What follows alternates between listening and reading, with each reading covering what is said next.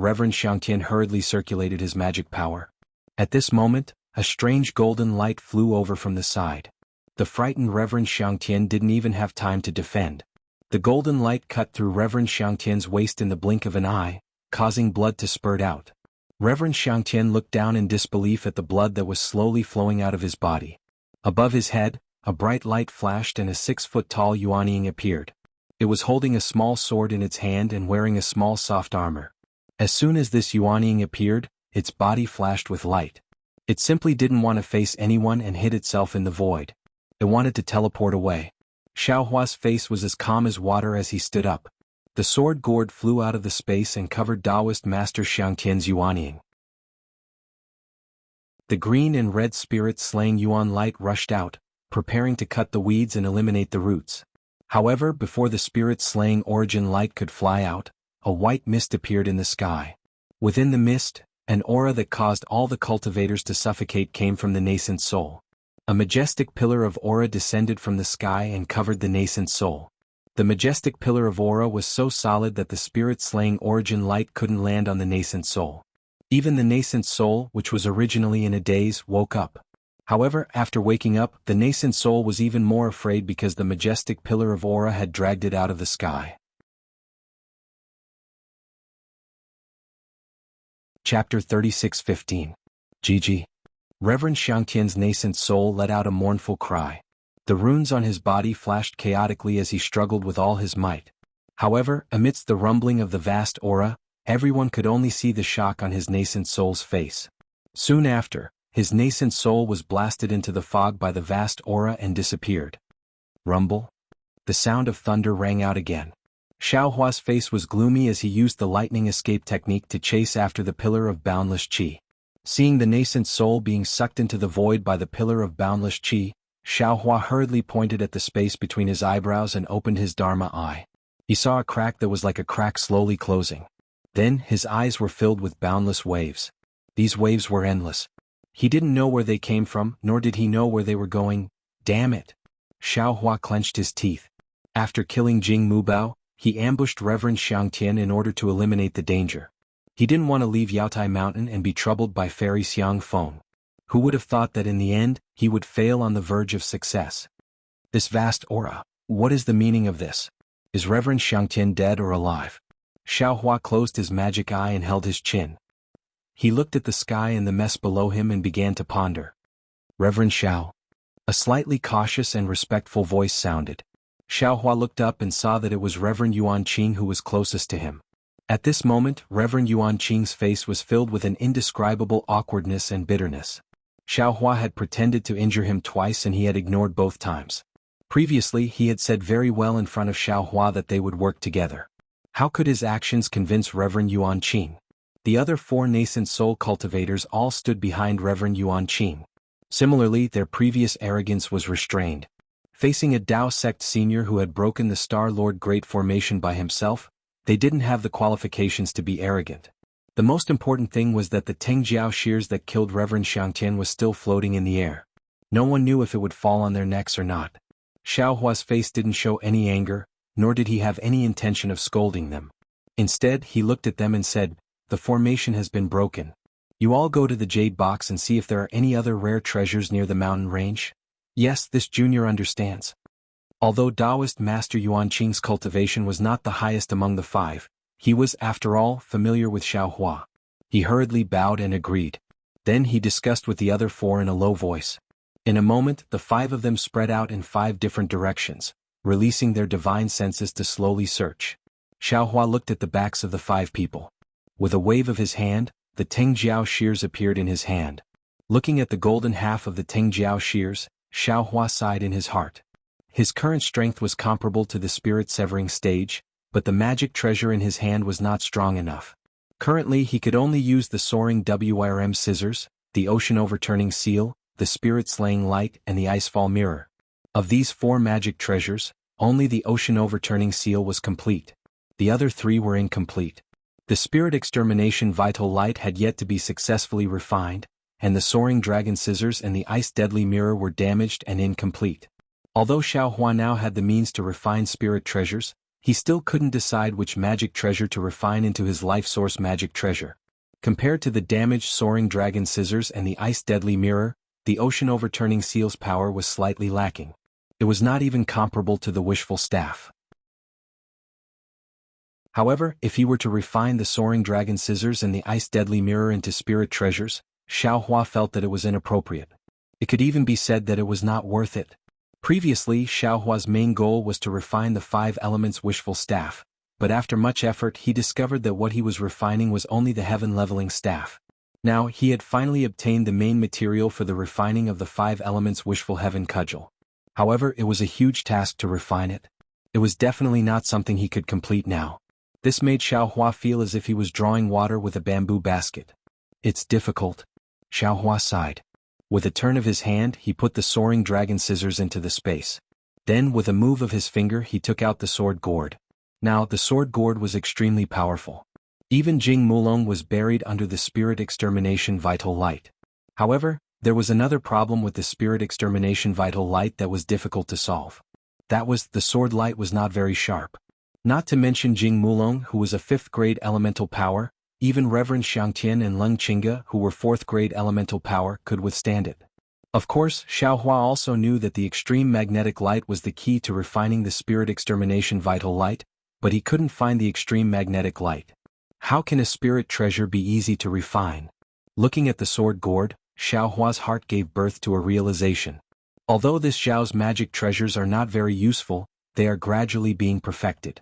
When the opportunity comes, this Zhao's spirit treasure will be earth-shattering, right? The ancients often say that haste makes waste. This is probably the case. After putting away the sword gourd, Xiaohua released his divine sense and looked around at the 5 nascent soul cultivators who were searching for him. Then he released his soul awareness to search for Su Tingzi's location. Compared to Reverend Yuan Qing, Xiaohua cared more about Su Tingzi. After all, Su Tingzi had received Xiaohua's instructions to use him as bait to lure Jing Mulong out. Xiaohua would remember this favor. After looking for a moment, Xiaohua recalled a little, identified a direction, and flew in a certain direction. Then he released his Buddhist awareness to look around. As he looked, Xiaohua couldn't help but be moved. Then, his figure flashed and he entered the ground. After a moment he flew out again. In his hand, he was holding an earth-yellow magic treasure that was several feet in size. This earth-yellow magic treasure was Su Tingzi's heaven-shaking hammer. Gently placing the heaven-shaking hammer on the ground, Xiaohua stretched out his index finger. At the tip of his finger, a similarly earthy yellow light landed on the heaven-shaking hammer like a sharp thorn. The heaven-shaking hammer let out a soft rumble and slowly retracted. It returned to the size of a palm and landed in Xiaohua's hand. Looking at the ground now, it was a rather tragic sight. Inside, Su Tingzi's face was yellow and his eyes were tightly shut. Just as he moved his eyeballs, he opened his eyelids with difficulty. Of the nearly 20 golden core cultivators behind him, only 9 were alive. The other 10 had already turned into broken limbs. Even though these 9 people were still alive, Xiaohua's Buddha's consciousness had already swept over them. He had already found out that these 9 people were already seriously injured.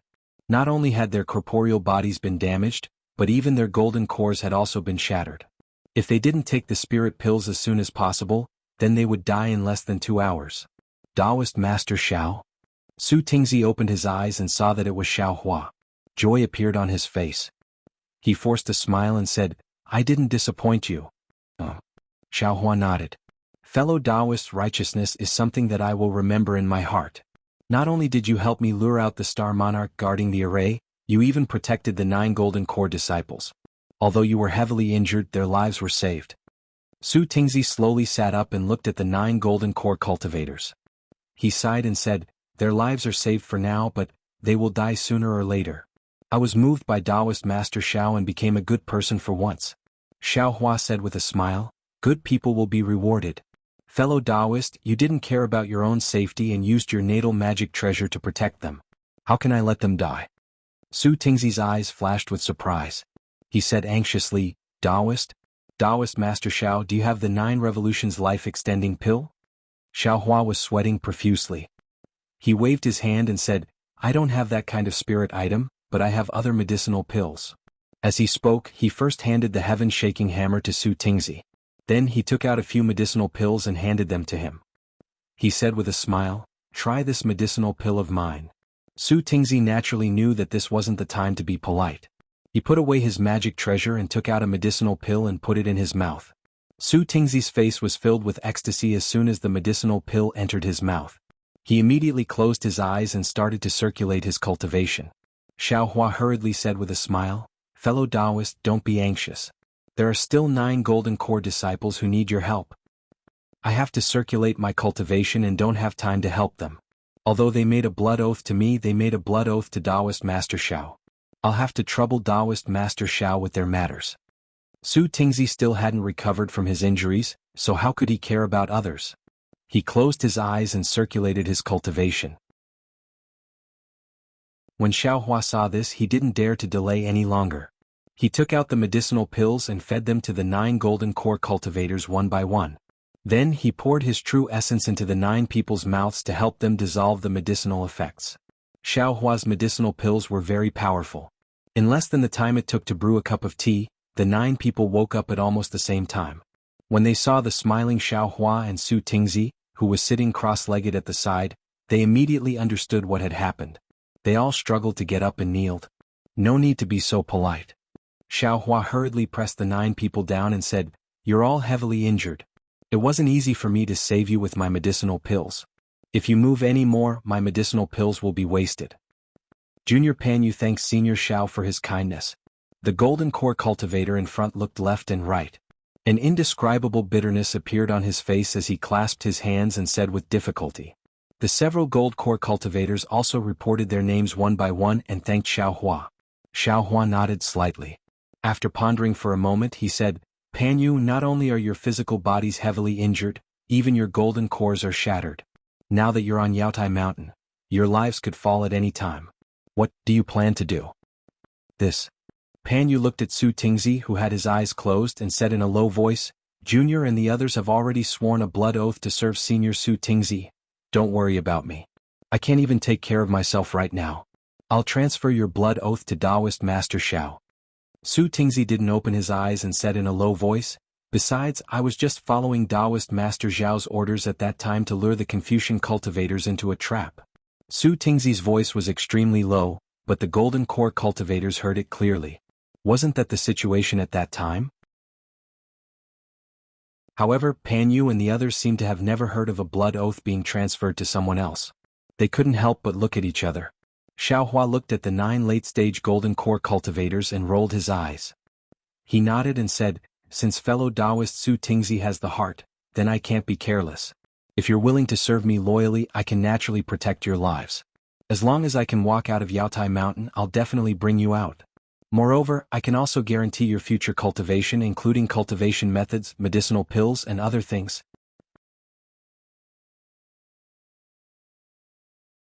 Chapter 36:16. Thank you, Senior. We are willing to pledge our loyalty to Senior. Panyu and the others were overjoyed. Being able to pledge their loyalty to someone as powerful as Xiaohua naturally brought them many benefits. However, Xiaohua frowned again and said with difficulty, "But the problem is that even if this old man wants to protect all of you, there are still many defensive formations in the Jade Pavilion gathering.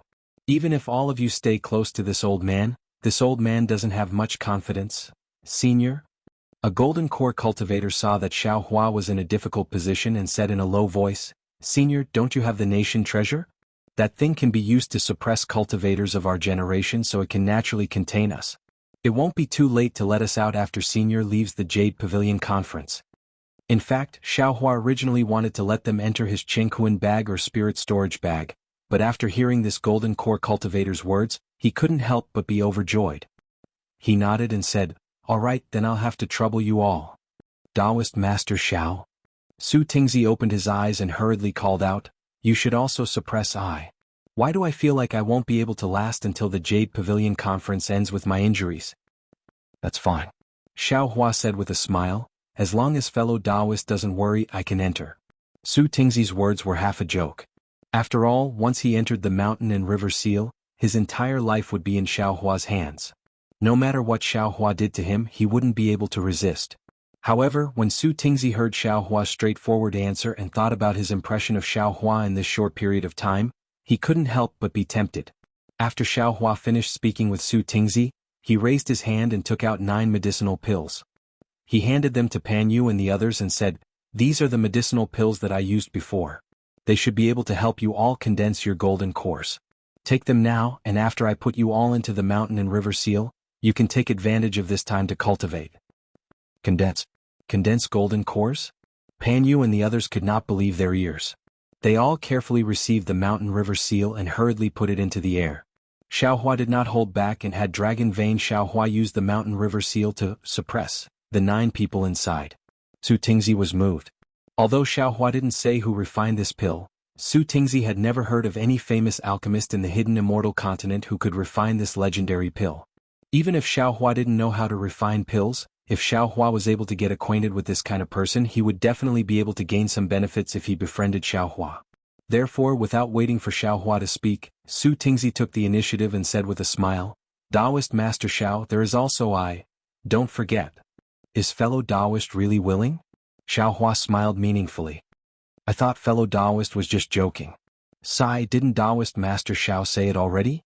Good people have good karma. I just did a good deed. Spiritual Master, you should let I have a good karma, right?" Su Tingzi blinked his eyes and smiled. When Xiaohua heard this, he nodded solemnly and said, "Fellow Taoist, don't worry. I won't disappoint you." "Many thanks, Taoist Master Xiao." Ever since Su Tingzi woke up, he had been calling Xiaohua Taoist Master Xiao, instead of fellow Taoist Xiao. Dragon Vein Xiaohua activated the mountain and river seal. Just as he was about to put Su Tingzi away, Su Tingzi suddenly shouted, "Taoist Master Xiao, please wait." Xiaohua said with a smile that wasn't a smile, "Fellow Taoist, are you regretting it?" "No." Su Tingzi waved his hand. "Previously, inside the defensive formation, I saw 2 strange things. Now that I suddenly remembered, I have to remind Taoist Master. Fellow Taoist, please speak." Xiaohua was bewildered. After hearing Su Tingzi talk about the 2 nascent soul cultivators' nascent souls disappearing after their deaths, he asked again, "Then, fellow Taoist, do you know if such strange things happened in the Jade Pavilion gathering?" Su Tingzi shook his head slightly. "I don't know. However, from what I know, it doesn't seem to be the case. Of course, it's said that there are many defensive formations in the Jade Pavilion gathering, and every defensive formation is different. Perhaps the defensive formation we fell into is different from the others. And I understand. I'll pay attention." Xiaohua temporarily suppressed his doubts and said, "Fellow Taoist, you should go back and cultivate." As he spoke, he activated the mountain and river seal and suppressed Su Tingzi. After putting everyone away, Xiaohua looked at the mountain and river seal in his hand and smiled. This mountain and river seal was actually a bit similar to a cosmos bag, but the space inside was much larger. Putting people into a cosmos bag sounded very disgusting, but if it was put into the mountain and river seal, it sounded more comfortable. However, in reality, what was the difference? It wasn't as comfortable as his own space. A nation weapon, a nation weapon. A nation weapon, how interesting. Xiaohua spun the mountain and river seal in his hand and put it back into his meridians. He looked up at the clear sky and muttered, "Damn it, Li wanted me to keep a low profile, but I broke a Celestial Lord's defensive formation as soon as I arrived and even killed a Celestial Lord. How can I keep a low profile in the future? Now that the defensive formation is broken and the Celestial Lord is dead, Kong Hongwu will fly into a rage. I really don't know what methods he'll use to deal with me. It seems that he won't rest until he's dead. It's time for me to change my appearance." On the Jade Mountain within the Celestial Lord Palace, there was a huge space. Kong Hongwu was standing in the starry sky with his hands behind his back. Behind Kong Hongwu were a boy and a girl. They each held a flute and a sword in their hands as they stood there respectfully. However, the 2 boys' gazes were different from Kong Hongwu's. Kong Hongwu narrowed his eyes as if he had a card up his sleeve. As for the 2 boys, they looked at the starry sky below them without blinking, their faces filled with anticipation. The stars in the starry sky were dazzling, and each star flickered with a different brilliance. Aside from the ordinary brilliance, there was also a faint mist. This mist was either like a thin thread or like cotton. It was actually different. However, if one looked carefully, they would be able to see the strangeness of the starry sky. Although there were many formations in the starry sky, they were sparse. It was far from being as dense as the real starry sky. Moreover, there were only a few dozen stars that could be considered dense. The brilliance of these stars linked together, and they were either shaped like a rooster or a black bear. It was very dazzling. If Xiao Hua was here, he would definitely be able to tell that there were exactly 28 stars in these dozens of spots. They were the 28 lunar mansions. There was another special place in the starry sky. Under the starry sky there was something that looked like a long river. This thing seemed to hold up the entire starry sky. Above the long river there were layers of purple clouds. Between the layers there were mountains, ridges, long rivers, streams and so on.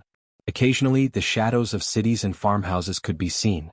Suddenly, on a star that was not shining brightly, a small light dust fell like a meteor. This light dust fell into the long river under the starry sky. At the same time, a thin white line rushed out from the long river and caught the light dust. When the light dust fell into the long river, it did not cause any splashes. 35. The girl was quick to speak and hurriedly shouted, "Palace Master, 35 have already appeared." Kong Hongwu faintly replied. His brows slightly furrowed as if he was not very happy. The girl's pearl-like eyes turned slightly and she smiled, "Palace Master, what is this thing? How come I have not seen it in the previous Jade Pavilion conference? It's really fun." Hee fun? Kong Hongwu opened his eyes and a smile appeared on his face. He said, "In this world the most beautiful thing is to sit and watch the clouds rise and fall. The most calming thing is to wait for the flowers to bloom and wilt. In this world the most satisfying thing is to control the life and death of others." The two children were dumbfounded. They looked at each other and did not know what to say. The boy thought for a moment and asked, "Palace Master, when the Dragon Gate was opened, I saw Hua the Taoist rush into the Dragon Gate. Why did he participate in the Jade Pavilion conference? Did he think that the reward from Palace Master was not enough and came to my Jade Mountain to pick spirit herbs? He is really too greedy." Hearing the mention of Hua the Taoist, a layer of anger appeared on Kong Hongwu's face. He slightly nodded and said, "Yes, he is indeed too greedy. Little Yun, remember, people die for wealth and birds die for food. This is an old saying that describes human greed. Since ancient times, who knows how many people have died because of this sentence. Little Huada is not walking the Dragon Gate, it is a dead end. Don't be greedy in the future." The boy named Little Yun hurriedly bowed and said, "Yes, Palace Master, I will remember. I can get whatever I want in front of Palace Master, I won't be greedy."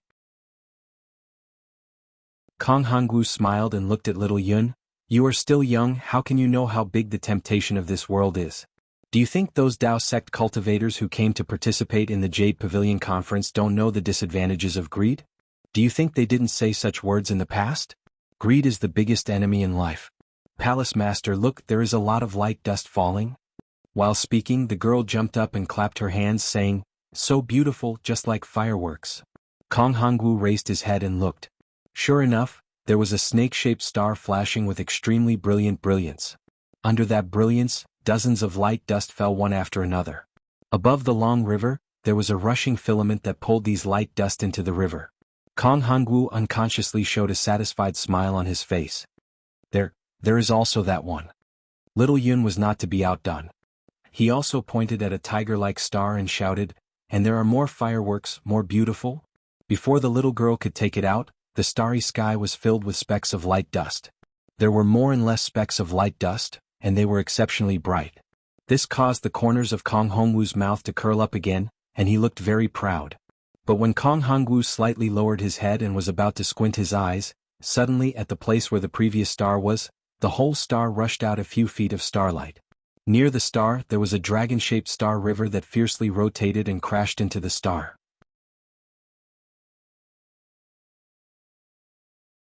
Chapter 36:17. Shengguan Yi ran? Jingmu Xian? Seeing this strange scene, Kong Hongwu was shocked. He hurriedly unfolded his robe, and his eyes flashed with 3 colors of clear light. Hua! There was a sound like falling into water and the whole and star collapsed.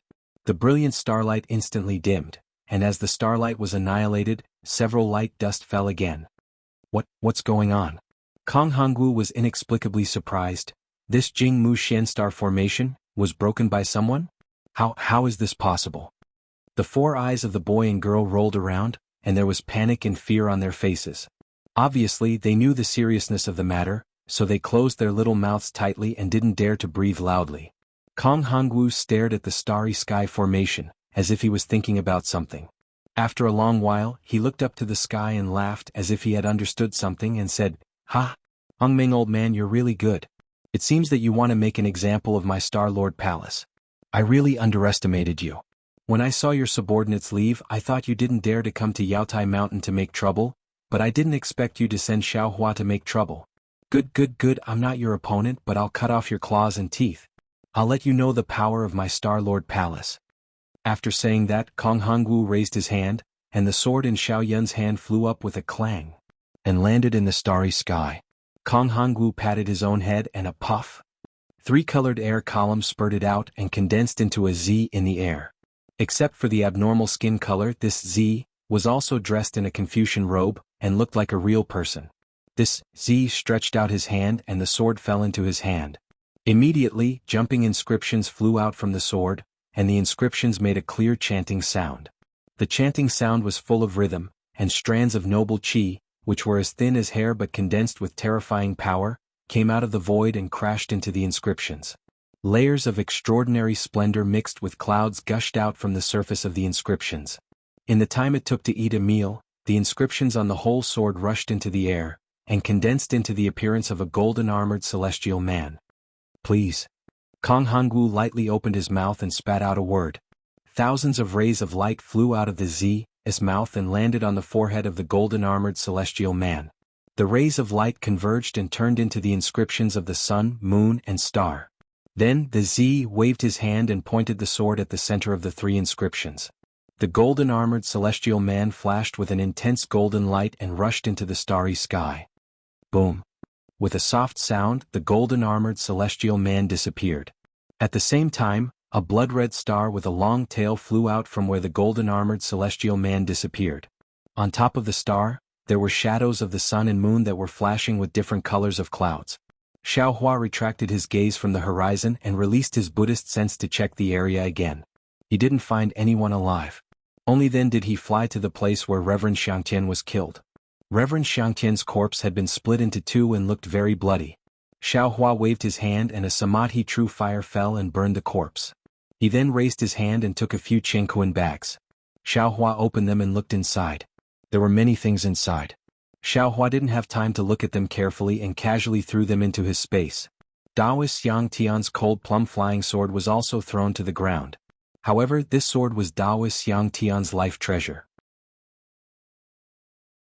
Since Daoist Yang Tian's nascent soul was holding a small sword, even if Xiaohua erased the origin soul imprint on it, it wouldn't be of much use. However, Xiaohua only hesitated for a moment. He raised his hand and the cold plum sword fell into his hand. Without the slightest hesitation, he erased the nascent divinity within it and put it away. A magic treasure painstakingly refined by a nascent soul cultivator could definitely be given to an ordinary core formation disciple. It's here, it's here. At this moment, a cultivator's hoarse voice sounded. Xiaohua looked up and saw that it was one of the cultivators that Daoist Yuan Qing sent to search for the jade box. Xiaohua urged his body to fly towards that person. The other 4 people also stopped searching and flew towards that person's location. When Xiaohua arrived, that person had already taken out the jade box from the collapsed mountain rocks. This place was already very far from the cliff where the jade box was previously placed. Moreover, the surrounding mountain rocks, debris and fallen ancient trees were all present. It was really a mess. From time to time there would be some fog, weak wind and other things rushing out. If one didn't look carefully, it would really be difficult to find it. That person was slightly thin and his face was pale. When he saw Xiaohua fly over, he hurriedly handed over the jade box and said with a smile, "Senior Xiao." Xiaohua glanced at the jade box and said indifferently, "Wait a moment. Let's wait for them to arrive." Yes, that person didn't dare to say anything else. He held the jade box in his hand and stood in the air. Seeing that Daoist Yuan Qing and the others still hadn't arrived, Xiaohua asked again, "How should I address you, fellow Daoist?" "Senior Xiao, you're too polite. I'm Daoist Jingting." Daoist Jingting was flattered when he heard Xiaohua call him fellow Daoist. "You found this thing so it should be yours. However, I need the Imperial Preceptor's lot. If it's the lot of the Imperial Preceptor, then it belongs to me." Xiaohua said, "However, I'll give you some compensation." "I wouldn't dare." Daoist Jingting said hurriedly, "With Senior's ability, finding this thing is as easy as lifting a finger. It's my honor to be of service to Senior. Even if it's the 3 treasures mentioned by Star-Lord Palace, I'm willing to offer them to Senior." Xiaohua stared blankly for a moment, somewhat puzzled. He rubbed his chin, embarrassed by his own deterrence. Although he was somewhat puzzled when he saw Xiaohua, Taoist Jingting didn't explain much when he saw Taoist Yuanqing and the others flying over. He just waited quietly on the side. When Taoist Yuanqing saw the jade box in Taoist Jingting's hand, a smile immediately appeared on his face. He cupped his hands and said, "Congratulations, senior." Congratulations, congratulations." Xiaohua nodded slightly. Taoist Yuanqing took out a few more jade boxes from his bosom and handed them to Xiaohua, saying, "Also, these are some spiritual herbs and spiritual objects that Junior found nearby. Senior saved Junior's life. Junior has nothing to repay Senior, so I'll take these as my thanks to Senior." Xiaohua took a deep look at Taoist Yuanqing and didn't refuse.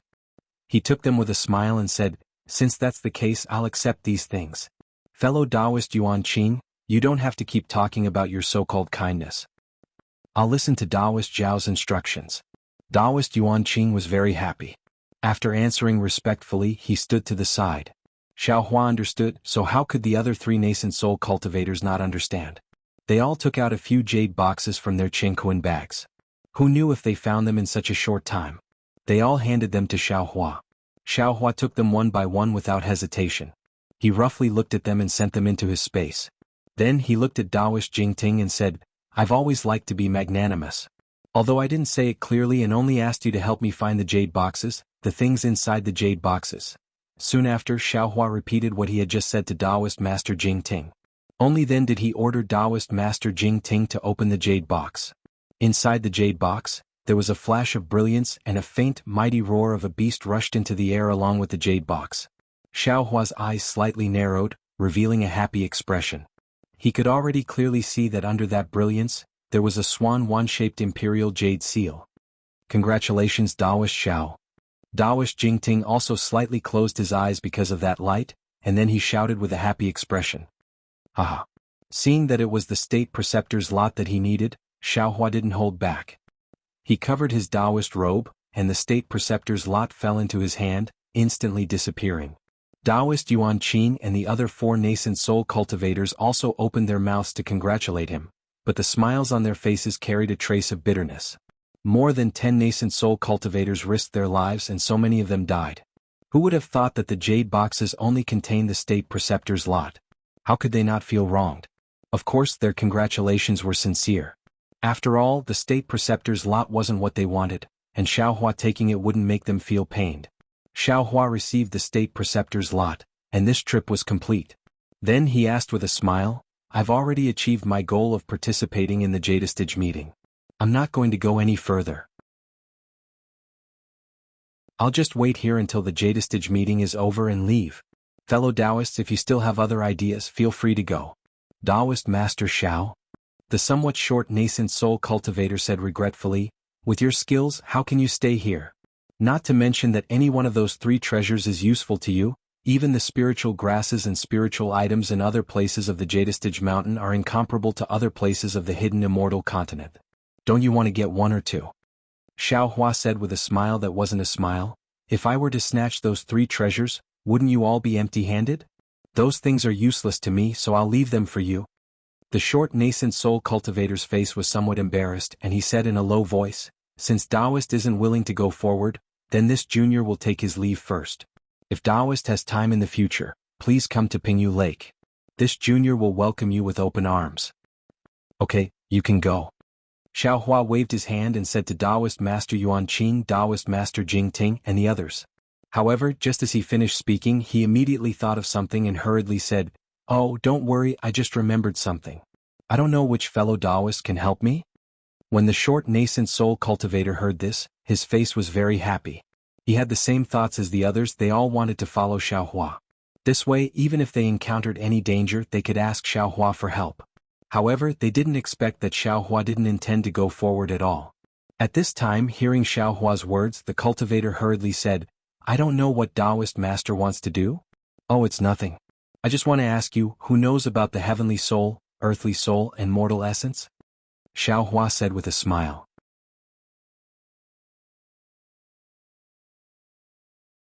Chapter 36:18. When the short nascent soul cultivator heard this, he couldn't help but stare blankly. Looking at the three people beside him, they all looked confused. He slightly shook his head and said, I have never heard of it. No matter. Xiaohua smiled and waved his hand. If you don't know, then don't know. At this moment, Daoist Jingting said calmly, I know what Daoist Jingting is talking about. Moreover, I also know that there is one in Yaotai Mountain. Is that so? Xiaohua was pleasantly surprised. He looked at Daoist Jingting and said with a smile, if fellow Daoists can help me, I definitely won't treat you unfairly. Daoist Jingting seemed to have made some decision. He lightly bit his lips and said, Daoist Jingting and I can be considered to be fated. If Daoist Jingting can obtain that thing, I ask Daoist Jingting to share some with me. Of course. Xiaohua agreed without hesitation. There is no need to doubt this. Good, Daoist Jingting made a prompt decision. He cupped his hands and said, if Daoist Jingting is willing, I will take Daoist Jingting there. However, that place is rather dangerous. The other fellow Daoists shouldn't rashly take risks. When the short nascent soul cultivator saw that Daoist Jingting had already said this, he hurriedly bowed and said, I wish Daoist Jingting success. Farewell. After he finished speaking, he urged his magic power to leave. At this moment he heard a very distant place, the location of that Yaotai mountain. Rumble. The sound of mountains and tsunamis reverberated through the entire sky. Xiaohua and the others looked up and saw a blood-red meteor rushing out from the peak of Yaotai Mountain. It went straight to the top of the sky, and then with a large blood-red tail, it rushed from the top of the sky to the other end of the mountain range. As the meteor streaked across, the blood-red color was like a sharp sword cutting open the sky. A long bloody scar appeared in the sky. Not only that, but the sky before the meteor was extremely trembling. A myriad of multicolored lights burst out from the front of the meteor. After the meteor, that long red tail seemed to be overflowing with ripples, expanding the bloody scar to the extreme. The sky was filled with blood-red multicolored lights in an instant. Not only did they cover the clear sky, but they also covered the sun and the moon. That night and blood could be seen with the naked eye rushing towards Xiaohua and the others from a distance. What is going on? The short nascent soul cultivator was shocked. His body, which had been flying away, came to a stop as he looked into the distance in shock. Strands of heaven and earth yuan qi, as well as streams of righteous qi, slowly surged into the sky. It was as if blood had fallen into a pool of water. The blood-colored rays of light were descending towards Yaotai Mountain at a speed visible to the naked eye. Rumble. The sound of thunder and claps of thunder seemed to be the only sound in the world, reverberating back and forth. Not only did the blood-colored meteor streak across the horizon, it even cut open the hearts of all the cultivators. An indescribable restlessness, viciousness, and brutality unknowingly diffused out from their hearts. A rare treasure? The short nascent soul cultivator had just stopped and his attention fell on the blood-colored meteor when he saw jade boxes flickering with brilliance and clouds rushing out from all directions. Behind the jade boxes were many cultivators. These cultivators were either activating their magic treasures or using their abilities. They were all extremely excited. Unfortunately, the majority of the jade boxes immediately disappeared into the blood-colored rays of light when they rushed into the air. Only a few landed in the hands of the cultivators. Those who obtained the jade boxes either turned around and flew away or directly rushed forward, disappearing with the other jade boxes. Those who didn't obtain the jade boxes naturally didn't want to fall behind. They immediately rushed into the blood-colored rays of light and disappeared. As for more cultivators, they were hesitant. After all, this blood-colored meteor was an ominous sign. Who knew what was inside the rays of light? However, wherever the meteor passed, the blood-colored scars didn't disappear. The rays of light spread downwards bit by bit without any intention of stopping. Some cultivators who were close to the rays of light didn't even need to move their bodies. Once they came into contact with the rays of light, they immediately disappeared. Seeing this, how could the cultivators not know that Star-Lord Palace's intention was to let all the cultivators enter the rays of light? Rather than waiting here to be sucked in by the rays of light, it was better to enter the rays of light now and obtain the rare treasure a step earlier. Thus, even more cultivators flew out from the continuous mountain range and rushed into the rays of light, disappearing without a trace. The short nascent soul cultivator looked at the treasures falling into the rays of light with greed in his eyes. Seeing that there were cultivators rushing into the rays of light, he immediately cupped his hands and said, Taoist Master Xiao, I'll go first. Please. Xiaohua nodded. That nascent soul cultivator urged his body and rushed up 100 feet. Once he came into contact with the blood-colored rays of light, He disappeared like the other cultivators. Xiaohua's divine sense followed. He only felt that the rays of light could isolate divine sense, but he couldn't see anything strange about it. Fellow Taoists, hurry up and go. Xiaohua urged, then said to Taoist Master Jingting, Fellow Taoist Jingting, you can lead the way. From the looks of it, Star Lord Palace wants to drive us to a place. The defensive formation from before might be closed. When Taoist Master Jingting heard this, he immediately understood. He hurriedly nodded and said, Taoist Master, please follow me. As he said this, Taoist Master Jingting also urged his body and flew towards a place. The other nascent soul cultivators cupped their hands towards Xiaohua and also rushed into the rays of light somewhat hurriedly.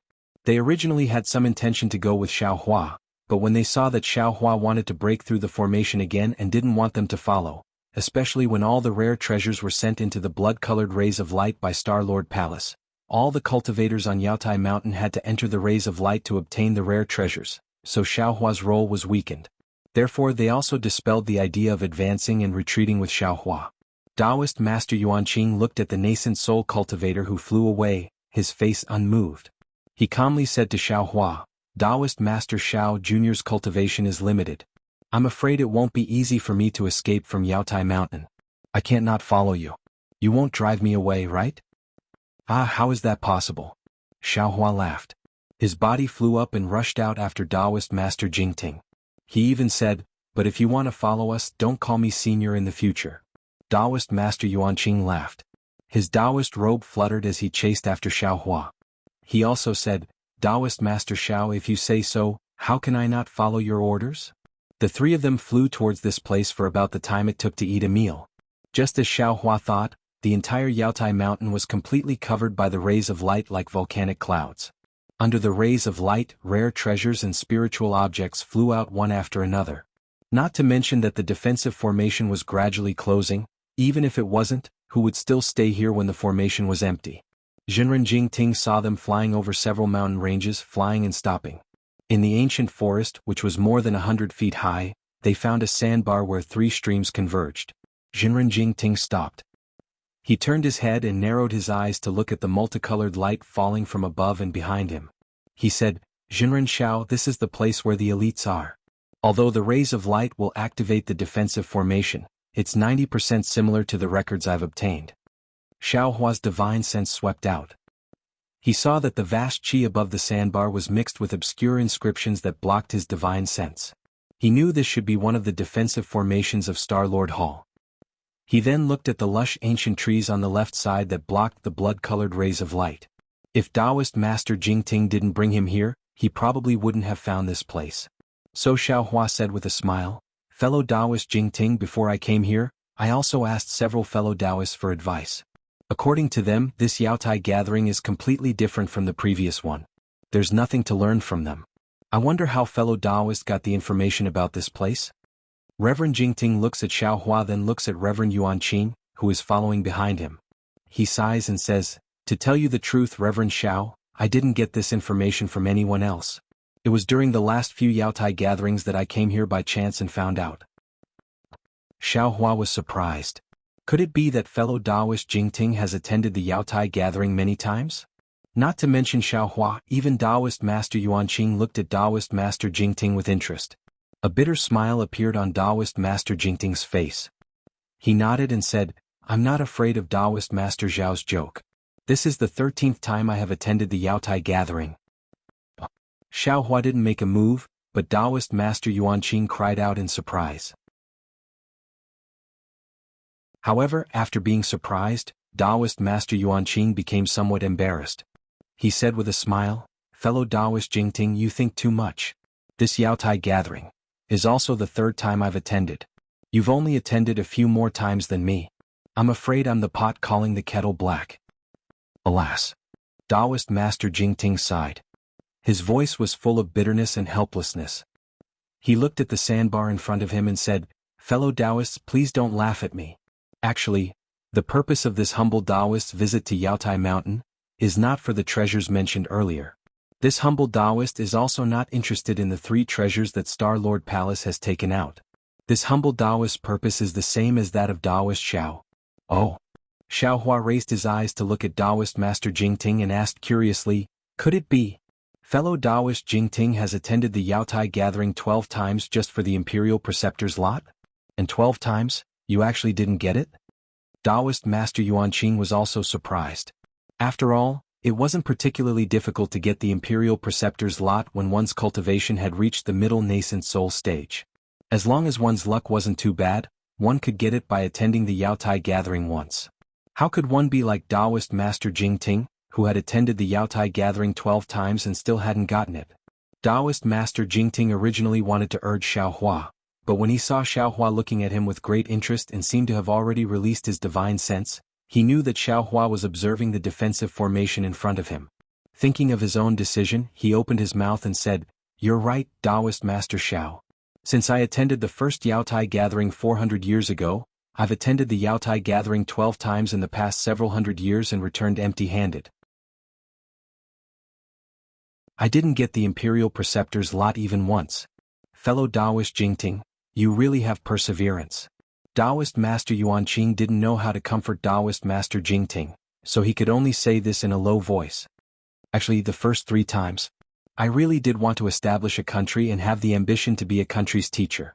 Taoist Master Jingting said with a smile, but by the 4th time, the general who was on good terms with I was already old. Seeing that I couldn't help them establish a country for a long time, his son had already abandoned I and cooperated with others. I also met the fellow Taoist who helped them establish a country. I also met him at the Yaotai gathering.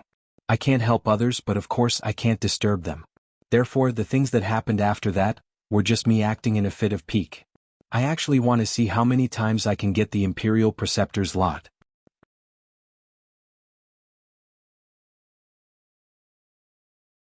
Chapter 36:19. After Xiaohua's divine sense landed on the defensive formation and carefully observed it for a moment, he unconsciously frowned slightly. This defensive formation was rather strange. It was like a lock covering the sandbar. The 3 streams rushing in from all directions were like keys to the lock. The defensive formation could only be opened by the streams. However, there was a faint strangeness in the streams, which contained a murderous intent. Xiaohua felt that it was somewhat familiar but also difficult to grasp. He had no choice but to think more about it. Fellow Taoist Jingting, how did you enter this place last time? Xiaohua seemed to have a plan and asked. Reverend Jingting said without hesitation, when I participated in the Yaotai assembly for the first time, I had already obtained the Imperial Preceptor's lot on a mountain range not far from here. Unfortunately, before I could put it in my Chenkuan bag, I was discovered by another fellow Taoist. This fellow Taoist was more powerful than me, so I was thrown into that stream. In order to escape that fellow Taoist's pursuit, I used the water escape technique to hide. Who knew that a very inexplicable force would bring me into that sandbar? It's just that. I only entered the sandbar for a very short time. I was only able to see the situation inside before I was brought out. Later on, by chance and coincidence, I found out that inside was the Renjing that ordinary Taoist cultivators of my sect talked about. Alas, since I knew this thing was the Renjing, I had to come here every time I came here to take a look. However, apart from the first time, this was the only time I could see the surrounding ancient trees. In the past several hundred years, Star Lord Hall never opened this place. This time, I don't have much time left. Xiaohua looked at the place that was only a few li away. The edges of the ancient trees were already blurred, as if the blood-red light had swallowed the ancient trees. Moreover, under the cover of the light, all the mountains, forests and streams could no longer be seen. Only the distant Yaotai mountain stood tall like a pillar that reached the sky. Upon seeing this, Reverend Jingting straightened his clothes and bowed to Xiaohua. Reverend Xiao, in fact, when I obtained the jade box containing the Imperial Preceptor's lot, I had a premonition in my heart that the jade box contained no other treasure but the Imperial Preceptor's lot. What? Reverend Yuanqing was somewhat puzzled. If you didn't have a premonition, why did you fight for it? Taoist Jingting said very meaningfully, I naturally fight for the State Preceptor's lot, but if I can't get it, then it's naturally not the State Preceptor's lot. However, Jinren Xiao killed the Guardian Star and asked us to search for it. The only thing I could find was the Imperial Master's lot. Taoist Master Jingting's words were very awkward, but Taoist Master Yuanqing also understood a little. Taoist Master Jingting's luck was extremely bad. This was his 13th time participating in the Yaotai assembly. The number of the Imperial Preceptor's lot was pitifully small. This was the first time he was so close to the Imperial Preceptor's lot, but he just happened to encounter the unstoppable Xiaohua. Even if he could get the Imperial Teacher's lot in his hands in the end, he would have to give it to Xiaohua. As Taoist Jing Ting spoke, his figure didn't get up. Since the heavens let me present the Imperial Preceptor's lot with both hands, then it's also letting me serve Taoist. I hope that Taoist Xiao can guide me when you establish your country in the future. Taoist Yuan Qing's eyebrows twitched as he forced a smile. He glanced at the silent Xiaohua and said, "Fellow Taoist Jing Ting, I'm afraid this isn't your true reason, is it?" "Yes, this is a reason, but it's not the most important one." Taoist Jing Ting didn't quite understand the relationship between Xiaohua and Taoist Yuan Qing, but seeing that Xiaohua didn't speak and only Taoist Yuan Qing spoke, he thought Xiaohua didn't quite believe him. He hurriedly said, "The most important thing is that I really don't have confidence in myself. I must rely on a senior with destiny. Taoist Xiao controls the national treasure of Confucian cultivators, so you're definitely a person with great destiny. If I don't rely on Taoist Xiao, who else can I rely on?" Taoist Yuan Qing blinked his eyes and said with a smile, "So that's how it is. I thought fellow Taoist was as afraid of death as I. Being afraid of death is naturally one of the reasons." Taoist Jing Ting said with a smile. Xiaohua looked at Taoist Jing Ting's bowing appearance and nodded. "As early as when fellow Taoist Jing Ting gave me the jade box, I already promised you that I would take out something of equivalent value to the treasures inside the jade box to exchange with fellow Taoist. Since fellow Taoist wants to use his own future to exchange with me, I naturally feel ashamed to accept it." When Taoist Jing Ting heard this, his face was filled with ecstasy. He shouted, "State Preceptor, please accept this subordinate's bow." "Ah, fellow Taoist is too polite." Xiaohua raised his hand and helped Taoist Jing Ting up. "Since you want to work for me, I will certainly not treat fellow Taoist unfairly. As long as I can give you anything, I will satisfy fellow Taoist." Taoist Yuan Qing's face showed a trace of surprise. He also said with a smile, "Congratulations, Taoist Xiao."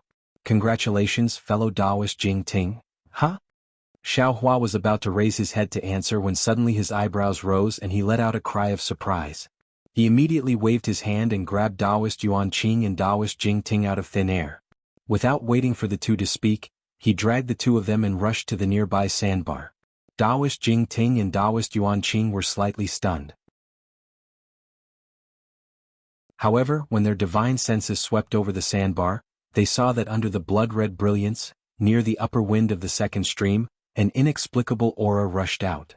The originally disorderly inscriptions immediately swarmed up. That aura was like a sharp blade that cut open a flaw in the defensive formation. "There's someone inside." Taoist Jing Ting exclaimed in a low voice and looked at Taoist Yuan Qing. The two of them looked at each other with surprise. The inscriptions were like a fountain, and the noble spirit swarmed out. This noble spirit was like an incomparably sharp flying sword, and it slashed in the air with a whooshing sound. Strands of fine texture appeared in the void, and the white clouds were turned into nothingness by these fine texture. Xiaohua brought the two of them with him. His whole body flashed with a faint golden light. This golden light also made cracking sounds in the fine lines and shattered into pieces. However, the moment it shattered, the golden light condensed again. "Go!" Xiaohua landed in the middle of the inscriptions and waved his hand. A ray of brilliance appeared, like a huge fist crashing into the inscriptions. Boom! Thousands of inscriptions were forcibly suppressed. The place where the aura appeared was torn apart by this fist. The aura that rushed out became more and more violent. However, just as the aura rushed out, an ear-piercing beast roar was heard from within the crack. The aura suddenly converged and even a kind of weakness and helplessness leaked out from the aura. Demonic beast. Xiaohua was slightly stunned. He made a hand seal to protect himself and the others. As his body crashed into the crack, his divine sense rushed inside. "Oh, this is somewhat interesting." Xiaohua landed in the defensive formation. His divine sense had already seen the situation inside the formation clearly. His face unconsciously revealed an expression of interest. He saw that this place was several acres in size. 3 streams rushed into the sandbar, dividing the sandbar into 3 parts. And the 3 streams converged at the center of the sandbar. A layer of watery splendor rushed out from the center of the sandbar, covering a part of the sandbar. Moreover, with Xiaohua's divine sense, he had already sensed the mana fluctuations of this splendor. What was covering a part of the sandbar was actually a Taoist magic array. Looking above the sandbar, The aura that rushed out of the defensive formation came from a demonic beast that was several tens of meters in size.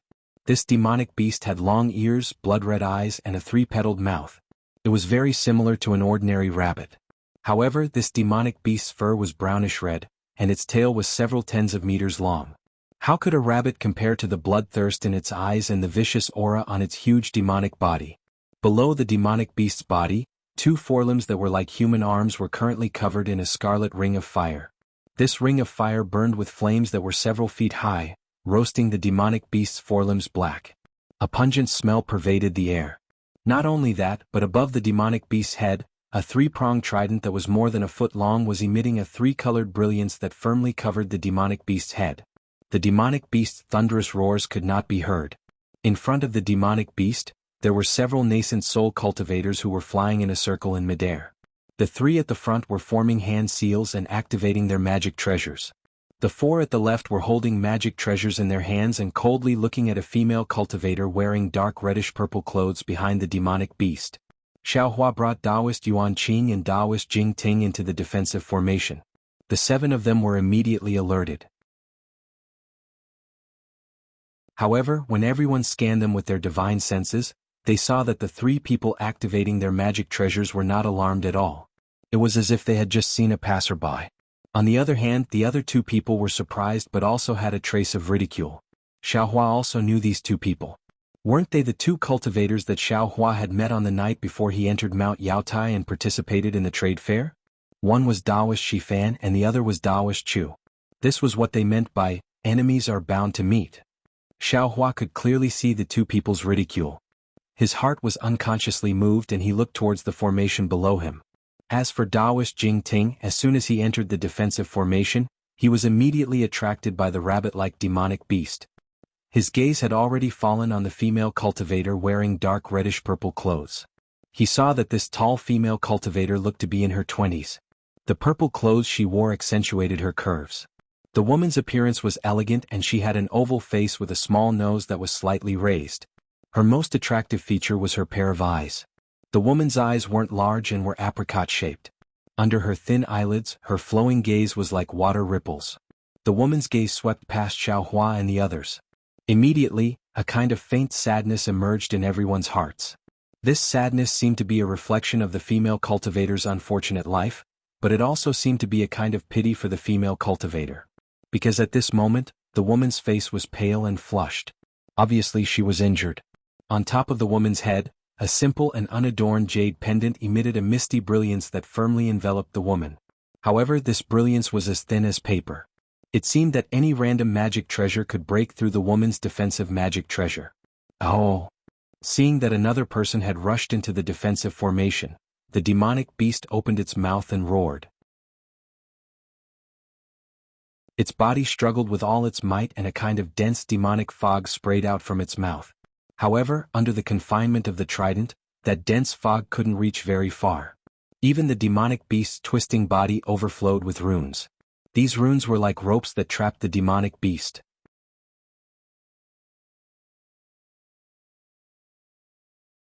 Chapter 36:20. Oh, fellow Taoist Jingting, could it be, you know this female cultivator? Xiaohua withdrew his gaze from the formation and turned to look at Master Taoist Jingting, asking in a low voice. When Master Taoist Jingting heard this, he hastily said, reporting to Master Taoist, I do know this female cultivator. Didn't I tell you before? I've been here many times in the past 400 years, and I've met this female cultivator twice. Her name is Li Jing and her Taoist name is Fairy Jing. Xiaohua looked at Master Taoist Jingting with a smile that wasn't a smile and said, it seems this Fairy Jing has the same idea as fellow Taoist Jingting. Michem, it seems so. Master Taoist Jingting looked at Fairy Jing's struggling appearance and sighed, although we didn't have a deep conversation on those two occasions, I already sensed it. Before entering Yaotai Mountain this time, I specifically looked for her but didn't see any trace of her. I didn't expect her luck to be better than mine. Master Taoist Yuanqing said in a low voice, Master Taoist Xiao, these 7 cultivators are all mid-nascent soul stage. For that Fairy Jing to be able to confront them, her cultivation isn't low. Right now the two sides are in a deadlock. If Master Taoist wants to help, then we'll immediately take action. Otherwise, we'll head into the formation to look for her. Master Taoist Jingting said with a bitter smile, that Ren Jing can only be obtained one at a time. If Fairy Jing obtains it, I'm afraid we'll have to return empty-handed. When Xiaohua heard this, he faintly smiled and said with deep meaning, that's right. Since we've already arrived late, it's better to wait and see. Although Xiaohua's plan was well thought out, Fairy Jing's summon immediately shattered his plans. Seeing Master Taoist Jingting whispering to Xiaohua and the others, Fairy Jing's eyes rippled like water. She said, Master Taoist Jingting, you've also come? Master Taoist Jingting's expression changed. If it was before, he would definitely fly into a rage.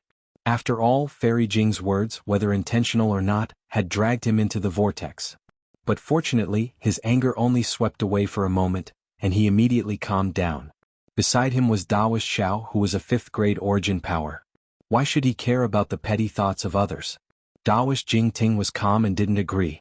The 7 cultivators surrounding him had a plan in their hearts. Everyone exchanged glances and transmitted a few words. Taoist Shifan and Taoist Chu Feng flew out.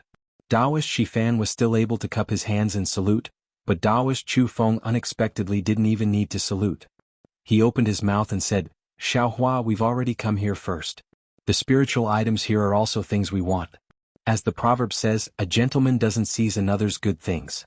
I presume that a gentleman like Taoist, who has a graceful bearing, surely won't lower himself to the level of common people like us, right? Hee hee. Xiaohua laughed. He laughed so hard that his eyes narrowed. He pointed at Fairy Jing and said, the ancients have a saying that good men don't fight with women. You 7 big men actually besieged a female cultivator. Where are the manners of men? Seeing that Xiaohua didn't attack, Master Taoist Chu sneered in his heart, but he still said, fellow Taoist Xiao is wrong. Didn't you see this demonic beast? Although this woman is a Taoist cultivator, she actually raised demonic beasts and wallowed in evil with 1,000 demonic Saint Realm demonic beasts. Where is the dignity of a Taoist cultivator? As Taoist cultivators, we naturally have the obligation to help this lost lamb return to the right path. Taoist Yuan Qing and Taoist Jing Ting were very astonished. The two of them didn't quite understand the meaning of Master Taoist Chu Feng's words, but seeing that Xiaohua didn't move, the two of them simply ignored him. Master Taoist Chu Feng saw that Xiaohua and the others were only standing in the air, and he was pleased with himself. Xiaohua's gaze swept over the formation and he nodded again. Fellow Taoists' words are very reasonable. Since that's the case, I won't disturb you guys from upholding justice for our Taoist sect. Farewell. Yes, fellow Taoist Xiao, please.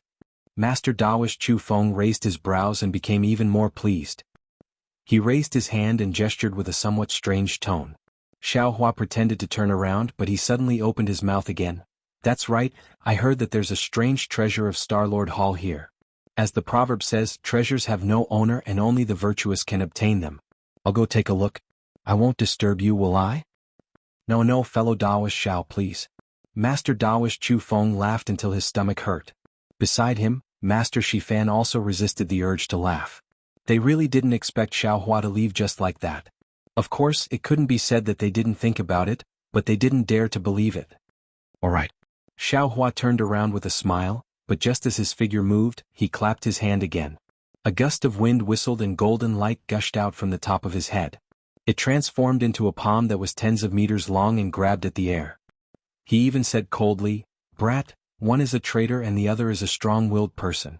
What qualifications do you have to speak to me? Now that everyone is besieging an orphan girl, you actually speak with conviction.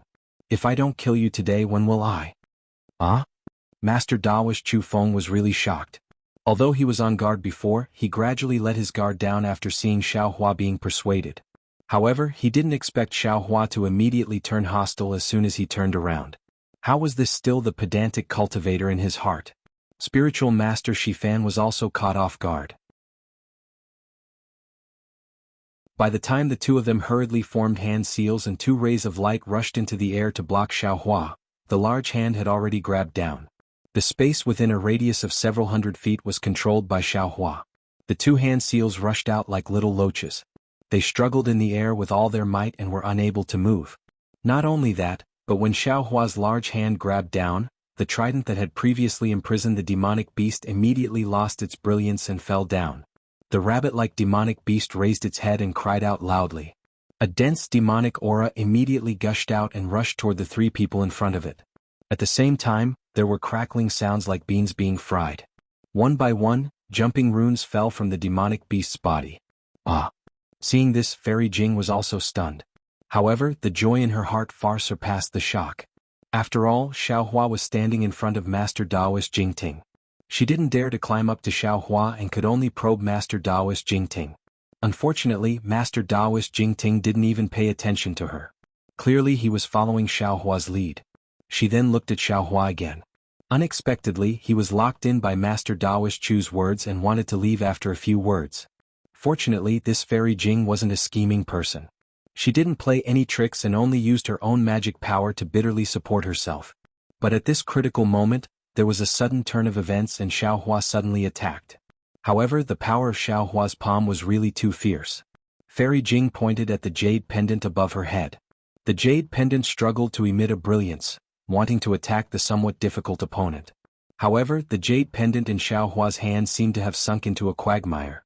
Not only was it difficult to send out magic power, but the jade pendant itself was also difficult to move. This Master Daoist Xiao, what is his cultivation? Fairy Jing glanced at Xiaohua with great fear. Kacha. Several crisp sounds rang out. Not only did the demonic beast break free from its shackles, but the rings on its front claws also fell off. The three attacking cultivators couldn't help but retreat a few dozen feet from the shock. It was also at this time that a fiery voice came from the array not far below them. Which bastard actually dares to break this old man's forbidden technique? Along with the voice, a black dot appeared at the center of the spell formation. The black dot quickly expanded into a vortex and a cultivator wearing black armor charged out from the vortex. A divine sense comparable to a late-stage nascent soul cultivators angrily swept toward them. Behind the black battle armor, several cultivators activated their own magic treasures and followed after him. Not only that, but several popping sounds rang out as tricolored bubbles also appeared on the other two parts of the formation on the sand island. Two bursts of spiritual sense that were no less powerful than the suit of black armor also swept forth from the spots where the bubbles ruptured. One of the divine senses fell on Xiaohua and paused for a moment. Soon after, a crimson fist flickered with dark flames and smashed toward Xiaohua without any explanation. As the fist moved, the previously angry cultivator waved his hand. Countless amounts of world yuan qi followed his gesture and condensed into a large hand. This large hand had faint black threads floating within it and whistled towards Xiaohua. As for the third nascent soul cultivator, he seemed to be somewhat hesitant. However, as the two large hands fell, he could only point with his finger. A cloud flew out of his hand and a foot-long horsetail whisk fell from the sky. Ha ha ha. Xiaohua laughed. So it's an old acquaintance. Hua de Jinren, did you not learn your lesson at the banquet? As Xiaohua spoke, he flew out and activated his Fa Li. His palm, which was originally a feint, immediately changed. It flipped over like it could overturn mountains and seas, then suddenly expanded. It was like a real giant hand that flashed with golden light as it slammed towards Hua de Jinren's giant hand. Rumble? Xiaohua's big hand fell down and collided with the other two. The entire sky exploded with a powerful qi wave. The scarlet fist along with the dark flame was completely extinguished by Xiaohua's attack. That blackened big hand was already imprisoned by Xiaohua's magic power halfway. Only a faint black thread spread out like a small snake and retreated with extreme vigilance. There was also the horsetail whisk in the cloud. When the cloud was struck down by Xiaohua, the entire horsetail whisk slightly swayed. Thousands of golden rays of light shattered Xiaohua's little finger. Damn it! The black-armored cultivator angrily cursed and his expression changed. He slapped his hand and a foot-long iron spike appeared in his hand. He was going to use his magic power in this fierce wind. You dare! Suddenly Xiaohua let out an angry roar. The figure that had already landed in front of Daoist Hua de suddenly flashed with lightning and retreated like a bolt of lightning. At the same time, he rubbed his hands together and countless tiny lights fell into the void. Bang bang bang. Following the collision of the hands of the three nascent soul cultivators, the sound of air breaking rang in everyone's ears. Rumble, rumble, rumble. Another violent sound rang out and the entire defensive formation shook. However, the center of the shaking was not between the four nascent soul cultivators, but where Xiaohua just left.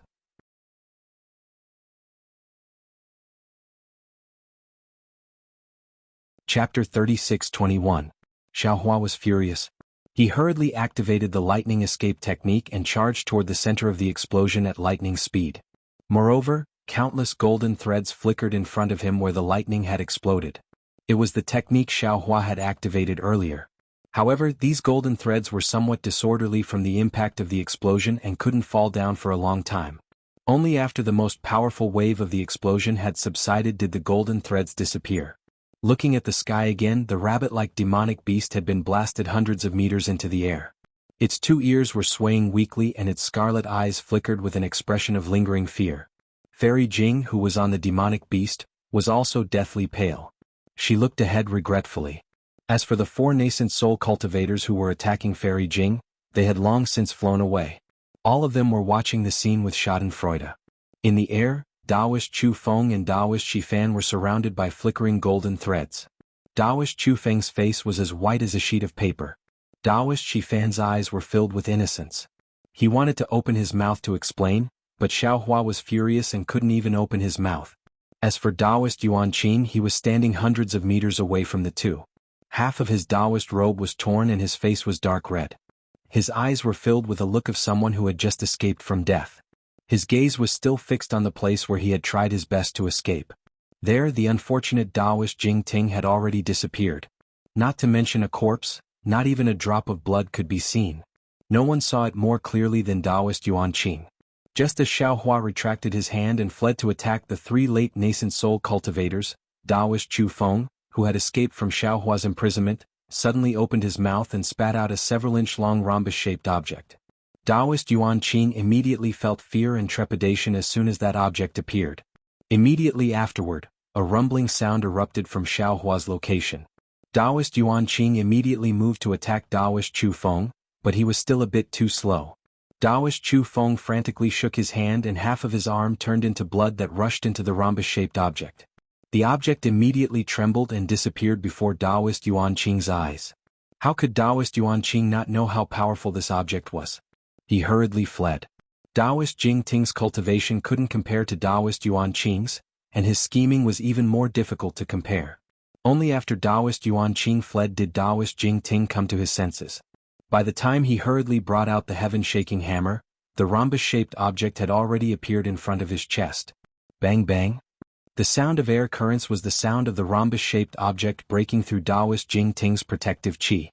Then, the rhombus-shaped object exploded loudly and Daoist Jing Ting's corpse was blown to smithereens. Even though Daoist Yuanqing reacted quickly, he was still injured by this object. Not only was half of his body unable to move, but the chi and blood in his body were constantly surging and difficult to calm down. What is this thing? Why is it so powerful? It can even kill a mid-nascent soul cultivator? Daoist Yuanqing thought to himself with lingering fear. I'm afraid, it's a destructive magic weapon specially refined by an expert related to Daoist Chu.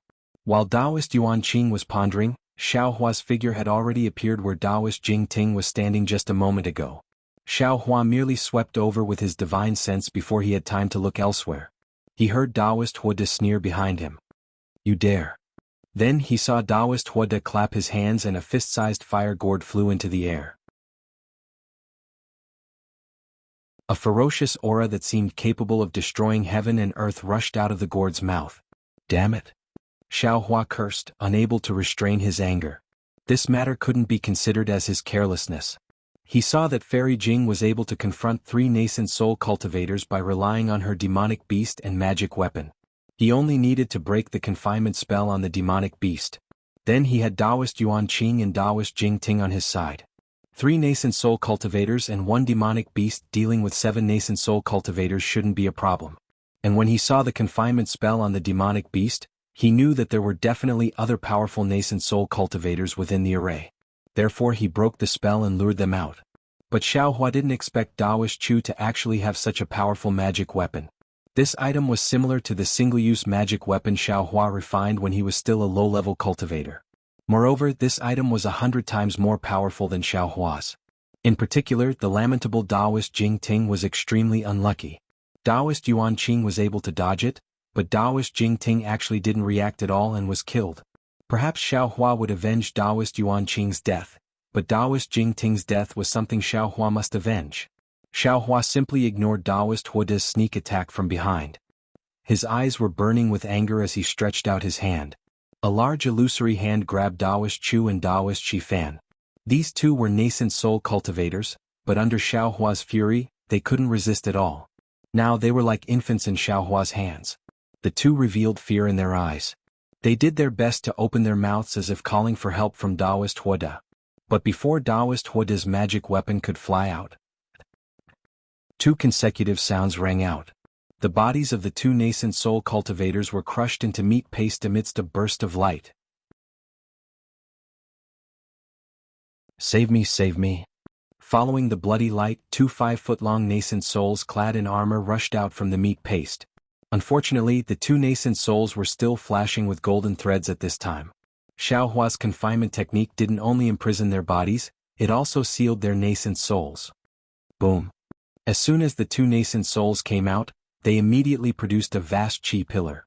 Layers of dense fog soared into the sky and wrapped around the nascent souls in Xiaohua's hands. Humph! Xiaohua sneered. He opened his already prepared left hand and the sword gourd appeared. The thing with a nose and eyes on the gourd rushed out and immediately nailed Daoist Chu's nascent soul. Swoosh swoosh. The spirit-slaying origin light flew out and turned slightly. Daoist Chu's nascent soul's head didn't fall off, but its eyes lost their spirit and the brilliance around its body was immediately extinguished. Save me, save me. Daoist Shifan's nascent soul hurriedly cried out. Daoist Xiao, this junior didn't. Shut up. Xiaohua roared and pointed at the sword gourd. The spirit-slaying origin light from the sword gourd went past Daoist Shifan and rushed towards Daoist Huoda. However, a scarlet flame also flew out from Daoist Huoda's fire gourd and pierced towards Xiaohua with incomparable speed. Crackle crackle. There was another violent explosion. Hundreds of sparks splashed out from the spirit-slaying origin light and the scarlet flame. Circles of ripples rippled through the air.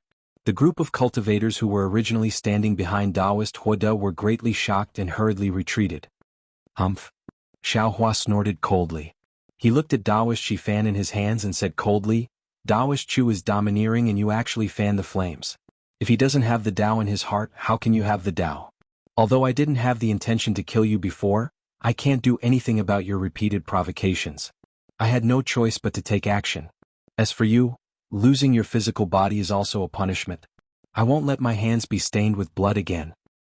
Many thanks Daoist, many thanks Daoist. Daoist Shifan's nascent soul's sharp voice was filled with pleasant surprise.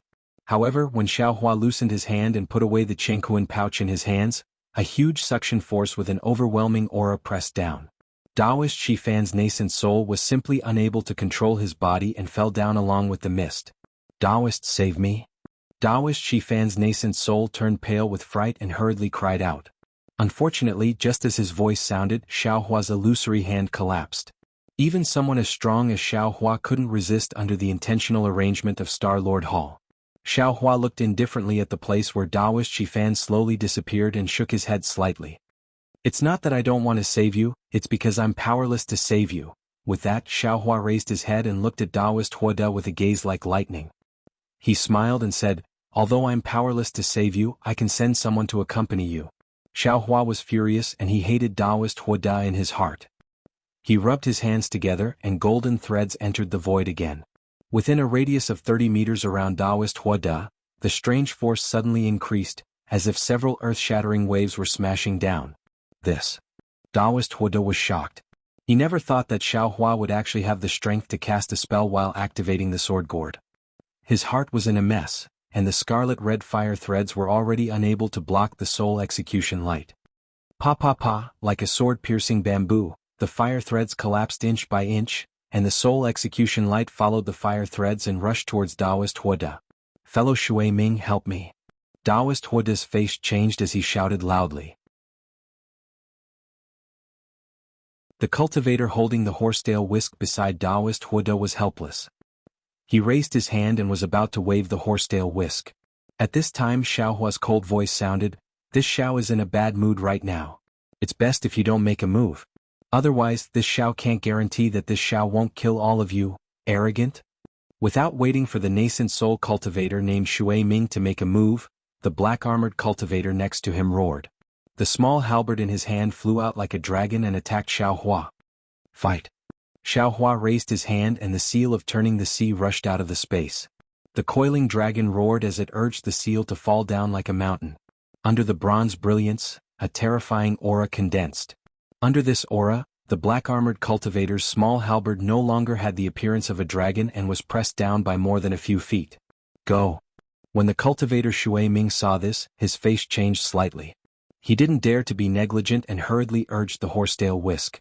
But just as the three of them were about to fight, they suddenly heard Fairy Jing cry out involuntarily, "Jing? Fellow Daoist Jing Ting?" Xiaohua was stunned. He hurriedly scanned with his divine sense and saw a small nascent soul flickering with a faint brilliance at the edge of the formation in the distance. Looking at the nascent soul shaking its head, it seemed to be somewhat unstable. Seeing this scene, Xiaohua immediately understood. Although Daoist Master Chu's magic treasure had shattered Daoist Jing Ting's physical body, Daoist Jing Ting's luck hadn't declined to the extreme. His nascent soul had actually escaped. It was just that the nascent soul had been knocked unconscious by the huge impact and had just woken up.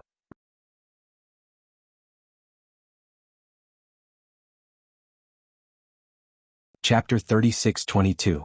Xiaohua was delighted, but he immediately shouted, "Be careful, Daoist Jingting." With that, Xiaohua ignored the other three late nascent soul stage cultivators and flew towards Daoist Jingting's nascent soul.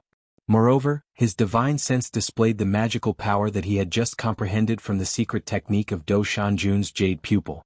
It turned into an invisible big hand that stretched out, wanting to protect Daoist Jingting.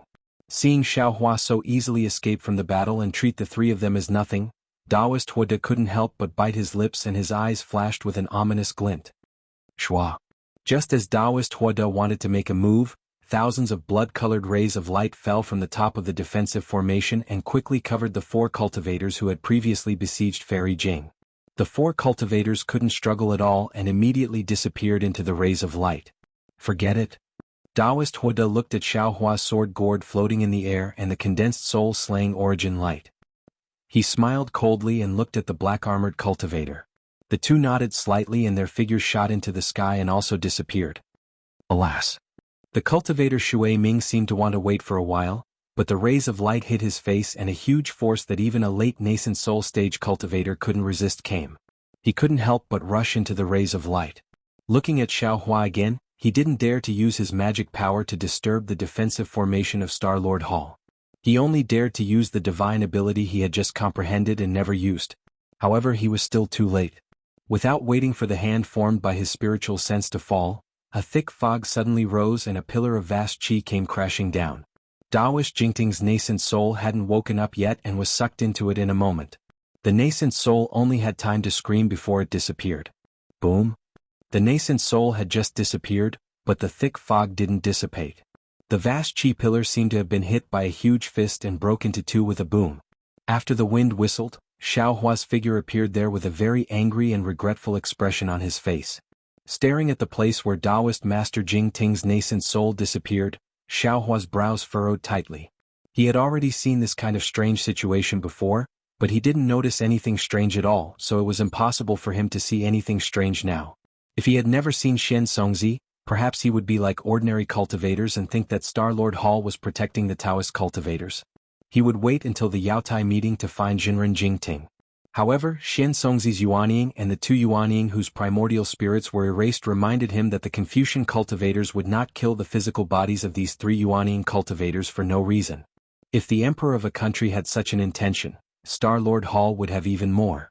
Of course, even if this was really a method used by the Star-Lord Hall to protect their nascent souls, Xiaohua still had to get to the bottom of it. He had to kill the nascent souls of Reverend Chu and Reverend Xiangtian. He absolutely couldn't let them escape. Daoist Master. Just as Xiaohua was pondering, a timid voice came from not far away. It was Fairy Jing who had collected her demon beast and flew over. Yes. Xiaohua's gaze swept over Fairy Jing. He nodded slightly with an indifferent expression on his face. Fairy Jing reached into her bosom and took out a jade box. She handed it over respectfully and said in a low voice, "This is the Ren Jing I obtained from the Shazhou's formation. Senior must have come for it. I caused Daoist Jingting's death and also received Daoist Master's help. I have nothing to repay you with." Yes, Xiaohua declined to comment. He beckoned with his hand and the jade box fell into his hand. Looking at the restrictions and talismans covering the box, Xiaohua opened his mouth and a beam of sword light fell. All the restrictions were broken. Fairy Jing's heart skipped a beat as she saw this. She secretly rejoiced at her own actions. Contrary to Fairy Jing's expectations, Xiaohua opened the jade box and saw the so-called Ren Jing inside. An expression of not knowing whether to laugh or cry appeared on his face. He then raised his head and asked, Li Jing, are you sure this is the Ren Jing of the heavenly soul, earthly soul, and Ren Jing? What? Could it be that this isn't a Ren Jing? Fairy Jing was also stunned. Looking at the spirit fruit that looked like half a gourd, she asked curiously, this Ren Jing is thin at the top and thick at the bottom. Isn't it a nurturing essence? If this isn't a Ren Jing, then what is it? Hearing Fairy Jing's words, Xiaohua was slightly absent-minded. It seemed that a long time ago there was a woman called Wuxia who said to him, Taoist Xiao, look. That mother-child spirit fruit is thin at the top and thick at the bottom. Isn't it a nurturing infant? That's why it's called mother-child spirit fruit. Taoist Xiao. At this moment, Taoist Master Yuan Qing transmitted his voice from the distant sky. The defensive formation is about to be sealed by Star Lord Hall. Taoist Xiao should quickly follow this multicolored light out of the defensive formation. Hearing this, Xiaohua looked up. Sure enough, there was no one else in the sky except for Taoist Master Yuan Qing. The blood-red multicolored light had already filled the sky and was about to approach Taoist Master Yuan Qing. Taoist Master Yuan Qing, you go first. I'll be right there. Xiaohua thoughtfully glanced at Taoist Master Yuan Qing. After thinking for a moment, he transmitted his voice again. Taoist Master Yuan Qing naturally knew that Xiaohua needed this Ren Jing, so he didn't delay any longer. His figure flew up and disappeared into the multicolored light. Taoist Xiao. Fairy Jing said with a smile, ever since I saw this item in the San Province, I've been looking for ancient records. Finally I found the source. The records in the ancient records are exactly the same as this item. There should be no mistake. What do you want this item for? Xiaohua looked at Fairy Jing with narrowed eyes and asked very abruptly. A trace of sorrow appeared on Fairy Jing's face, but it was instantly washed away by the water like mist. She said in a low voice, this is my secret. I hope Taoist Xiao can understand. Xiaohua nodded and extended his hand. Give me the jade eye that records how to use this item. This? Fairy Jing was somewhat hesitant, but after a moment of hesitation, she obediently handed over a black cloud eye to Xiaohua. I want this black cloud eye. Presumably you've already made a copy of the records inside. Xiaohua took the black cloud eye and closed the jade box. He threw it to Fairy Jing and said, I have no use for this item. You can keep it for yourself. Fairy Jing was truly overjoyed. She took the jade box with some disbelief. Xiaohua waved his hand and said, don't be in a daze. Hurry up and go. If you're stopped by Taoist Master Huoda and the others, you can say that I took the Ren Jing. Many thanks, Taoist Xiao. Fairy Jing was even more delighted. She quickly received the jade box and bowed. Xiaohua waved his hand and suddenly asked, right, what's the name of your demonic beast? Fairy Jing was taken aback. She didn't dare to hide anything and hastily replied, its name is Yinghua. Xiaohua raised his eyebrows. What a fierce name. No wonder its aura is so fierce. Fairy Jing looked at the light above her head and clapped her hand. She took out a jade slip and gave it to Xiaohua. She said, Taoist Xiao, this is where Junior's cave is located. Junior's strength can't compare to Taoist Zhao's, but I'm in charge of a small country close to the coast. There are often cultivators and Confucian scholars hunting the demons that escape from the Thousand Demon Sacred Realm. If Senior is interested in demonic beasts, Junior will welcome you. Xiaohua smiled and took the jade slip. He waved his sleeve and said, you should go as well. Yes, Fairy Jing didn't know why Xiaohua didn't leave, but she didn't dare to ask. She flew into the light. After Fairy Jing left, Xiaohua said, Green-robed Taoist, did you notice something? A voice came from above Xiaohua's head. It was the formless nascent soul controlled by green-robed Xiaohua. Let me tell you, fellow Taoist. When I control our nascent souls and leave our bodies, there will be a faint suction force.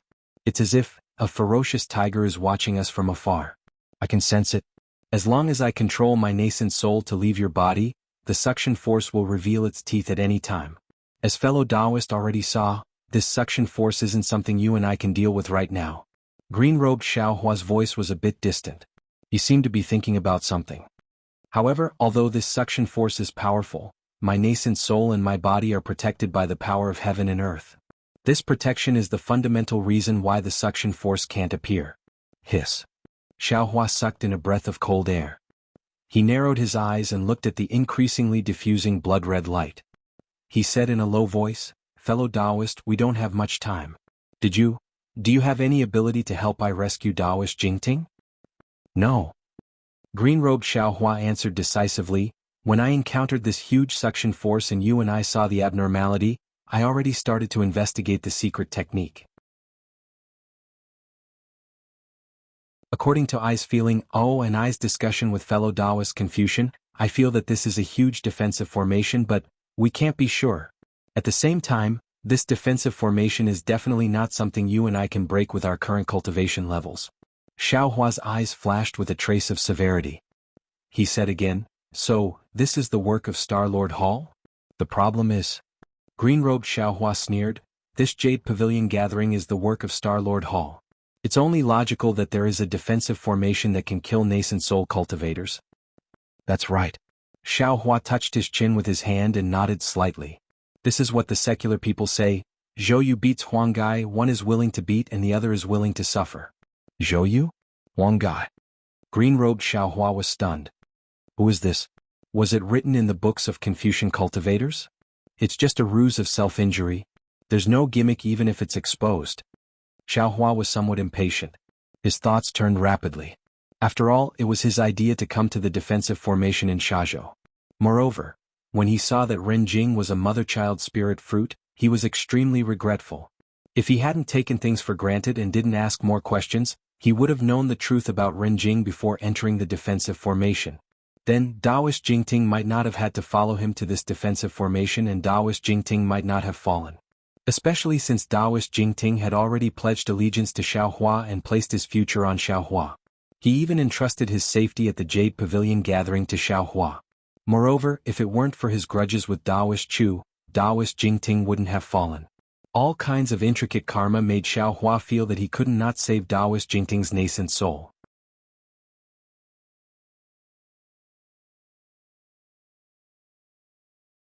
Chapter 36-23. When green-robed Xiaohua heard this, he laughed coldly and said, "Let them beat you but don't accidentally kill them." However, at this point, green-robed Xiaohua's face suddenly showed a shocked expression and he hastily looked at Xiaohua.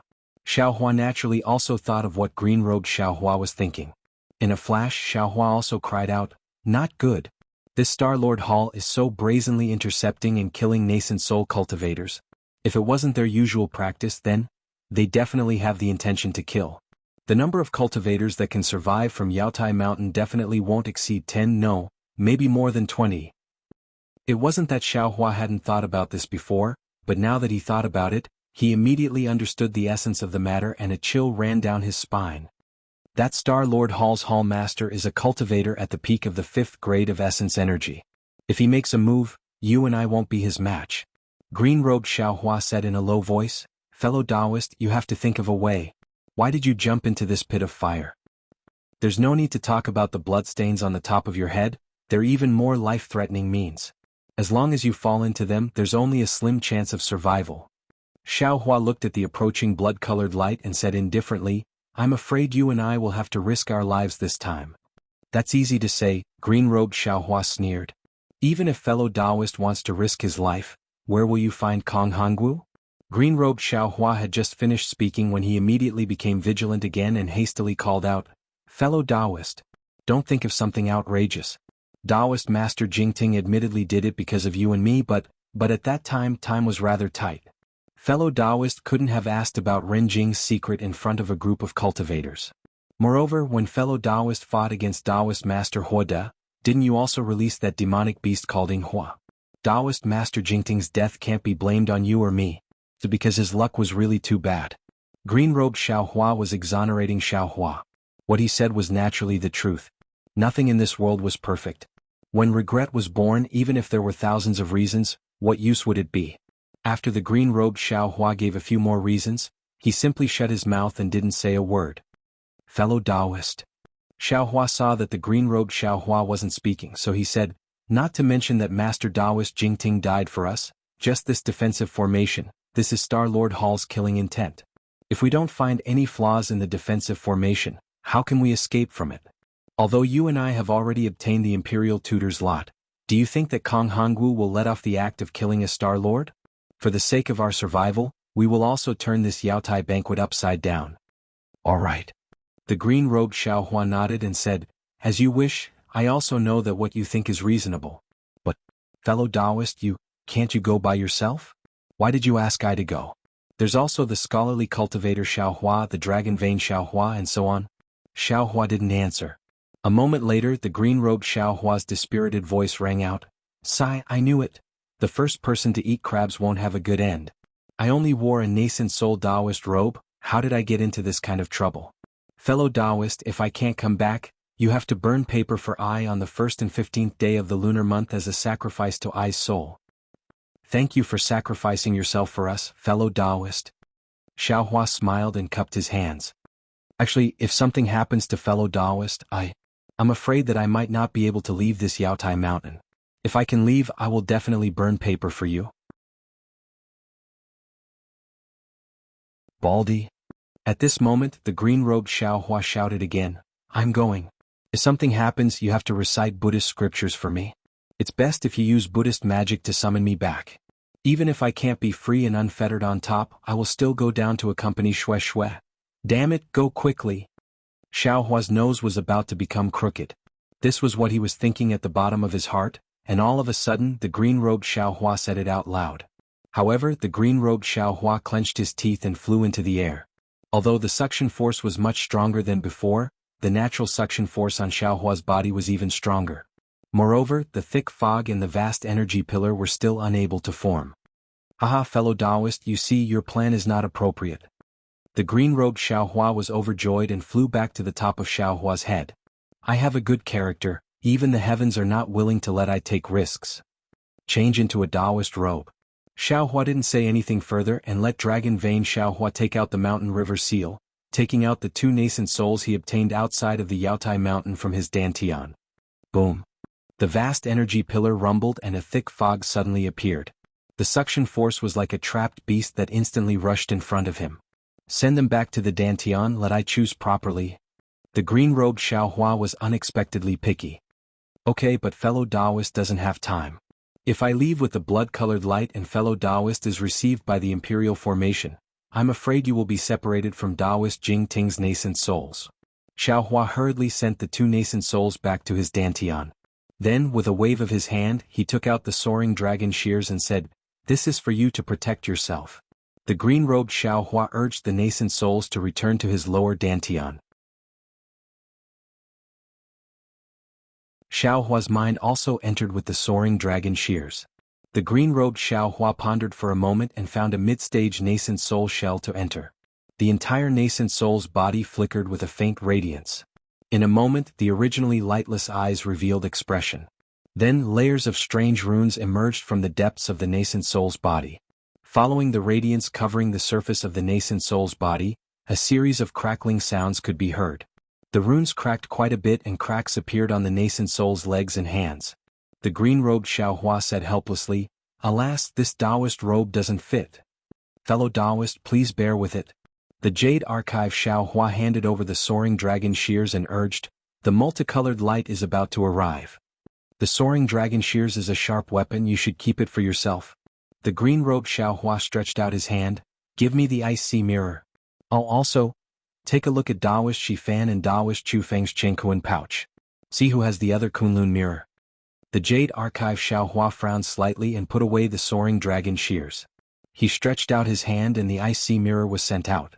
Then he took out the mirror that was very similar to the Kunlun mirror from Taoist Shifan's Chengkuan pouch. The green-robed Xiaohua opened his mouth and a beam of multicolored light landed on the ice sea mirror. The ice sea mirror followed the multicolored light and flew into the green-robed Xiaohua's mouth. When the multicolored light landed on the mirror trembled twice and didn't fly away. Demon child, give me a drop of essence blood. The green-robed Xiaohua shouted. Unfortunately, no essence blood appeared in his dantian. Damn it. The green-robed Xiaohua cursed. The Jade Archive Xiaohua stretched out his hand and a drop of essence blood fell onto the mirror. When the essence blood merged into the mirror, the green-robed Xiaohua held the mirror with his hand. It was like an ordinary nascent soul holding their own life magic treasure. At this moment his dantian shook slightly. The Jade Archive Xiaohua knew that the multicolored light had fallen and he was about to be sucked into the blood-red light. Also, the green-robed Xiaohua was still haggling at this moment. Give me one of your dual-colored spirit flames. Aren't you unable to use that thing? The Jade Archive Xiaohua asked curiously. Of course not in the past. Now that I have been tempered by the 5 Qi righteous thunder and have the secret technique of a Mahayana realm cultivator, of course I can. The green-robed Xiaohua smiled slyly. The Jade Archive Xiaohua was stunned. He didn't expect that under the 5 Qi righteous thunder, his primordial spirit would have an unexpected change. However, he couldn't haggle over anything at this moment. He pointed his finger and a red and yellow spirit flame appeared in front of the green-robed Xiaohua. The green-robed Xiaohua's face became cautious. He opened his mouth and the spirit flame slowly fell into his body. The entire nascent soul trembled violently as if it was about to collapse. The Jade Archive Xiaohua raised his hand, but in the end he put it away. He could help the green-robed Xiaohua inside his body, but if he left his dantian, he still couldn't help him. Thou, fellow Taoist, quickly send I out. The green-robed Xiaohua opened his mouth and flames rushed out from his mouth and nose. Okay. The Jade Archive Xiaohua hurriedly flew out of his dantian with the green-robed Xiaohua. At this time, the Imperial Formation was already covered in a blood-red color. Just when Xiaohua's body was about to touch the multicolored light and disappear, boom! The righteous Qi fell and a thick fog was also born. A huge suction force pulled the green-robed Xiaohua and Xiaohua's body stopped there. What kind of bullshit fire is this? How can it be so powerful? The green-robed Xiaohua struggled to maintain his nascent soul that was on the verge of collapse. The righteous Qi fell and tightly wrapped around the nascent soul, but it also helped the green-robed Xiaohua. Seeing the thick fog cover the green-robed Xiaohua, Xiaohua saw the green-robed Xiaohua spit out flames from his mouth onto the mirror in his hand. It seemed like he was going to use the spirit flame to refine it. When he saw this, the green-robed Xiaohua's body disappeared. When the suction force disappeared, Xiaohua's body also disappeared in the blood-red multicolored light. The suction force within the blood-red multicolored light was extremely strong. Moreover, when the multicolored light landed around Xiaohua, it immediately condensed layers of inscriptions. These inscriptions were like blood-red armor that completely covered Xiaohua. Countless poems and articles flowed within the inscriptions, giving birth to an unspeakable imprisonment. This imprisonment was like thorns that deeply pierced into Xiaohua's skin. Even though his body was as strong as a demon's body, most of his magic power was still imprisoned, making him unable to struggle at all. What was special was that these inscriptions isolated spiritual sense, Buddhist sense and soul sense. Xiaohua could only see the inscriptions unceasingly flowing in front of him. It was as if he was at the bottom of the sea. His entire body was supported by the multicolored light and shot up like an arrow. Although Xiaohua's spiritual sense and other divine abilities were unable to be used, Xiaohua was not in a hurry. This was because he could still sense the danger of the green-robed Xiaohua's pillar of righteous Qi. Currently, the green-robed Xiaohua had already passed through the most dangerous stage. Under the imprisonment of the defensive formation, he was using the uncontrollable spirit flame to refine the ice-deadly mirror. However, the defensive formation seemed to be at the very bottom of the Yaotai mountain. The green-robed Xiaohua had been traveling in the thick fog for a long time without any signs of stopping. Suddenly Xiaohua frowned. His perception of the green-robed Xiaohua suddenly began to weaken. Not good. Xiaohua immediately knew that something was wrong. This was because he had already encountered this kind of perception when he was in the Dawn Rain continent. It was when his Phoenix Dharma body fell into the void. However, at that time, his perception was abruptly cut off.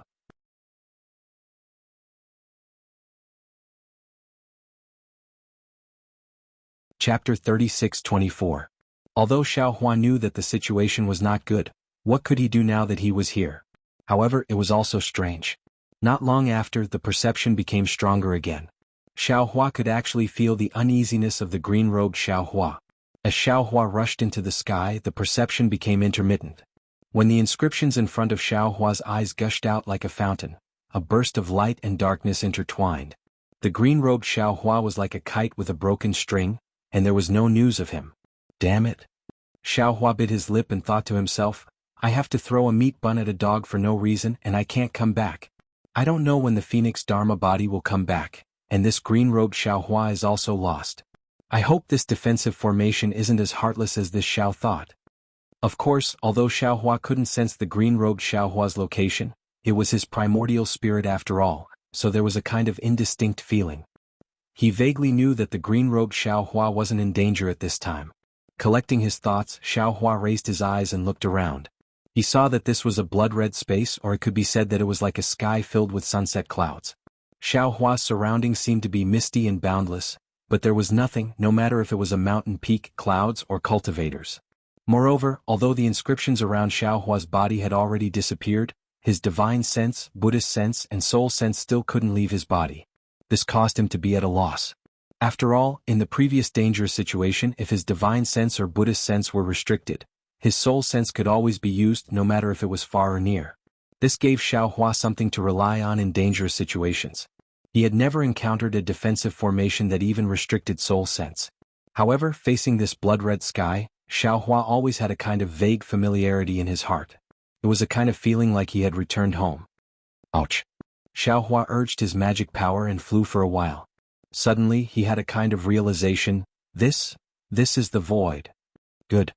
After Xiaohua understood, he looked around and couldn't help but sigh with emotion. Star-Lord Hall really spent a lot of money. I don't know how much they spent, but they actually set up a defensive formation in the void. Since we are in the void, so what if I don't use my spirit sense? Just as he was thinking, Xiaohua's heart skipped a beat, and he stopped abruptly. He narrowed his eyes and looked into the distance. Green light flashed between his eyebrows, and he was about to use his heavenly eye connection. But at this moment, a breeze suddenly blew by his side, and Xiaohua couldn't help but move to the side. This movement didn't matter, but Xiaohua's body suddenly tightened, as if he was bound by a rope. Xiaohua was greatly alarmed, but before he could urge his magic power to struggle, the force suddenly disappeared again. After flowing light and vibrant colors flashed in front of Xiaohua's eyes, another scene appeared before his eyes. This was a similarly blood-red sky, but this blood-red sky was dotted with brilliant stars. These stars were of different brightness and even moved from time to time. What was special was that in the midst of these thousands of stars, a huge meteor with a tail was especially dazzling. Unfortunately, before Xiaohua could take a few more glances, boom! A strong sound broke through the air from behind Xiaohua's head, and a force more violent than a thunderbolt covered Xiaohua's entire body. Xiaohua raised his eyebrows, and with a shake of his hand, the wishful steel staff appeared in his hand.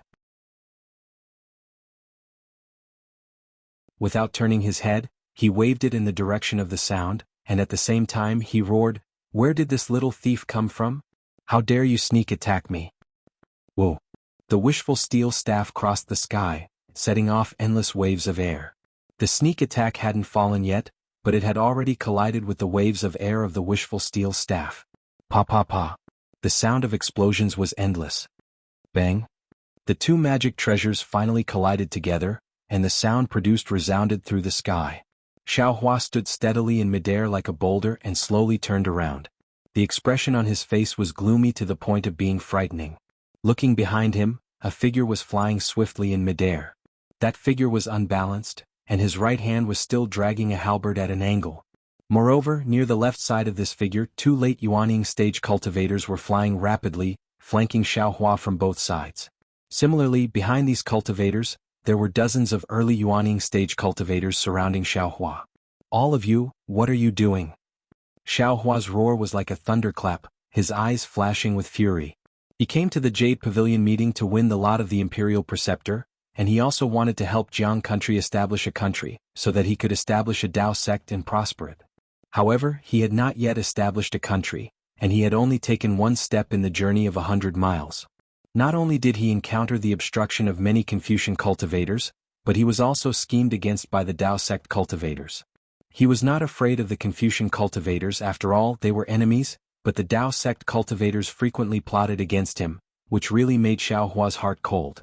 Now that he saw dozens of Yuaning stage cultivators not killing the Confucian cultivators, but besieged by others to besiege him, Xiaohua suddenly felt his blood turn cold. He reflected on it a little. He didn't know if his previous thoughts were correct, and he didn't know if everything he planned for the Dao sect was worth it. People, maybe it's better to be selfish. There is a saying that one must first settle the internal affairs. There is indeed some truth. Under Xiaohua's roar, naturally no one would answer. Xiaohua narrowed his eyes just like that day in the Black Wind Ridge. He only looked indifferently at the group of Yuanying stage cultivators hurriedly setting up the formation, and there was no movement to escape at all. Xiaohua's calmness made Hua Dezhenren, who wanted to urge his magic weapon to stop Xiaohua from escaping, calm down. As for Xiaohua's right, it was the nascent soul cultivator called Shui Ming. He still had the attitude of an expert, and his steps were half a beat slower. However, he still blocked the direction of Xiaohua's escape. After the formation was completed, Hua Dezhenren slowly flew out and said coldly, "Xiaohua, you should obediently accept your punishment. Let me ask you, you are a Confucian cultivator. Why did you sneak into my Dao sect cultivators? It's not easy for us to participate in the Jade Pavilion meeting, but you still want to come in and participate. Did you receive a secret order from the Star Lord Hall to kill us Dao sect cultivators?" Xiaohua's chin was slightly raised as he looked at Hua Dezhenren with a face full of disdain. However, he then looked at the cultivator behind Hua Dezhenren and said, "Old thief Hua De, if you want to commit a crime, why worry about the pretext? What did this Xiao do for you to pin such a huge crime on this Xiao's head? I Xiaohua have said it clearly at your banquet. I Xiaohua have set up a blood monument in the Seven Sons Temple of the Copper Pillar State. I Xiaohua have killed the Copper Pillar State Preceptor, killed the Copper Pillar Prime Minister, and even helped Jiang country establish a country. I Xiaohua have come here for the Imperial Preceptor's signature. There is no conflict of interest with you. As for what you said about the Confucian cultivator's spy, I Xiaohua find it laughable.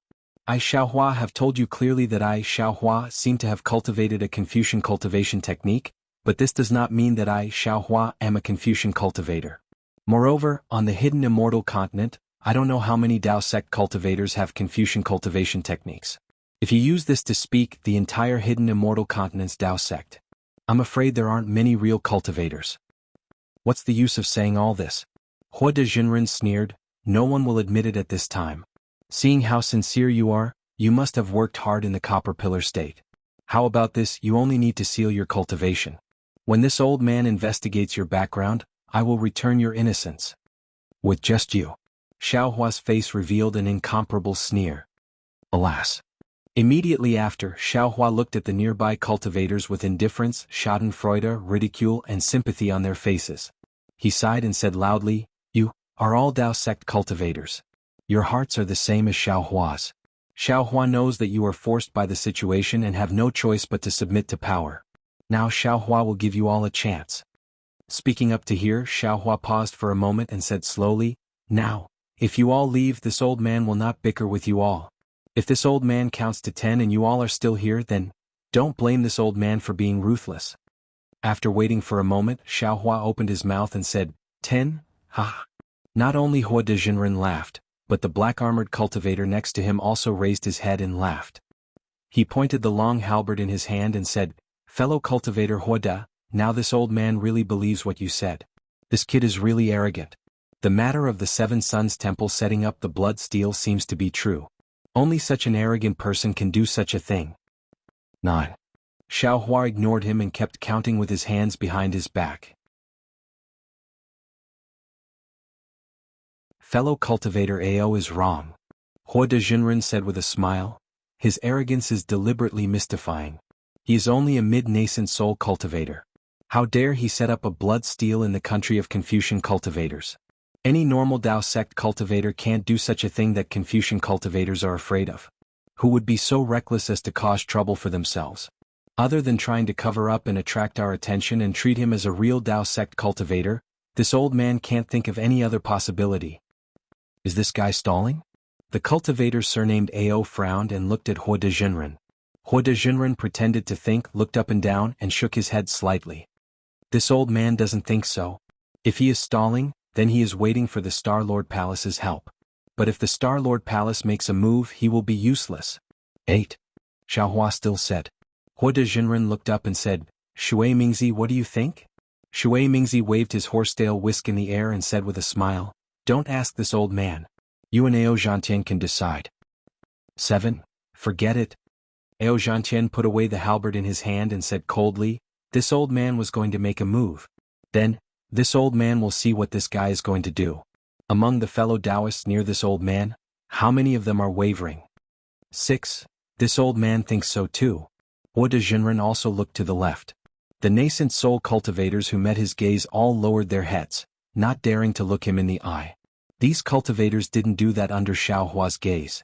Clearly, in the face of power, the so-called conscience was worthless. 5, 4, 3. In the air, only Xiao Hua's voice could be heard. Everyone was waiting there quietly. It was as if they were watching a joke and also as if they were waiting for the verdict. 2.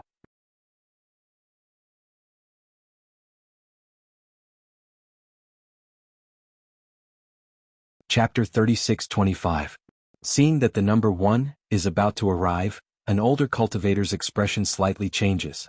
He opens his mouth and yells, "Junior is not talented. I came to the Jade Pavilion gathering to look for treasures, not to kill Taoist cultivators." Regardless of whether Xiao Hua is a Taoist cultivator or not, it has nothing to do with Junior. With that, the cultivator hurriedly flies several feet away, trying to break out of the encirclement. "Damn it!" Hua de Jinren roars, "Xiongyi, you dare to embarrass me?" With that, Hua de Jinren waves his hand. A fire shuttle of several inches in size falls in the air, turning into a stream of light and stabs at the cultivator. Before the fire shuttle reaches the cultivator, its monstrous ferocious aura has already enveloped the cultivator Xiongyi in a radius of several dozen feet. Xiongyi is shocked. He is only an early nascent soul cultivator. How can he withstand the anger of a late nascent soul cultivator? He also didn't expect that Hua de Jinren would be so shameless as to kill him in front of everyone. 1. Xiao Hua says coldly. His gaze is like lightning and his voice is so cold that it can penetrate the bones. "Except for Xiongyi, you, from now on, are not yourselves." While speaking, Xiao Hua rubs his hands. Rumble, a bolt of lightning as thick as a child's arm appears out of thin air, hitting the fire shuttle of Hua de Jinren. This time Xiao Hua is really angry. This bolt of lightning contains a huge force. Just this one bolt of lightning immediately cleaves the entire fire shuttle down from the air, causing several cracks to appear on the surface of the fire shuttle. How is this possible? Hua de Jinren is shocked. This defensive formation can't use divine sense. How can you use this lightning technique? Xiao Hua doesn't pay attention to Hua de Jinren and whispers in his heart, "Fellow Taoist, where are you? Hey, why did you call me?" Xiao Hua seems to be unhappy.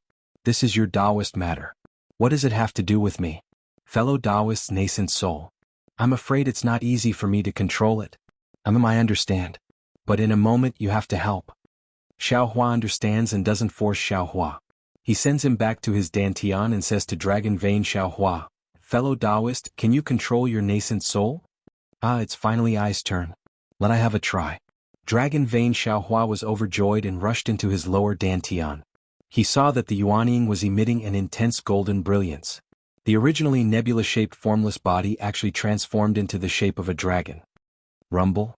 As soon as Dragon Vein Xiao Hua rode his nascent soul out of the space, he immediately waved his dragon claw and several bolts of lightning thicker than buckets fell down in the shape of a dragon. It was precisely aimed at the 2 early nascent soul stage cultivators. Those 2 cultivators were already prepared for battle and hastily activated their magic treasures. Unfortunately, they only heard 2 blood-curdling screams. 2 magic treasures that had been tempered for who knows how many years were actually split into pieces by the lightning. Oh. Not to mention that Hua de Jinren and the others were so shocked that their eyeballs were about to fall out, even Xiao Hua himself was abnormally surprised. His own nascent soul has a thunder core. Although he can't release his divine sense in this defensive formation, he can still control the heavenly thunder. This is his unique ability, but he never thought that Dragon Vein Xiao Hua's lightning controlling technique is actually more powerful than his main bodies. However, Xiao Hua immediately understood. He used a Dao sect spell to activate his nascent soul, or it was due to the instinct of the Thunder Core. This Dragon Vein Xiao Hua not only used a Dao sect spell, but also because of the national artifact Mountain River Seal, he can also control the 5 Qi Thunder. Presumably, the power of the 5 Qi Thunder in the defensive formation laid down by this Confucian cultivator is even more ferocious than the Dao sect's lightning power. "Old thief Huode, give me your life." Xiao Hua was overjoyed. He clapped his hand and the sword gourd rushed out. At the mouth of the sword gourd, something with a nose and eyes appeared. The execution spirit Yuan light soared into the sky and slashed towards Hua de Jinren. Hua de Jinren was even more surprised.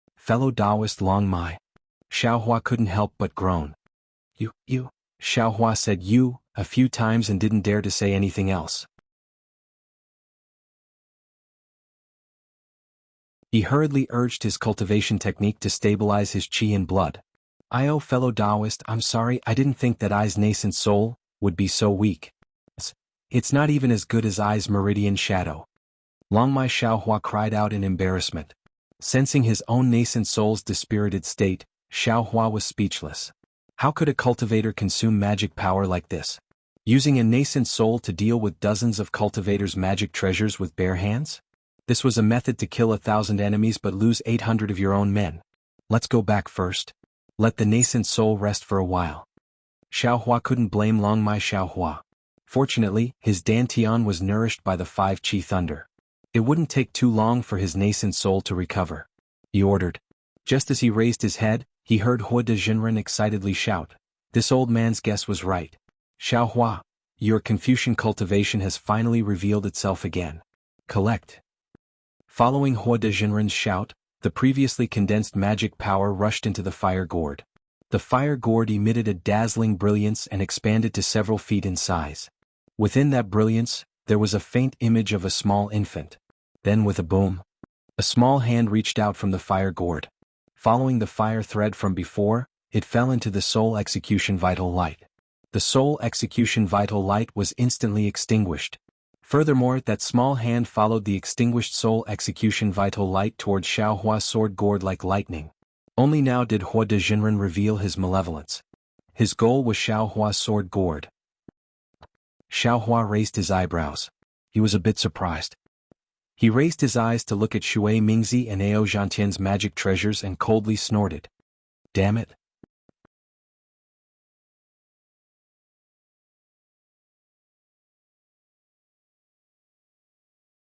Chapter 36-26. As soon as he finished speaking, Xiaohua waved his hand. The seal of overturning the sea rushed out of the space and let out a rumbling sound. The jade talismans appeared around the seal. Go. Following Xiaohua's shout, the seal of overturning the ocean turned into 100 feet in size. It activated layers of illusions and smashed towards Shui Mingzi's horsetail whisk as if it could topple mountains and overturn seas. At the same time, Xiaohua waved his Taoist robe, and it looked as if it was released from his sleeves. A dark demonic aura rushed out, and the divine power centipede charged towards Shui Mingzi in midair with its fangs bared and claws brandished. As the seal of turning the sea left his hand, Xiaohua's body flew and raised the wishful staff with both hands. Grow, grow, grow. Following Xiaohua's angry shout, the staff became 100 feet long and rushed towards Ao Zhantian's dragon halberd. Seeing that Xiaohua ignored him and only fought the other 2 nascent soul cultivators, Taoist Huada was ecstatic. He had long been drooling over Xiaohua's soul-slaying light. Otherwise he would not have attracted so many cultivators to attack Xiaohua. Seeing that the fire gourd's hand was about to land on the sword gourd, Taoist Huada suddenly had a bad feeling. How could Xiaohua ignore it? This was too strange. Sure enough, at the same time Xiaohua waved the wishful staff, Xiaohua very strangely turned his head and opened his mouth to chant. Thousands of hammers chiseled deep into the mountains. Just as Xiaohua chanted the first sentence, Taoist Huada's body was immediately surrounded by a large number of pillars of qi. These pillars of qi were like thousands of hammers and chisels that rushed towards Taoist Huada. Immediately, Taoist Huada's body was covered in golden light. This qi was even more powerful than ordinary magic treasures. How is this possible? Taoist Huada was dumbfounded. He hurriedly used his magic power to block the qi pillars. However, just as his magic power surged, his internal organs were inexplicably attacked. It was as if the qi pillars had also appeared in his body. Raging flames burn like nothing. Xiaohua immediately chanted the second sentence. Boom. A flame suddenly appeared in Huada Taoist's heart and lungs. The moment this flame appeared, it became a prairie fire that attacked Huada Taoist's internal organs. In the blink of an eye, Huada Taoist's entire body was covered in flames. Taoist Huada's face was filled with shock. He no longer cared about snatching Xiaohua's sword gourd. He hurriedly activated his cultivation technique. The mana in his body rapidly revolved, wanting to extinguish this heart fire. Unfortunately, no matter how much Hua de Jinren tried to use his magic power, the flames didn't seem to be extinguished. Instead, they became even more exuberant, causing Hua de Jinren's heart to burn even more. Even if my bones are crushed and my body crushed, I will remain pure in this world. After Xiaohua recited the last two sentences, Taoist Huode groaned like a pig being slaughtered.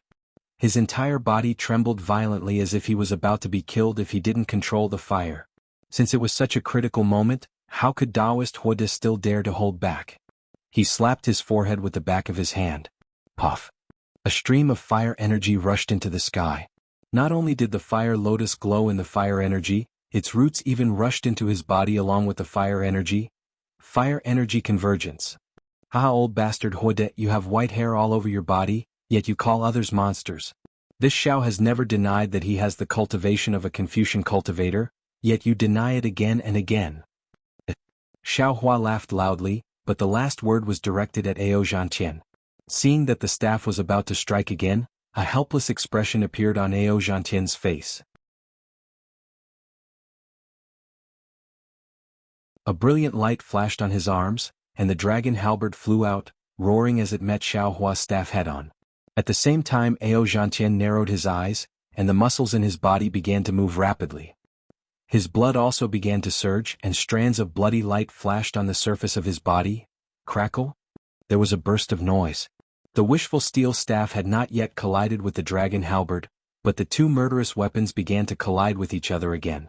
Various small vortexes quietly appeared in the nearby dozens of feet, blowing the magic weapons that were damaged by the dragon vein Xiaohua's thunder into the sky.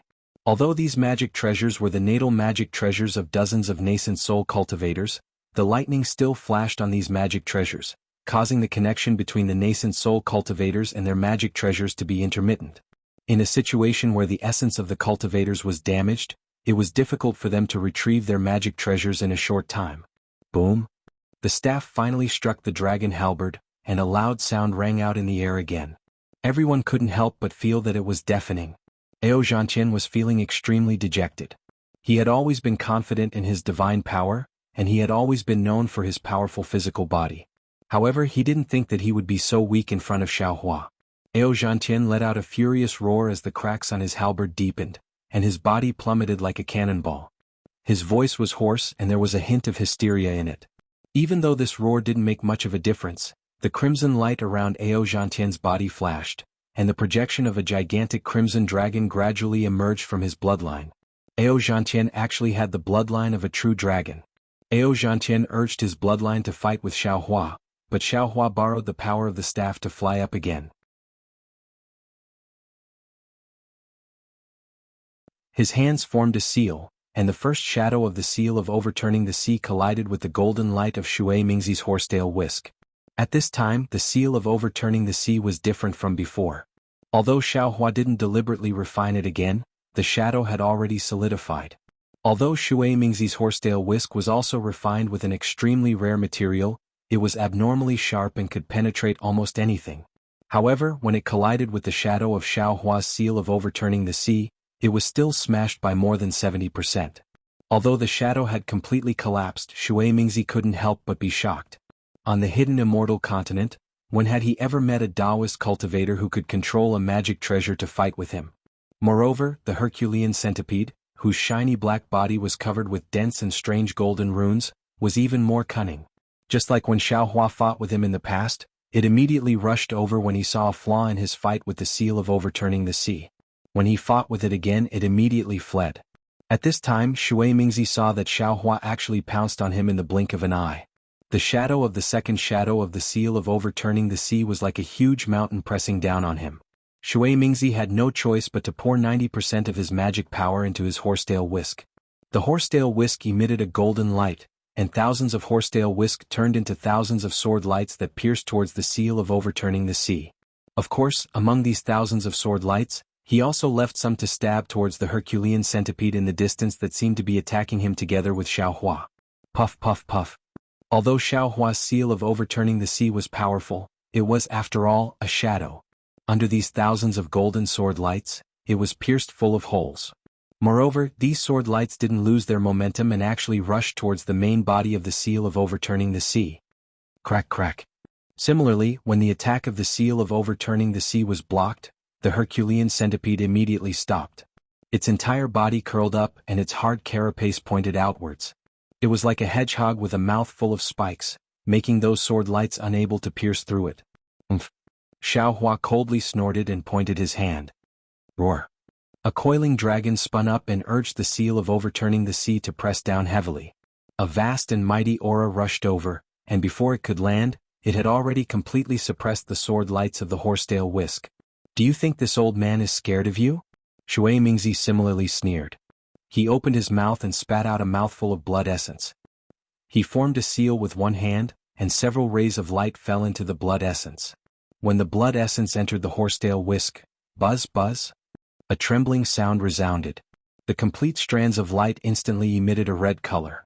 They either spun, twisted, or pierced straight. They forcibly pierced through the brilliance and pearls around the seal of overturning the sea and blocked the momentum of the seal of overturning the sea.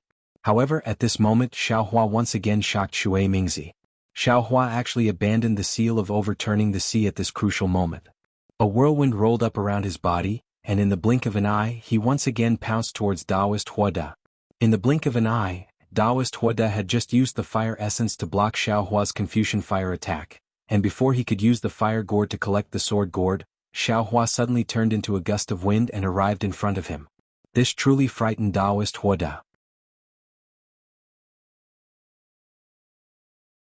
Just as he was about to respond, a sharp pain like a sharp awl piercing into his Naiwan palace made him unable to help but take a deep breath.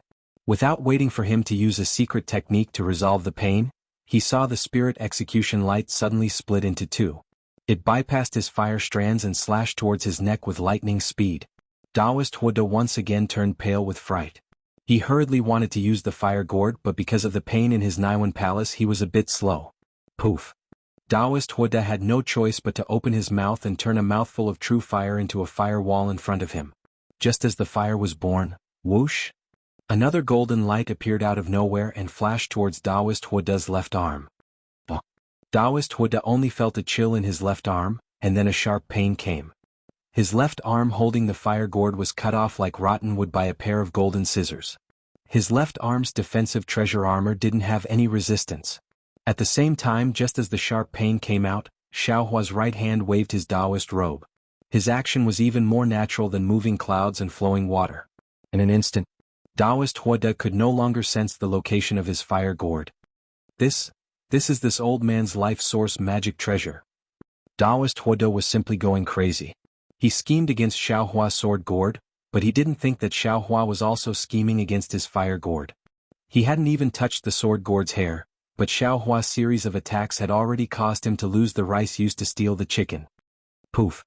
Looking at Xiaohua again, he simply took advantage of Taoist Huoda and didn't wait for Taoist Huoda to come to his senses. He opened his mouth and several sword lights pierced towards Taoist Huoda's heart. Suddenly, an indescribable palpitation appeared in Taoist Huoda's heart. Ah! Taoist Huoda couldn't help but exclaim, but just as he exclaimed, another sharp awl pierced into his Naiwan palace. How was this a fight? It was simply a one-sided slaughter.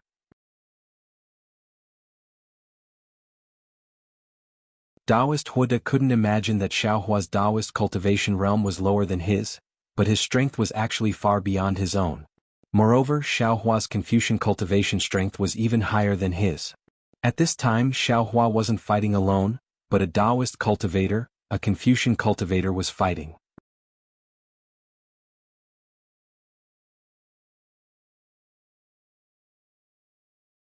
Chapter 36-27.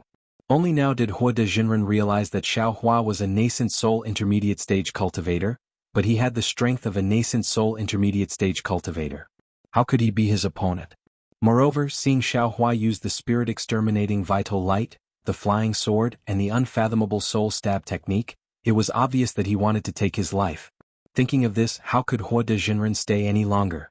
He clapped his hands and an ordinary-looking jade pendant appeared in his hand.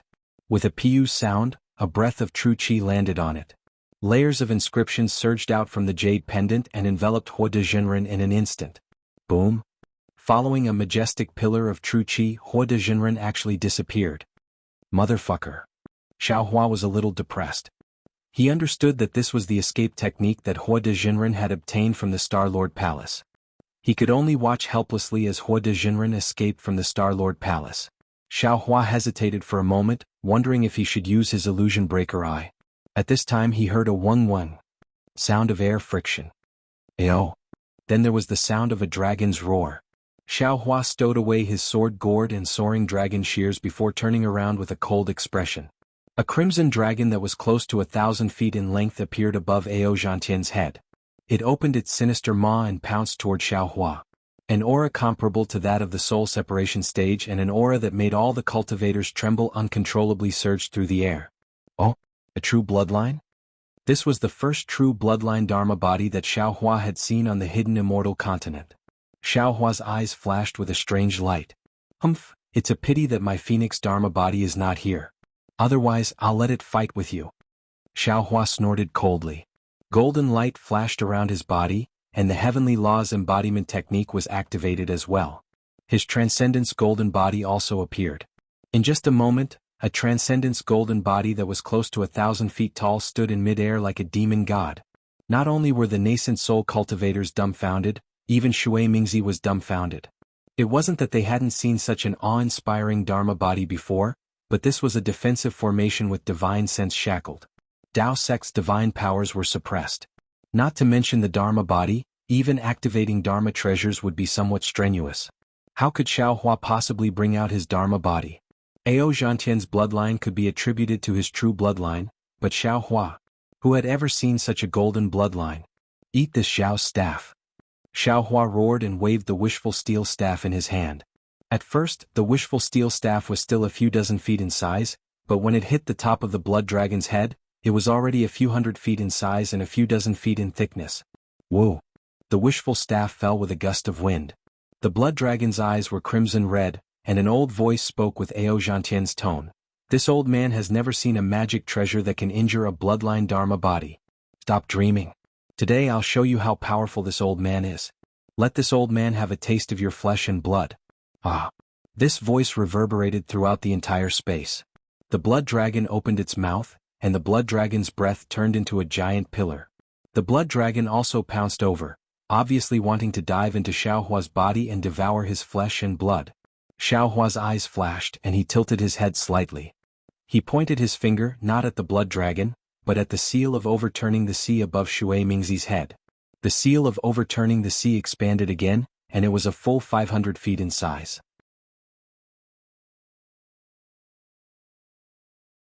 Shui Mingzi had no choice but to use his magic power to block it with his horsetail whisk. As for the divine power centipede, it seemed to understand Xiaohua's intention.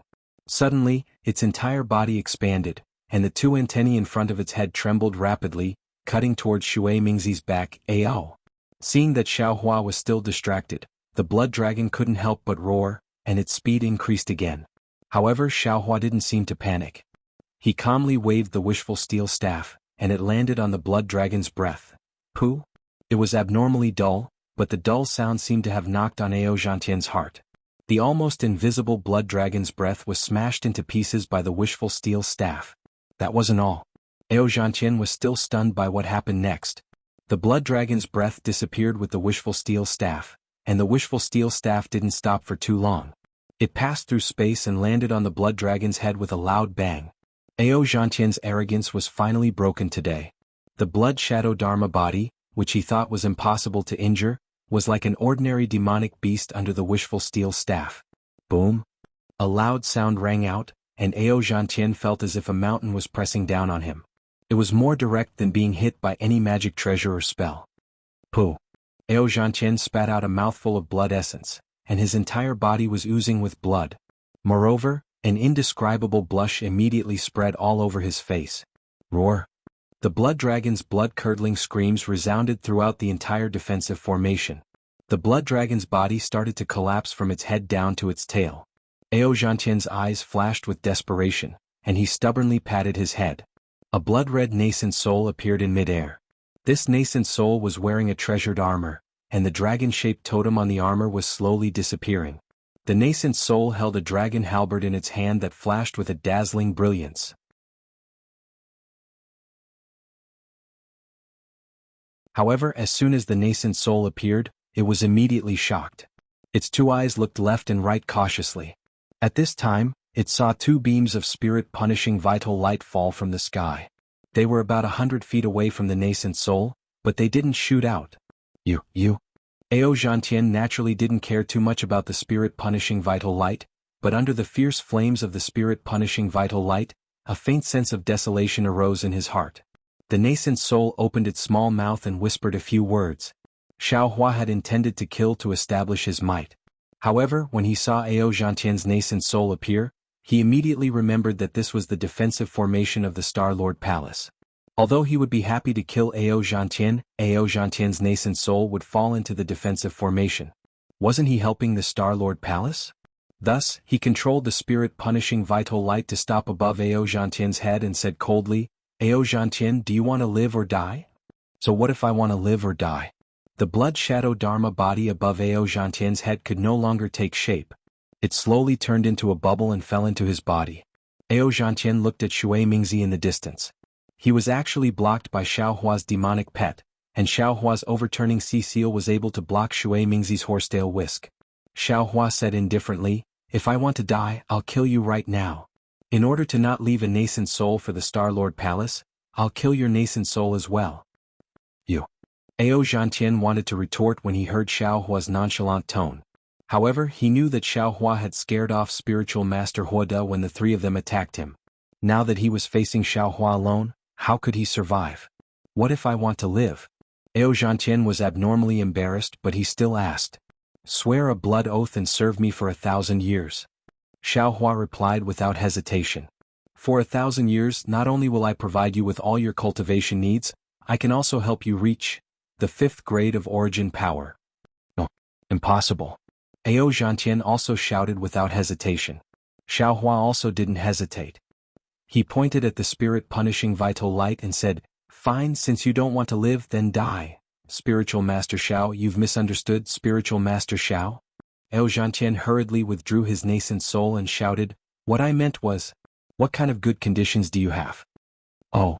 Xiaohua was slightly stunned. He stopped the spirit-punishing vital light and said indifferently, What's impossible? At this point, do you still have a choice?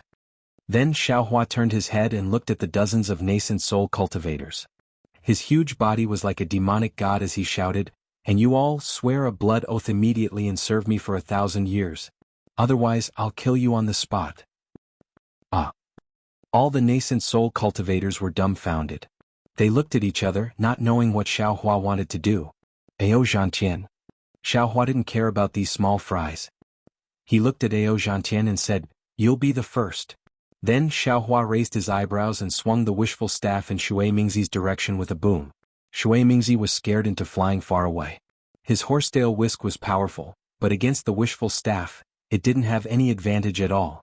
He was scared away, but the seal of ocean overturning seal and the Herculean centipede still caught up to him, not giving him any chance to escape. Ao Zhantian's mouth was bitter. He was a late nascent soul cultivator, but he was forced to swear a blood oath. This was something he had never thought would happen ever since he entered the nascent soul realm. Kill. Ao Zhantian hesitated. Xiaohua shouted, scaring Ao Zhantian.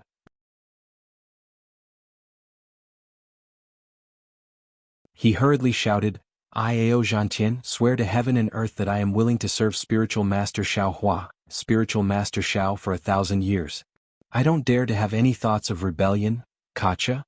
Just as Ao Zhantian was about to make his vow, a streak of golden light shot into the sky and landed in the distance. A nascent soul cultivator who was about to flee was immediately sliced off by the soaring dragon shears. Motherfucker. Ao Zhantian finally understood. So Xiaohua wasn't talking to him. Kacha. A muffled sound rang out as a bolt of lightning struck down from above Ao Zhantian's head. A blood-red mark appeared between Ao Zhantian's eyebrows. The mark followed the bolt of lightning into the air and transformed into a thumb-sized rune. The rune was about to fly toward the bolt of lightning. However, Xiaohua's eyes rolled up as a green light flashed between his eyebrows. He let out a soft sigh that sounded like the sigh of a demon god. Boom! The same bolt of lightning shot out. The rune actually changed direction and fell into the bolt of lightning. Then it disappeared between Xiaohua's eyebrows. This Xiaohua's divine ability was truly inconceivable. Ao Zhantian couldn't help but sigh. His originally sullen heart suddenly felt better. He had always been competitive, and not only had he offended Confucian cultivators, he had also offended many Taoist cultivators. Now that he had found a powerful backer, it wasn't necessarily a bad thing. And you all. Xiaohua's voice was even more majestic than the usual lightning bolt. The dumbfounded nascent soul cultivators immediately came to their senses. It was time for them to make a choice.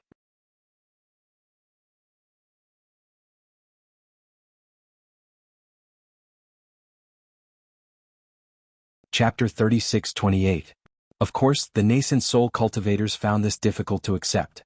However, when they saw the arrogant Ao Zhantian lower his head in disbelief, they then looked at the nascent soul cultivator who had just lost half of his shoulder and was now as pale as a sheet of paper, and finally at Shui Mingzi, who was trying to escape but was being held back by his demonic pet and magic treasure. How could they not have made the right choice? The dozens of nascent soul early and mid-stage cultivators all swore blood oaths, which were all taken away by Xiaohua without exception. Then Xiaohua withdrew his heavenly laws embodiment technique and pointed with his finger. Go, surround Shui Mingzi. Yes, the dozens of nascent soul cultivators couldn't even muster the will to resist. They responded in unison and surrounded Shui Mingzi. Only Ao Zhantian and the early-stage nascent soul cultivator named Xiong Yi were left in front of Xiaohua. Seeing such a scene, Xiong Yi was at a loss of what to do. He didn't know whether to leave or stay. His eyes slightly turned as he looked at Xiaohua. Xiong Yi, you can leave now. Xiaohua ordered. Yes, thank you, senior. Xiong Yi came to his senses and hesitated. He bowed and flew into the distance. Ao Zhantian said indifferently, Taoist Xiao, although I swore a blood oath to follow your orders, if you don't respect me, I would rather self-detonate than. Can you still self-detonate now? Xiaohua replied even more indifferently than Ao Zhantian. Ao Zhantian's expression changed greatly. However, Xiaohua quickly added, Of course, fellow Taoist, don't worry. I'm not like that old bastard Huoda. You will know my character in the future. All right. What else could Ao Zhantian say at this point? He looked at Shui Mingzi, who was surrounded by the nascent soul cultivators, and said in a low voice, This Shui Mingzi has some background. If you can subdue him, it will be of great benefit to you. Xiaohua raised his eyebrows and nodded. Brother Ao, don't worry. In the Yaotai Mountain, he will either fall into the hands of the Star-Lord Palace or me. I believe he will make his own decision. All right, I'll accompany you, Ao Zhantian said in a low voice. He was naturally unwilling to let Shui Mingzi escape after falling into Xiaohua's hands. By the time Xiaohua and Ao Zhantian arrived at the scene, Shui Mingzi had already put away his horsetail whisk and was hovering in midair. The seal of overturning the sea had already enveloped him from afar, and the divine power centipede had already activated its demonic chi to fly close to him. Shui Mingzi. Ao Zhantian looked at the helpless expression on Shui Mingzi's face and said, This old man won't say anything else. Previously we all fell into that old bastard Huoda's trap. Now that we have offended Taoist Xiao is quite magnanimous. He doesn't want our lives, but he wants us to serve him for 1,000 years. I know. Without waiting for Ao Zhantian to finish, Shui Mingzi waved his sleeves and said, Since I've made my choice, I won't regret it. However, this old man doesn't quite believe what Taoist Xiao said just now. Yes. Without waiting for Ao Zhantian to speak, Xiaohua waved his hand and threw a jade box to Shui Mingzi. He said proudly, Take a look at this first. This is. Shui Mingzi was a little stunned. He picked up the jade box with a strange expression. When he opened the jade box, he saw a golden light flashing inside. It was a 10,000-year-old human essence. He was stunned for a long while before he came back to his senses. He hurriedly closed the jade box and said, I'm willing to serve Taoist Xiaohua for 1,000 years. All right. Xiaohua accepted Shui Mingzi's blood oath. Seeing that Shui Mingzi was about to return the jade box to him, he said with a smile, I'll bestow this item to you. No way. Shui Mingzi's mouth fell open. He couldn't believe his ears.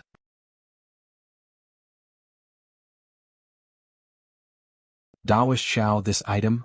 I told you to take it, so take it. Xiaohua was displeased. He took out another jade box and threw it to Ao Zhantian. I just happened to get some. Take it as a greeting gift. Ao Zhantian had been curious for a long time. He took the jade box and hurriedly opened it to take a look. His eyes flashed with astonishment. He didn't stand on ceremony and hurriedly accepted the jade box. He bowed and said, Taoist Zhao's fortune is truly beyond our reach. We've searched several spell formations but we couldn't find any useful ones. I didn't expect Taoist Xiao to obtain such a bountiful harvest in such a short period of time. I thank Taoist Xiao for his generous gift. And you're welcome. Xiao Hua waved his hand. I don't have many of these items. You've all gotten a bargain. Thank you, Taoist Xiao. Seeing that Ao Zhantian accepted the jade box, Shui Mingzi hurriedly hid it away. You all have your own rewards.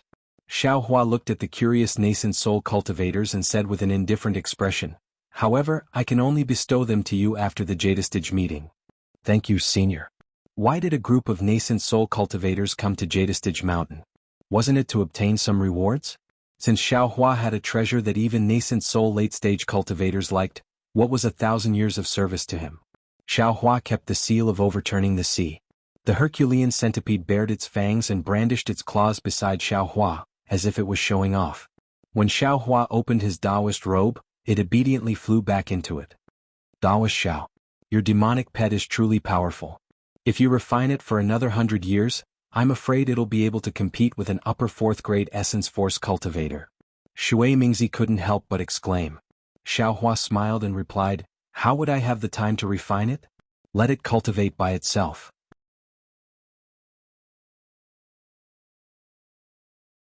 Shui Mingzi opened his mouth as if to say something, but he stopped himself. Taoist Xiao, what should we do now? Ao Zhantian said with a bitter expression. I can't help Taoist Xiao with my injuries on Jadestage Mountain. There's no need for you to help. Xiao Hua's body flashed with golden light again, and the mountain river seal flew out.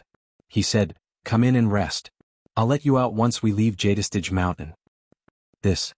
Ao Zhantian wasn't like Su Tingzi. He frowned and said, if I enter the nation weapon, won't my life follow Taoist Xiao? If Taoist Xiao dies on Jadestage Mountain, won't I also be doomed?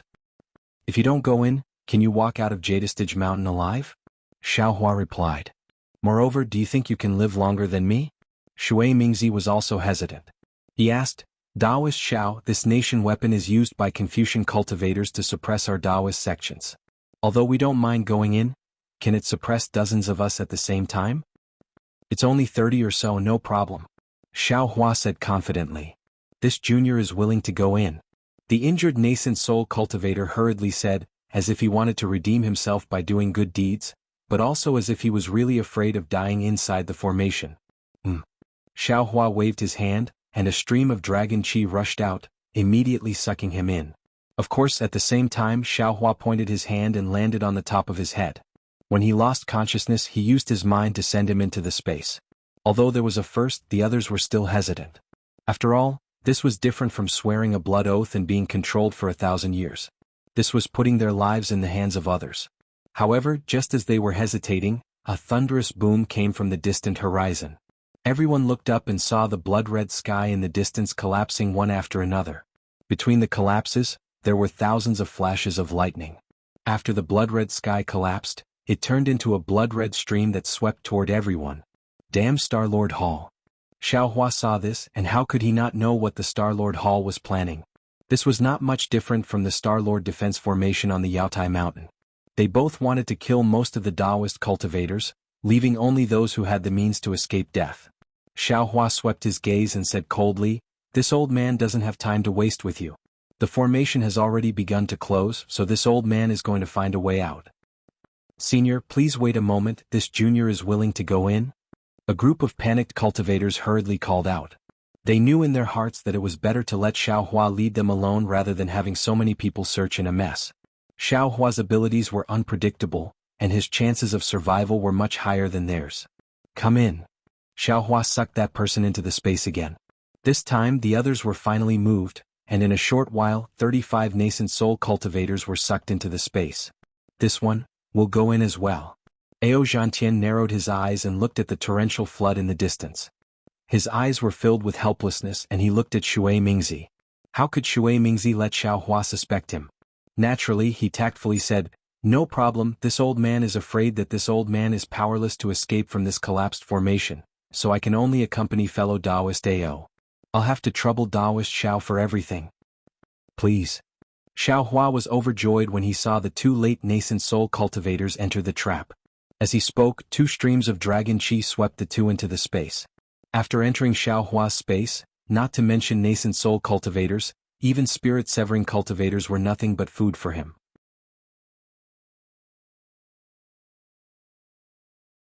After sucking in dozens of nascent soul cultivators, Xiaohua didn't have time to raise his head to the sky and laugh. His figure immediately floated up and flew in the opposite direction of the collapsed formation. It was as if the entire space had collapsed. Xiaohua had only flown for a short while when intense thunderclaps flashed in all directions. All kinds of bloody light flourished, and the aura of destruction became increasingly powerful. "Senior, save me." In front of Xiaohua's right hand, the cultivator named Xiong Yi was in an extremely sorry state. His Taoist robe was askew, and his hair was also disheveled. A small flying shuttle flickered under his feet as he rushed toward Xiaohua. Looking behind Xiong Yi, the bloody red torrential flood created a wave of over 10 meters tall, covering the sky and covering the earth as it chased after him. Xiaohua frowned and a whirlwind appeared under his feet. His figure turned into a gust of wind as he swept in front of Xiong Yi. With a wave of his hand, a golden light swept up Xiong Yi, and then he soared into the sky again. Just as Xiaohua flew away, boom! In the place where Xiong Yi had just flown past, the space around him shattered. Lightning flashed and turned into a clear torrential flood. Xiaohua still couldn't release his divine sense, but he had a feeling that this clear torrential flood was definitely not ordinary. He definitely couldn't touch even half a drop of it. "Many thanks, Senior." After being rescued by Xiaohua, Xiong Yi felt like he was flying forward like lightning. He had temporarily escaped his predicament and hurriedly expressed his thanks.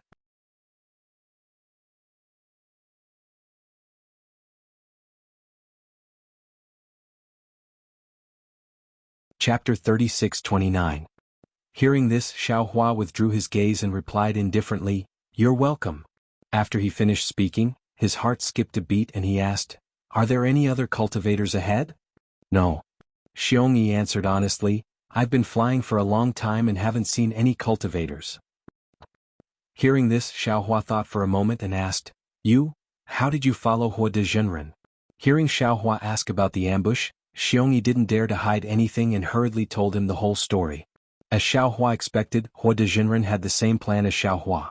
In addition to obtaining treasures in the Jade Pavilion Conference, he also wanted to win over a group of nascent soul cultivators. Therefore, long before the blood-red star streaked across the sky, there were already a dozen nascent soul cultivators gathered in the defensive formation of the Jade Mountain. Including Ao Zhantian and Shui Mingzi, there were already more than 30 cultivators in the defensive formation of the Sand Island. Taoist Hua De seemed to have heard of the famous mother-child spirit fruit in the Sand Continent, so he was able to find it before Xiaohua. Unfortunately, Fairy Jing beat him to it, so Taoist Hua De and the others were left empty-handed. Just as Ao Zhantian had said, they had searched for a long time, but to no avail. When the ominous star appeared, dozens of cultivators were sucked into the blood-red light. When they reappeared, they found that apart from a few people who disappeared, most of them were still together. Therefore, Hua de Zhenren immediately discussed with Ao Zhantian and Shui Mingzi to besiege Xiaohua. Xiong Yi didn't know what the three of them discussed. Xiong Yi wanted to leave early, but he didn't dare to because of Hua de Zhenren's fierce reputation. In the end, Xiaohua defeated these cultivators in one fell swoop. "So, you didn't see Fairy Jing and Taoist Yuan Qing?" Xiaohua asked. Xiong Yi nodded. "Yes, the female cultivator who got the Ren Jing and the male cultivator who was with you didn't appear here. So, this is only a point of the defensive formation. It's not the whole formation." Xiaohua instantly thought of the space he appeared in before. There were no cultivators inside. Xiong Yi hurriedly shouted, Yes, that's right. I thought about it for a long time. This must be the only place that collapsed. As long as we find the way out, we can escape." "And I understand. If that's the case, I have a 60% chance of escaping." Xiaohua's eyes narrowed as he looked into the distance and nodded. "However, it's very inconvenient for this old man to bring you along. Senior, Junior is willing to work for Senior." Xiong Yi was used to Hua de Zhenren's face. Xiaohua's little tail had just been exposed, and he immediately agreed. But that. In the end, Xiaohua was not as thick-skinned as Taoist Hua De. He said somewhat embarrassedly, "Xiong Yi, you misunderstood. What I mean is, Senior, you misunderstood as well." Xiong Yi said with a smile, "In fact, I came to the Yaotai meeting on one hand to get the rare treasure. On the other hand, I hope to find some useful people. After all, on the hidden immortal continent, there are very few Confucian cultivators that we can trust. It's best to find a Taoist cultivator to help us. As for the third objective, if I can meet an expert like Senior, I don't mind submitting to you. To tell you the truth, I met a fellow cultivator in the late stage of the nascent soul stage in the early stages of the Jade Pavilion meeting. I chatted with him for a while. Although I didn't agree at that time, I already had a plan in mind. Grand Mist Ancestor? Xiaohua asked in a low voice after pondering for a while. Xiongyi was startled, and then his expression changed slightly.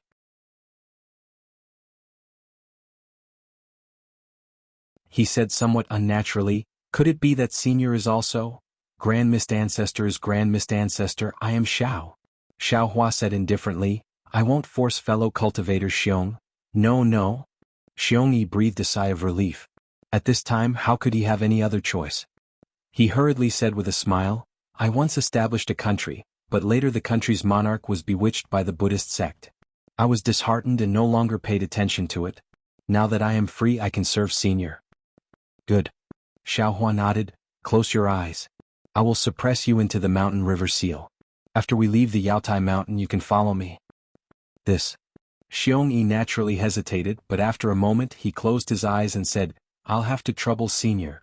Xiaohua didn't say anything and immediately put him back into the mountain and river seal. Then he looked around. This place was similar to the void, so he had an inexplicable feeling of familiarity in his heart. After a short while he found something strange. However, this strange thing seemed to be mobile. Before Xiaohua could fly over, it immediately disappeared. It was exactly the same as when Xiaohua mysteriously appeared in Huoda's encirclement. All of a sudden, around Xiaohua, several clear streams of blood red rushed out like a waterfall. Although those streams of water weren't large, wherever they went, the entire space collapsed. The streams rushed out in a strange way, and Xiaohua was caught unprepared. His figure flashed and dodged, but several drops of blood still splashed on his Taoist robe. Xiaohua did not care. This kind of clear stream was powerful, but under his protective golden light, how could a few drops of clear stream pose a threat to him? However, when those several drops of clear water fell, a sizzling sound rang out. The golden light protecting Xiaohua's body was actually annihilated in an instant, revealing an enormous flaw. The clear water actually seeped into the surface of Xiaohua's body. Ouch! Xiaohua was shocked that such a situation would occur due to his carelessness.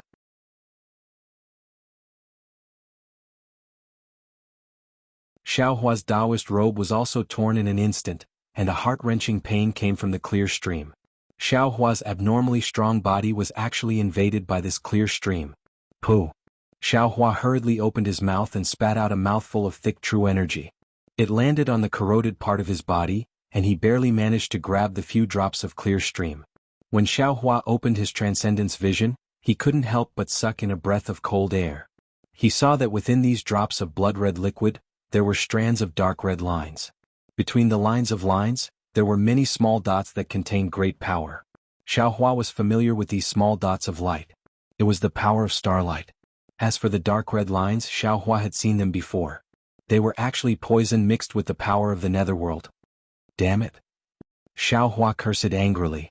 The Confucian cultivator's arrangement was truly ruthless. Even his body, which had been tempered for many years, was unable to withstand it, let alone an ordinary cultivator. Even Ao Zhantian wouldn't be able to escape easily when he encountered the clear stream of clear stream. Of course, Xiaohua was only lamenting. This wasn't the first time he had encountered the Confucian cultivator's ruthlessness. His current plan was to escape from this place. There wasn't much time left for Xiaohua, and the space he could escape was also limited. The confidence he had before had leaked out too much, and an indescribable sense of fear emerged from the bottom of his heart. What seemed like an ordinary escape had developed into a test of life and death. Xiaohua smiled bitterly. At the crucial moment he opened his transcendence vision. However, all he saw with his transcendence vision was blood red. His vision was filled with resplendent starlight, and it was even inferior to the naked eye. How could he see the exit that could appear at any time? Helpless, Xiaohua could only close his transcendence vision again. He could see with his naked eye and fly in a certain direction based on his intuition. Suddenly Xiaohua's heart trembled. He recalled the place where he had first entered the defensive formation. Previously, when he heard Xiongyi's description, he subconsciously thought that he had entered the defensive formation directly like them. However, now that he thought about it, before he was surrounded by Taoist Huoda and the others, he seemed to have stayed in a certain space for a short period of time. Moreover, that space also had a blood-red light and it was extremely similar to the space he was in now. However, it didn't have much starlight. Thinking of this, Xiaohua suddenly raised his head to look at the starry sky. Sure enough, the ominous star with a tail was emitting a strange and mysterious light. The stars around this ominous star were abnormally resplendent, and this resplendent light was flashing with a bloody aura. One by one the tails grew out of these stars. Needless to say, these stars should all be a part of this defensive formation. If others look at this place from the stars, they should also be a star that is also burning with brilliance. The space I entered earlier should also be a part of the defensive formation. However, that part is between the stars, or perhaps it's the fault of the defensive formation. Xiaohua suddenly realized. There. That's right, it's there. Since Xiaohua understood, it was very easy for him to find the place he came out from. Looking at the sky, there was clearly no mark. Even if one's divine sense swept over, it would be impossible to find that place different from other places. However, Xiaohua's eyes could see that it was the place he came from. Not good. Xiaohua identified the direction and immediately cried out bitterly in his heart, because that place was already on the verge of the collapse of the defensive formation.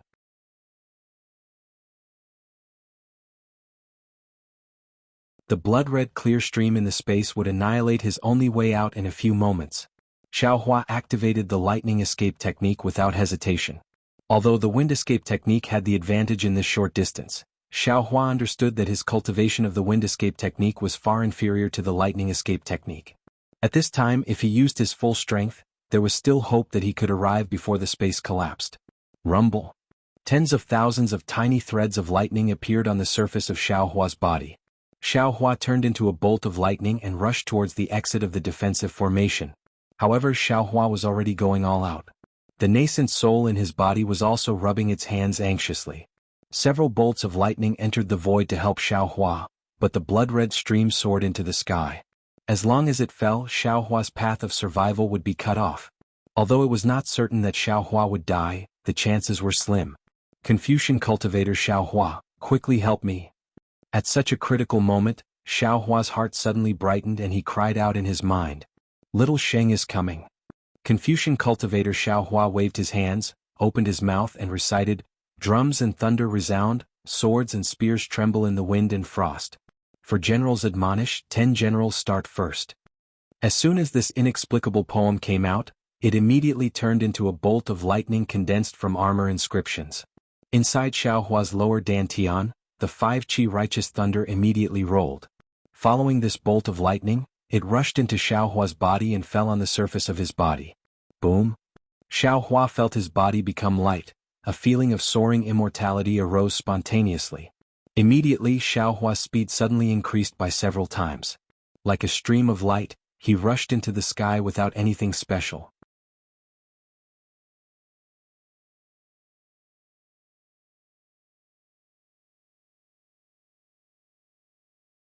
Chapter 3630.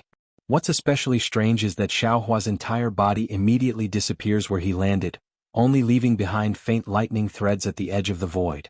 Those lightning threads only flashed for half a second before the bloody stream fell and all the lightning threads were torn apart.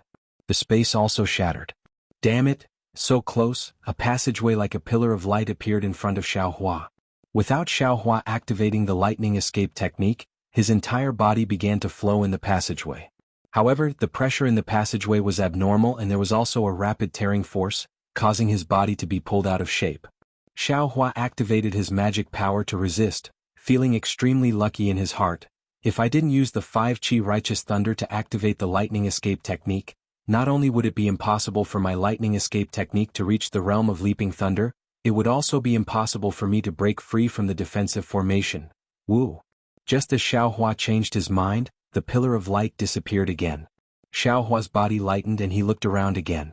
Sure enough, all around him was crimson-red light, not a single star. Phew! Xiaohua let out a long sigh of relief. Previously, he used all his strength to activate the lightning escape technique and forcefully rushed into the realm of leaping thunder 3 realms. His entire body showed a kind of fatigue, as if the realm of lightning escape technique's 3rd grade was far from what a Yuanian cultivator could control. However, just as Xiaohua let out a sigh of relief, a gust of wind rolled up beside him and what he had experienced before happened again. Damn it, can't you let me breathe a sigh of relief? Xiao Hua sensed that his entire body was bound by a powerful force and knew that the fault in space didn't allow cultivators to stay. He couldn't help but smile bitterly and curse. Ah! When the force disappeared, Xiao Hua opened his eyes and saw everything in front of him clearly. He couldn't help but exclaim in a low voice, not to mention that Xiao Hua had just escaped from the wolf's den and entered the tiger's den. The embarrassed Hua Dezhenren was forced to take out the jade pendant by Xiao Hua. He spat out a mouthful of true qi and layers of inscriptions gushed out from the jade pendant to cover him. Soon after, a pillar of true qi emerged from the void and carried Hua Dezhenren into it and disappeared. When the pillar of true qi disappeared, Hua Dezhenren's figure appeared above a layer of blood-red clouds. The blood-red clouds looked like cotton wool that covered the sky. There was no end to it at all. Above the clouds, there were groups of immortal soldiers in bright armor patrolling the area. As soon as Hua Dezhenren revealed himself, he immediately attracted the attention of the nearby immortal soldiers. The leading immortal soldier held a sickle-like weapon in his hand and shouted, "Where did this cultivator come from? Is this a place where you can break in?" Cough cough. Taoist Master Hua De coughed twice. He raised his eyes to look at this group of third-grade origin energy immortal soldiers. Raising the jade pendant in his hand, he indifferently said, "This old man is a star general under Hall Master Kong. It is precisely on the Hall Master's orders to enter the Jade Pavilion meeting. Your humble servant greets Sir Star General." The captain's eyes lit up when he saw the jade pendant in Hua Dezhenren's hand.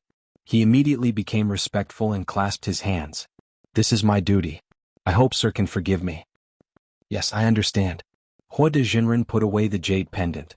Raising his eyes to look all around, he asked, "If this old man is not mistaken, this place is Star-Lord Wellwood Sprite Shangguan Yiran's jurisdiction. Quickly bring me to see Star-Lord Shangguan Yiran." "What Sir said is correct."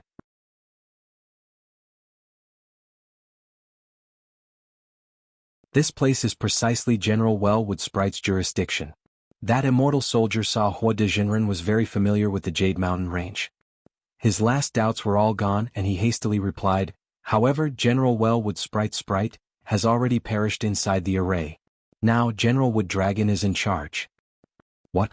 Sir Shangguan, he truly has fallen?" Hua Dezhenren turned pale with fright, practically shouting in disbelief, Who has such magic energy?" However, when he asked this, Hua Dezhenren suddenly thought of something and hastily shouted, Quickly bring me to see Sir Linghu. Quickly." That immortal soldier's face showed a difficult expression, and he said in a low voice, "Sir Star General, your humble servant is here to patrol. Without Sir Star General's orders, I absolutely do not dare leave.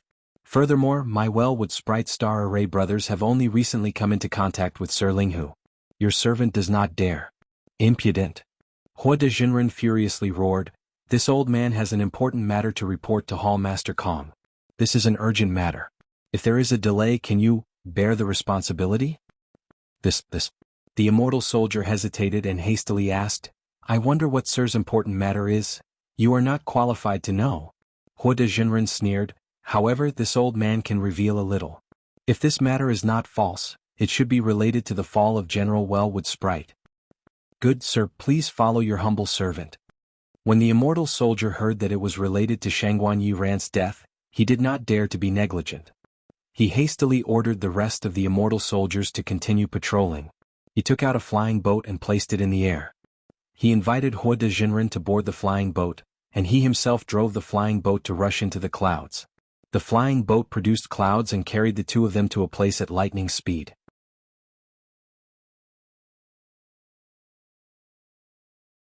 Above the crimson clouds, there were many patrolling immortal soldiers. There were also many immortal generals riding flying beasts and patrolling everywhere. Hua Dezhenren standing on the flying boat naturally attracted the attention of the patrolling immortal soldiers. However, the immortal soldier driving the flying boat took out a small triangular flag from his bosom and stuck it on the bow of the boat. Those immortal soldiers and immortal generals who were about to fly over stopped. After the time to drink a cup of tea, more and more soldiers and horses appeared in front of them. Moreover, there was a row of tents above the clouds. The immortal soldier did not dare to drive the flying boat again. He asked Hua Dezhenren to disembark from the flying boat and said with a smile, "Sir, please wait a moment. This is the border between Wood Sprite Well and Wood Dragon Horn. This humble servant does not dare to cross. Sir Linghu should be in the barracks. This humble servant will send a message." After saying that, the immortal soldier pulled the triangular flag from the bow of the boat. He opened his mouth and a mouthful of true chi fell on the triangular flag. The small flag turned into a streamer of light and disappeared into the barracks. A moment later, a tall immortal general flew out from inside the barracks. In his hand was that triangular flag. Looking at the immortal soldier and Hua de Jinren, he coldly said, "Who are you waiting for to issue the command flag? Is there some urgent military matter?" Reporting to Sir, this humble servant is Wood Sprite Wells 13 Barracks 7 Squad Captain, Zhou Hong. The command flag was issued by this humble servant. That immortal soldier hastily bowed and saluted. "This is Hall Master Kong's Star General. He has news of the death of our Wood Sprite Wells General. And you and the others follow Mojia." When that immortal general heard this, he did not dare be neglectful. Turning around, he brought Hua de Jinren and Zhou Hong to fly into the barracks. Entering the barracks, Hua de Jinren's gaze swept around. Seeing the murderous aura all around and many unkind gazes looking at him, he could not help but sneer in his heart. His arrogant gaze swept back one by one, forcing those immortal soldiers and immortal generals to look elsewhere. No more than origin energy 3rd or 4th grade strength, yet you unexpectedly dare provoke this old man. If it was not for the Jade Mountain. Hua de Jinren was defeated again and again. His heart was very sullen. Naturally, he would not put these cultivators with lower cultivations in his eyes. His heart secretly pondered. Not long after, that immortal general brought the two of them directly to the center's largest tent. "You and the others wait here." That immortal general indifferently instructed. He himself was about to enter when the Hua de Jinren to the side raised his hand. Holding a jade pendant in his hand, he smiled and said, "I have the Hall Master personally bestowed the Star General writ. I can directly meet any general below the Hall Master. I think we don't need to wait outside the tent? My general's military orders are strict. Unless the Hall Master personally comes, or the Hall Master's personal secret order, no one can approach the Central Army tent." That immortal general glanced at Hua de Jinren and proudly said, "Not to mention, although you are the Hall Master's Star General, you have the identity of a Taoist cultivator. How could I dare to let you and the others in? Impudent." Hua de Jinren was ashamed and angry. He shouted, "Hall Master's Star General writ is useful in the entire hidden immortal continent. How can it not be useful in your Wood Dragon's camp? What intentions do you all have? Do you all still place the Hall Master in your eyes?" Hearing Hua de Jinren so arrogant, that immortal general's complexion slightly changed.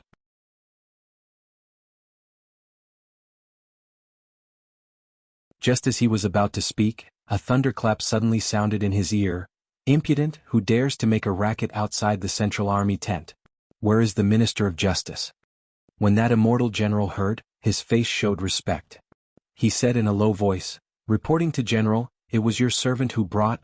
Not waiting for that immortal general to finish speaking, Hua de Jinren immediately put on a smiling face and raised his voice. "Ling Hu Darren, your servant is the Hua de Star General under Hall Master Kong. Long time no see. Is General style still the same?" That voice was slightly surprised, but he saw the Central Army tent's tent door open. A 5 chi tall lean man wearing leather armor and holding a sword in his bosom walked out. Looking up and down, he coldly said, "Hua de Star General? Is it you who is making a racket in front of the Central Army tent?" Hua de Jinren looked at that man, but he did not recognize him. He nodded and said, "Your servant is not making a racket, but your servant has the Hall Master's Star General command in his hand. Furthermore, your servant has information regarding Shangguan Darren's fall. I only ask you, is it you who is making a racket in front of the Central Army tent?" That man interrupted Hua de Jinren, coldly saying. Hua de Jinren looked at the man's cold expression. He could only brace himself and say, "Correct, just now it was your servant. According to the 4th article of the military order, those who make a racket in front of the Central Army tent without reason will be beheaded without pardon." That man recited word by word. Immediately, he raised the sword in his bosom. The sword emitted a cold light, and the sword hilt again gave birth to inscriptions. When these inscriptions rolled, an ice-cold killing intent rushed forth from the surrounding barracks. This killing intent made Hua de Jinren have no choice but to shrink his neck. Clang! The sword in the man's hand let out a cry.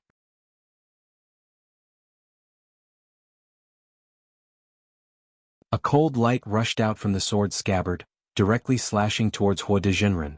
Even as strong as Hua de Jinren was a late-stage nascent soul cultivator, In the instant the sword fell, the several chi of space around his body was completely confined.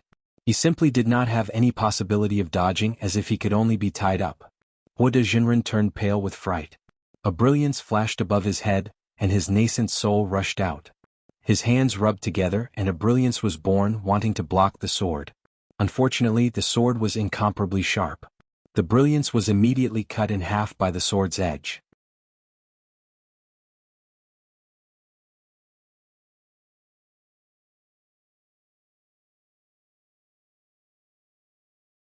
Chapter 36-31. Lord Linghu. Taoist Master Hua De's nascent soul shrieked. That voice carried a timid tone as he said, "Your humble servant has news of Lord Shangguan Yuran's fall. This is a major military matter. If you dare avenge a private grudge delaying Lord Hallmaster's matters, not to mention Lord Hallmaster will not forgive you, even you 28 Star Lords will fall one by one." "Stop!" A shout came from inside the tent. That man's sword stopped in midair as if cast from iron. Although Taoist Master Hua De's body could not budge, the cold sweat on his forehead was already dripping. "Let them in." Following the dignified voice from inside the tent, the man put away his sword and retreated to the side. That immortal general raised his hand and said with a fake smile, "Star General Hua De, please." Then he threw the triangular banner to Zhou Hong and said, "You go in too." Zhou Hong was very terrified. Taking the banner, he hastily saluted, "Your humble servant has been ordered by Lord Star General to send him here. Now, since Lord Wood Dragon wants to see Lord Star General, your humble servant should return to patrol." "Did you not hear Lord say to let you all go in?" The immortal general coldly smiled and said, "Yes, Lord." Zhou Hong did not dare argue. Answering, he hastily lowered his head and followed Taoist Master Hua De into the tent. That Taoist Master Hua De originally had an untamed heart. Now he suddenly hung in suspense. He was Kong Hongwu's Star General. Although his position could not compare to Star Lords like Jing Mushuan and Wood Dragon, his position in Star Lord Hall was somewhat aloof. Ordinarily, he did not need to have any dealings with these Star Lords. However, he had interacted with Jing Mushuan a few times and was considered familiar. He actually did not have any dealings with Wood Dragon. However, he had heard Jing Mushuan talk about the Wood Dragon. Therefore, he knew that the Wood Dragon was Kong Hongwu's confidant. Jing Mushuan hadn't said anything bad about the Wood Dragon. However, the disdain in her tone was very obvious.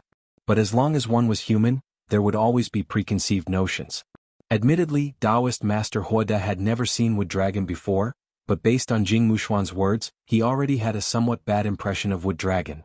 This time he had heard that the Wood Dragon well had perished, and that the Wood Dragon horn had taken over. So he couldn't help but feel a little indignant.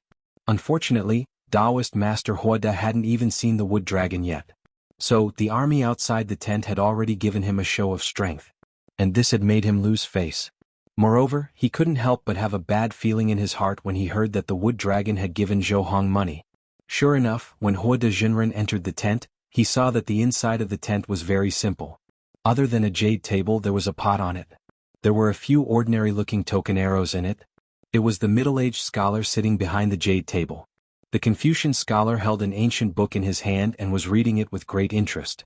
There was not a trace of any special aura around his body. Even his eyes that were staring at the ancient book and his hand that was holding the book, other than being especially long and slender, he was no different from an ordinary student. Hua De Jinren did not dare to be negligent. He walked to the center of the tent, clasped his hands and respectfully said, "General Jin Yude greets General Linghu." Zhou Hong behind Taoist Master Hua De hastily knelt down. His mouth trembled as he said in a low voice, Little Zhou Hong greets General." Who would have thought that Linghu Pyron wouldn't even respond? His eyes didn't even move away from the book. Taoist Master Hua De awkwardly clasped his hands and stood there. He was somewhat at a loss. He admittedly had practiced for thousands of years.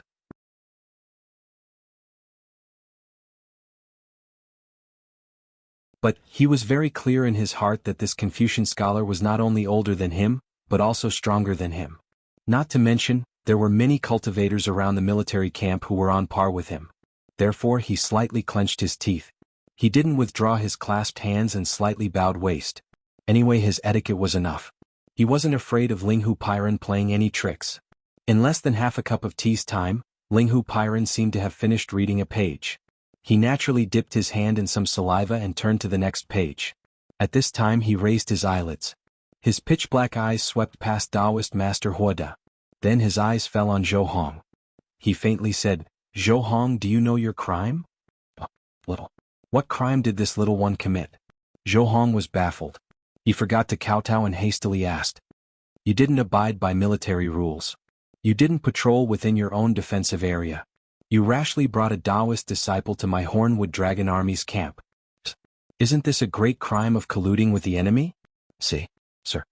Zhou Hong was stunned. He looked at Linghu Pairan and then looked at Taoist Master Huoda. He shouted, although this sir is a Taoist cultivator, but he holds the Hall Master's Star General Command Tablet. This little one has already examined it. There is no mistake. Moreover, this sir has news about Sir Wuxia's death. He wants to report to the Hall Master about an important matter. This little one didn't dare to delay. So, this little one sent this sir over? General Linghu, is there some misunderstanding here? Taoist Master Huoda also opened his mouth and said, although this general has never seen General, I can be acquainted with General Wuxia. This is this General's Star General Command Tablet. General, please take a look. Unfortunately, Linghu Pairan simply didn't pay attention to him. His gaze coldly swept past.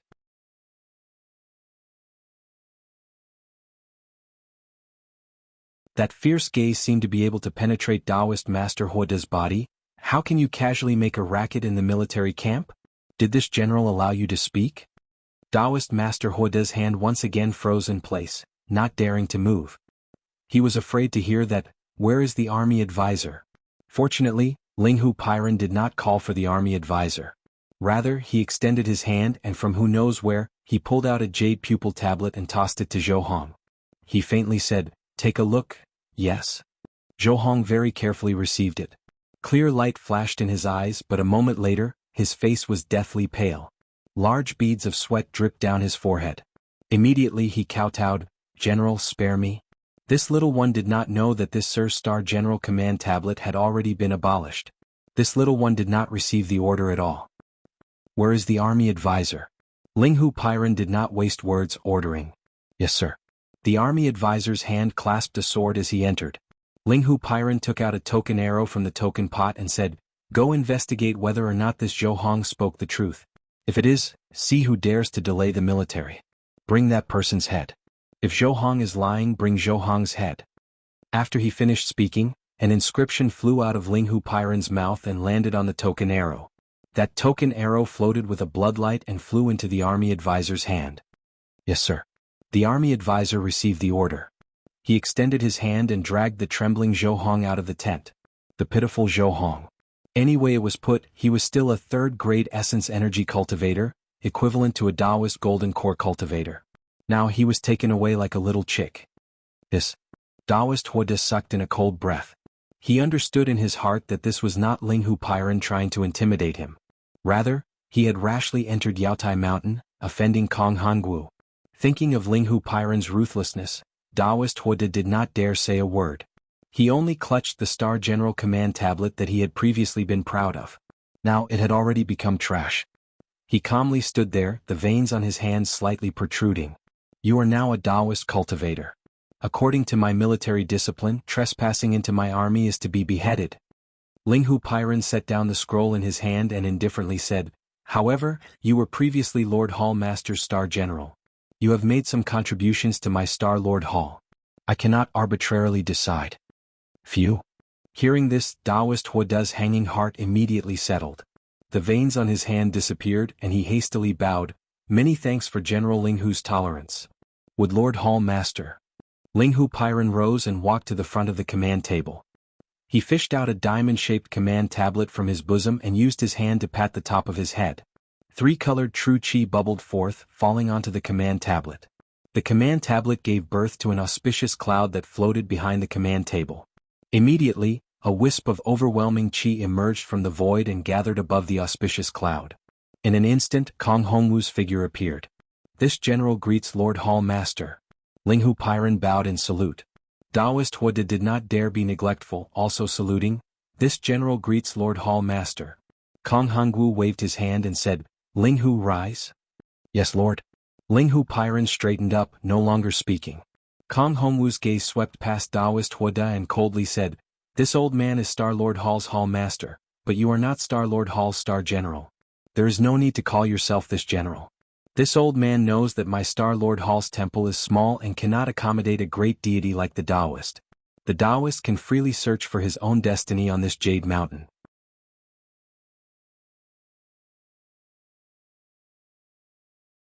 Lord Hall Master. Taoist Huoda's face was deathly pale. He said in a low voice, "This old man knows that he has disturbed Lord Hall Master's plans.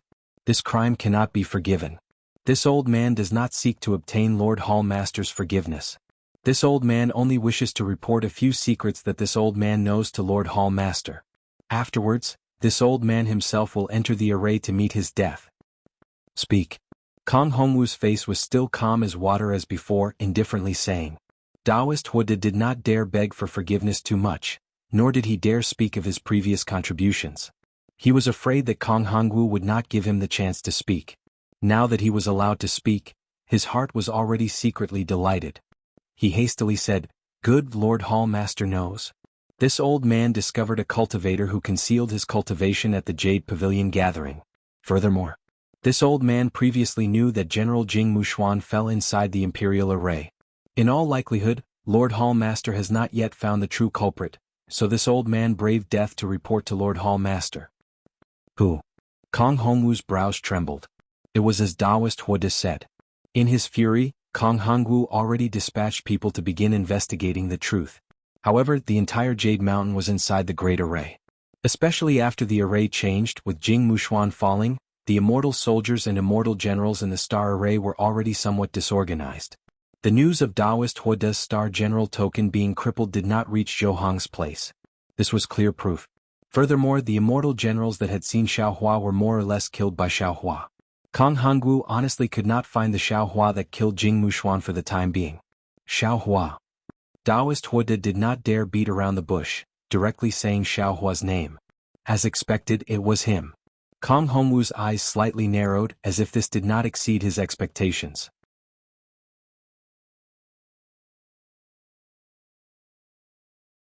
Furthermore, Linghu Pyron's brows rose, his eyes flashing with a strange light. Taoist Huoda was slightly startled. This information was his final straw. Now it seemed that it truly was a straw.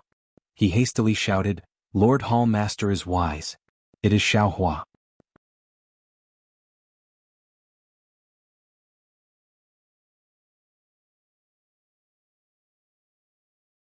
Chapter 36-32. Hearing Taoist Master Huoda be so certain, Kong Hongwu looked at him with interest, indifferently asking, "How do you know?" Taoist Master Huoda was delighted in his heart, hastily recounting Xiaohua's actions in detail. Finally he added, "This one heard that General Shangguan was killed and Xiaohua just happened to be nearby. This guy is most adept at hiding his cultivation. This must be his doing." "Linghu, what do you think?" Kong Hongwu seemed to have thought of something, unexpectedly smiling as he asked Linghu Pyron. Linghu Pyron glanced at Taoist Master Huoda, bowing to Kong Hongwu. "This one is more interested in Xiaohua, however. It seems that there is already no meaning now. This one will personally kill him. Use his head as a sacrifice to General Shangguan. This one is also willing to atone for his crimes and assist General Linghu in killing Xiaohua, to avenge General Shangguan." Taoist Master Huoda immediately seized the opportunity, bowing as he spoke. "Atone for your crimes?" Kong Hongwu coldly looked at Taoist Master Huoda, not knowing what he was thinking. Just at this moment, the Linghu Pyron to the side suddenly interjected, "Lord Hall Master, although Star General Huoda was momentarily bewitched by the treasure, seeing as he has done many things for my Star Lord Hall over the years, even if there is no merit, there is hard work. Furthermore, he entered the Jade Pavilion gathering, and by a freak combination of factors, he brought such important news to my Star Lord Hall. In this one's opinion, it would be better to let him go kill Xiaohua, to atone for his crimes." "Good." Kong Hongwu slightly nodded, saying, "Jin Yuta, if you can kill Xiaohua, this old man will withdraw this order. You will still be my Star Lord Hall's Star General.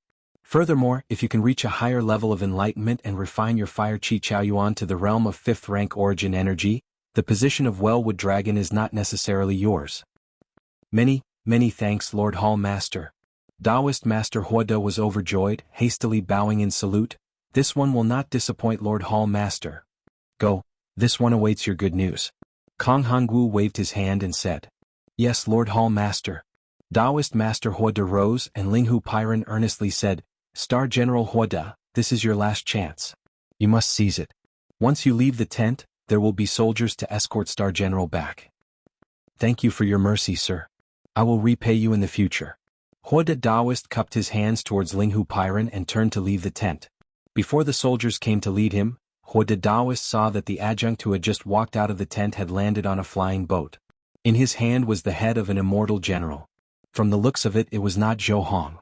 When the adjunct's gaze swept over Huoda Taoist actually felt a slight chill on his neck. Inside the large tent, Kong Hongwu saw Taoist Huoda leave. He looked at Linghu Pairan with a smile and asked, Linghu, I didn't expect that Xiao Hua to be so powerful. Even Taoist Huoda isn't his match. It seems that I'm going to lose the bet with you earlier. Linghu Pairan also withdrew his previous seriousness and said with a smile, Could it be that Milord already knew of Xiao Hua's prowess and expelled Taoist Huoda from the Star Lord Hall first? This evil creature. Kong Hongwu snorted from his nose. He actually dared to disobey my arrangement and enter the Jade Pavilion meeting without permission. He deserves to be punished. Furthermore, he's still so bold at this time, wanting to borrow the hand of my Star Lord Hall to kill Xiao Hua. Could it be that he feels that I can't see through his thoughts? Linghu Pairan nevertheless smiled and said, It's true that he didn't listen to the arrangement. It's also true that he wanted to borrow the Jade Pavilion meeting to accumulate his own power.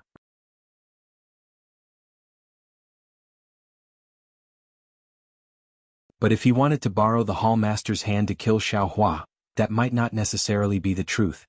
He merely walked through a few defensive arrays.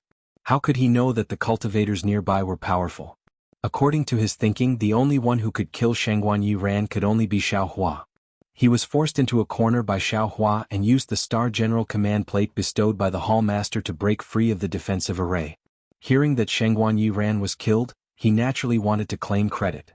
Of course, he must also be nervous in his heart, afraid of being punished by the Hall Master. You don't know how bold he is? Kong Hongwu shook his head and said, Didn't you hear? He actually covets the position of Star Lord. Such an important position of my Star Lord Hall, can it be left for him? A single Jade Pavilion meeting will undoubtedly reveal the greed of Dao sect cultivators. Those with low cultivations want to obtain spirit herbs from the Jade Pavilion meeting. Those with suitable cultivations want to obtain the lot of the state preceptor. Those with high cultivations want to accumulate their own power and obtain strange treasures. They are fully aware that the Jade Pavilion meeting is controlled by my Star Lord Hall and that there is only a slim chance of survival. But for their greed, they did not hesitate to swallow the bait. Men die for wealth and birds die for food. The ancient saying is true. What Lord said is true. But if Huoda wants to become a Star Lord, he must first think of escaping from Xiao Hua's hands. Linghu Pairan narrowed his eyes and replied, Borrowing a knife to kill. Linghu, your calculations are quite shrewd. Kong Hongwu said with a smile. It's all thanks to Lord Hall Master's guidance. Linghu Pairan said with a smile, Fighting with Dao sect cultivators is not about strength, but about methods. It's endless fun. Are you not interested in this Xiao Hua?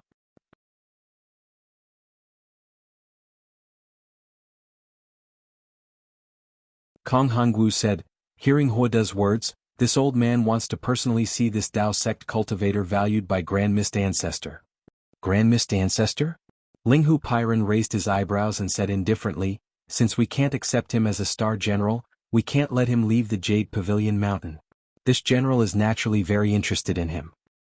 Haha, if you want to make a move, you have to wait until Xiao Hua escapes from Huoda's hands alive. Kong Hongwu laughed. Unfortunately, this Sun, Moon and Star 3 arrays can't compare to my Star Lord Hall's previous Imperial array. It's difficult to see the situation everywhere. Otherwise, this old man really wants to see the liveliness inside now. Although Xiao Hua is powerful, he can't be considered outstanding. Hearing Tail Fire Tiger Ouyang Jingran's message as soon as the star array came out, she had an extremely powerful person gather over 100 Dao sect cultivators and kill many dissatisfied cultivators to obtain 70% of the treasures. And that cultivator is called Master Sun Kong. He's a proud and arrogant person. Kong Hongwu naturally knew.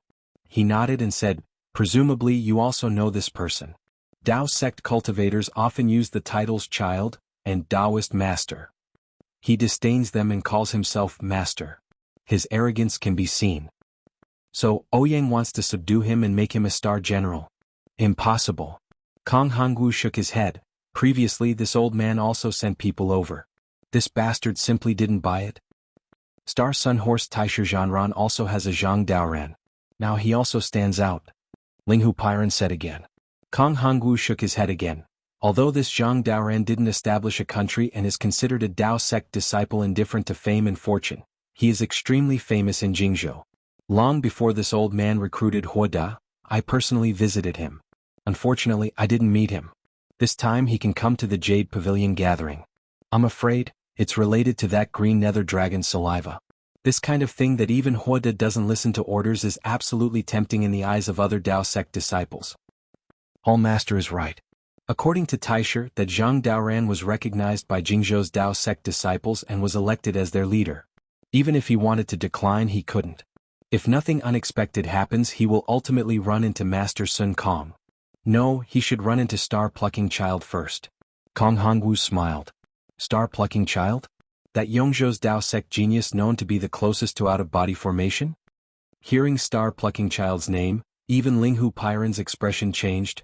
He unexpectedly also came to the Jade Pavilion gathering? Not bad. Kong Hongwu sighed. This old man is Star-Lord Hall's Hall Master. Unexpectedly, I didn't even know that Star-Plucking Child sneaked into Jade Mountain. This is truly a dereliction of duty. This isn't strange. Dao sect magic is strange of every description, far surpassing what we Confucian sect cultivators learn. Linghu Pairan smiled. Unfortunately, Dao sect magic inverts the cart before the horse. They only seek power but do not know their roots. They are far from the vast and majestic chi of our Confucian sect cultivators. Although Star-Plucking Child is known to be a rare genius, compared to Hall Master, he is still far inferior. Don't compare this old man with those little dolls. Kong Hongwu didn't get angry and smiled. This old man is going. If you want to deal with Xiaohua, you must be careful. If he can kill Shangguan, he can also kill you. You can't be careless. Many thanks for Hall Master's reminder. This general will be careful. Linghu Pairan bowed. Jing Mubao and the other soldiers are unconvinced in their hearts.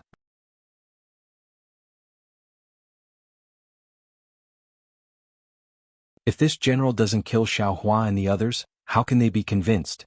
After sending Hall Master off, this general will go take a look. And? Kong Hongwu nodded slightly. Thousands of whirlpools swirled around his body. His entire body turned into nothingness. Along with a burst of chi, he gradually disappeared. After Kong Hongwu left, Linghu Pairan straightened up and walked out of the command tent. His gaze swept over the bloody head on the flagpole outside the tent.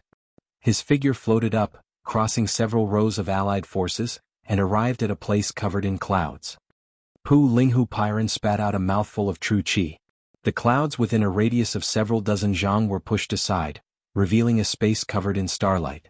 Looking at the several brilliant stars, a trace of a mysterious smile appeared on Linghu Pairan's face. As for Xiaohua, he flew out from the void. Seeing the situation in front of him, he couldn't help but exclaim in a low voice. This was a huge sphere. Although only half of it was visible in the sky and the lower half couldn't be seen, this half was already so big that Xiaohua couldn't see its edge. When Xiaohua looked at the outside of the huge sphere, he saw a long flat ribbon-like object surrounding the sphere. The ribbon looked fixed, but upon closer inspection, it was slowly rotating. When Xiaohua realized that his divine sense was not restricted in this place, he activated his divine sense again. He discovered that the ribbon was actually made up of huge rocks. If the huge rocks were on flat ground, they would be as big as a mountain.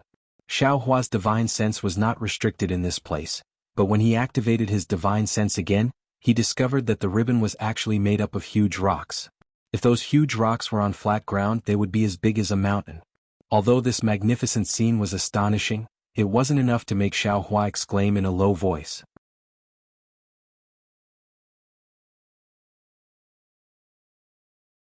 Xiaohua was the most shocked because the scene here was quite similar to the scene when he accompanied Fairy Hongxia to see the Kai family's ancestral shrine in Million Ming Mountains.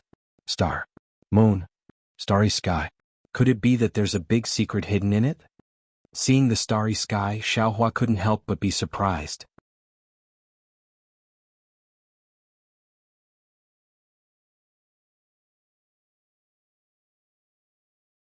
Chapter 36-33.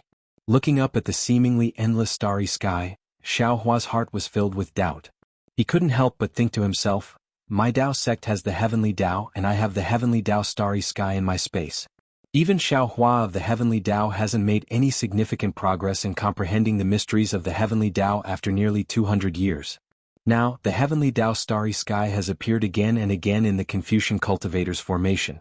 Oh right, aren't the seals on Lu-Yi and the others also made of Star Force? Star Moon Palace.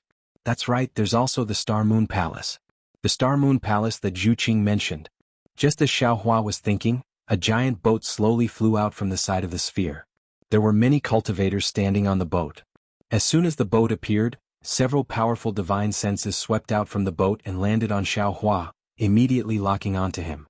Xiao Hua's thoughts were interrupted and he unconsciously frowned. He didn't move and just stood there quietly. When the flying boat got closer, Xiao Hua could clearly see that there was an old man with white hair and a ruddy complexion standing at the bow of the boat. He was wearing a brocade robe and had an indifferent expression. When he saw Xiao Hua, he actually smiled and nodded at him. The old man seemed to have a secret technique to hide his cultivation. Xiao Hua looked at him and could only see that he was around the mid-nascent soul stage. As for the specific situation, Xiao Hua didn't plan on using a secret technique to find out. Taoist Master Xiao? A slightly surprised voice came from the boat and a female cultivator flew out. It was Fairy Jing, who Xiao Hua had seen before. Oh, so it's Fairy Jing's old acquaintance. That's good. Behind the old man, a young cultivator released his divine sense to lock onto Xiao Hua. When he saw Fairy Jing fly down, he relaxed and withdrew his divine sense. Xiao Hua saw Fairy Jing fly over and rubbed his chin. He looked at the boat and seemed to understand something. Sure enough, Fairy Jing landed and bowed. Greetings, Taoist Master Xiao. No need to be polite. Xiao Hua waved his hand and smiled. What's the matter with this boat? Taoist Master, the senior on the boat is the famous senior Zhang Daoran of Jing Province. Fairy Jing said with a smile, after I parted ways with Taoist Master, I entered the star formation and immediately fell into a frenzied battle. My cultivation was limited and I could only protect myself in the chaotic battle. Just as my Taoist cultivators were about to die in the battle, Senior Daoran appeared on his flying boat and stopped everyone in time. Senior Daoran invited us to enter the star formation. With our strengths as Taoist, we can go to the end of the star formation. Oh. Taoist Masters Taoist Zhang with Taoist Masters with Taoist? Taoist Masters Taoist with Daren's Master with Taoist, as Taoist. Taoist with Taoist. Xiao Hua rolled his eyes and asked, Fellow Taoist Jing, have you been ambushed by Confucian cultivators in this star formation? Yes. Fairy Jing nodded. I personally saw more than 10 golden core disciples fall in the formation. Yes. Xiao Hua nodded. This Zhang Daoran wouldn't be the same as Taoist Huada, a sanctimonious person, right? Even if Taoist has never seen Senior Daoran, could it be that you have never heard of his name? Fairy Jing was even more stunned than Xiao Hua. No. Xiao Hua was quick to reply. Spiritual master must be joking with me. How could any Taoist cultivator of the hidden immortal continent not know Senior Daoran? Fairy Jing covered her mouth and smiled. Her eyes were like ripples of water. All right. Xiao Hua smiled bitterly. This old man admits that he has heard of it, but this old man's impression of it isn't very deep.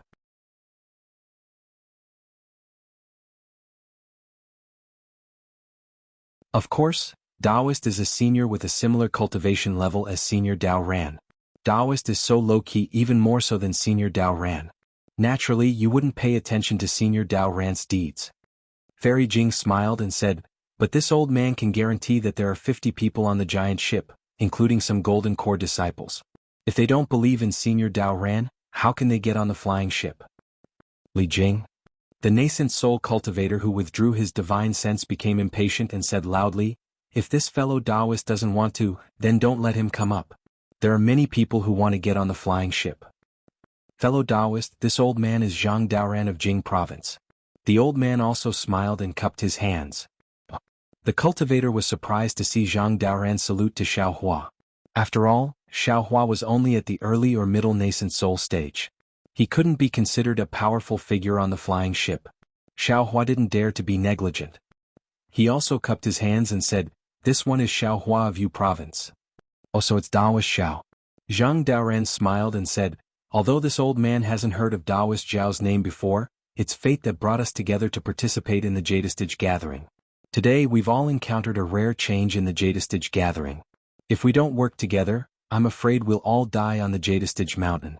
Although this old man can't see through fellow Daoist's true cultivation level, it's needless to say that fellow Daoist's cultivation level is profound. Now that we're in a crisis, would fellow Daoists please get on the flying ship and lend this old man a hand? On the giant ship, the cultivators were in an uproar. What kind of cultivation level could be praised by Zhang Daoran? Although Xiaohua looked ordinary, he couldn't be underestimated. Fairy Jing's face showed a trace of pride, as if she was also praised by Zhang Daoran.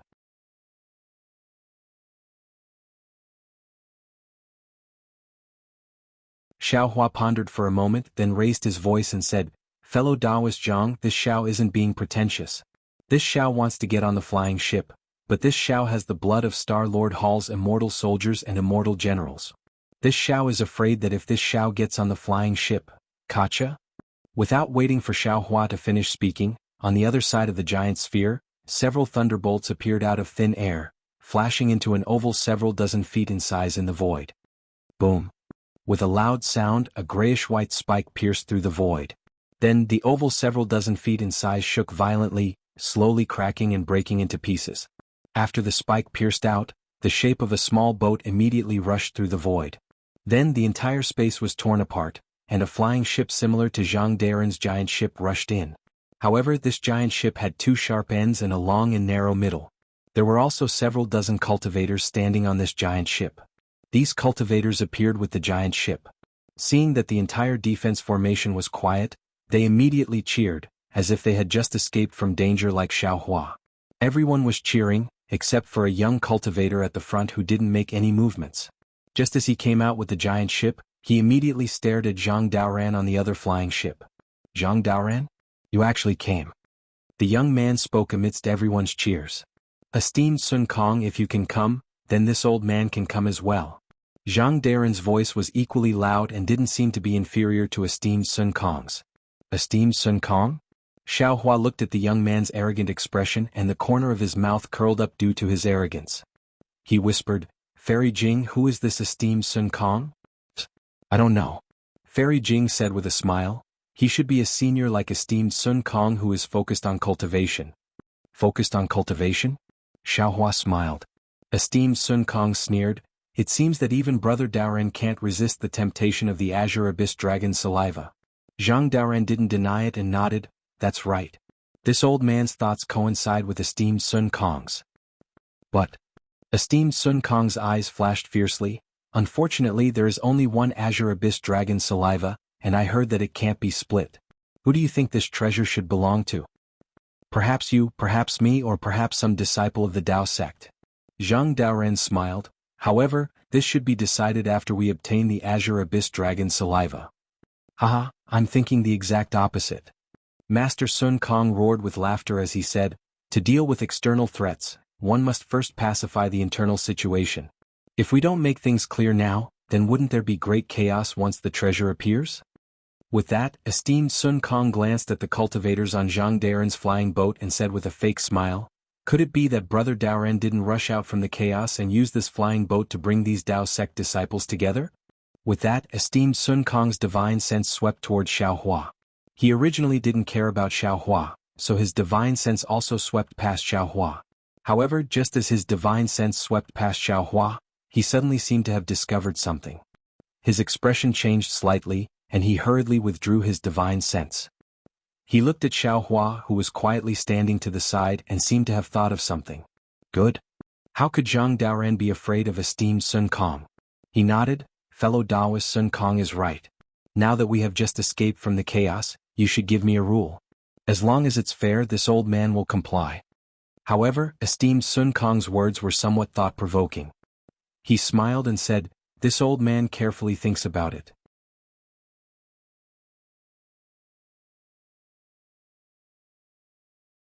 Brother Daoran's words make sense. We haven't even seen the treasure yet, so how can there be internal strife? Oh. Zhang Daoran looked at esteemed Sun Kong with a smile that wasn't a smile, then looked at Xiaohua who was next to Fairy Jing. Of course, he understood that esteemed Sun Kong had already seen through Xiaohua's extraordinariness and thought that Xiaohua had made an alliance with him. However, he didn't point it out and said, "In that case, Brother Sun Kong, this old man will introduce you to Taoist Master Xiaohua of the Yu province." Xiaohua. Esteemed Sun Kong frowned and his eyes turned slightly. He seemed to be in a meeting, but after a short moment he gave up. This name was indeed unfamiliar. He had never heard of it. Taoist Master Zhao's name is also unfamiliar to this old man. Esteemed Sun Kong asked bluntly, "May I know which country Taoist Master cultivates in?" When Zhang Daoran heard esteemed Sun Kong's address of Xiaohua, he couldn't help but smile. Esteemed Sun Kong calling Xiaohua Taoist Master meant that he treated Xiaohua as an equal. This was truly rare for the usually unruly esteemed Sun Kong.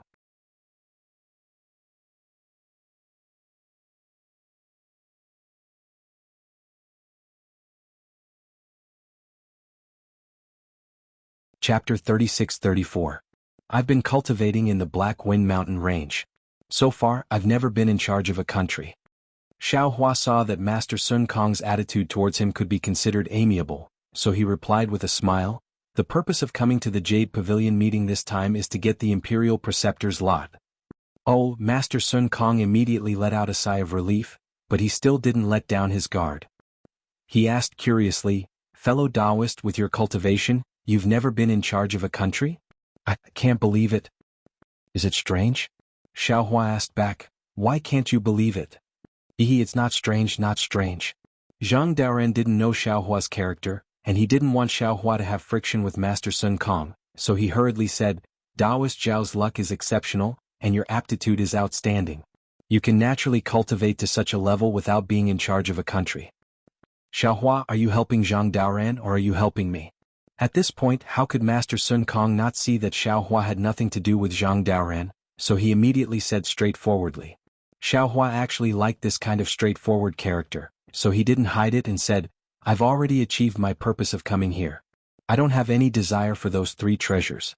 Brothers, perhaps your lifespans are coming to an end, and you need treasures to extend your lives, but I'm still young, so I don't need them for the time being. So I won't fight with you. Of course, we're all Taoist disciples. Although we're not from the same sect in this Jade Pavilion meeting, we don't necessarily have to fight. It's best if we can resolve this without killing each other. This way we won't let Star-Lord Palace see us as a joke." Taoist Xiao said it so easily. "Don't tell me you didn't act ruthlessly when you got the Imperial Preceptor's lot." Master Sun Kong sneered disapprovingly. Xiaohua nodded and said with a smile, "Indeed, I killed several Taoist disciples who wanted to plot against me, and I also killed many immortal soldiers and generals." Saying this, Xiaohua looked at Fairy Jing and said, "When I killed the Taoist disciples, this Fairy Jing was also beside me." Fairy Jing's face was filled with fear. After all, Master Sun Kong was infamous. However, she still took half a step forward and said with a smile, "Junior and Taoist Xiao didn't know each other before. We just met."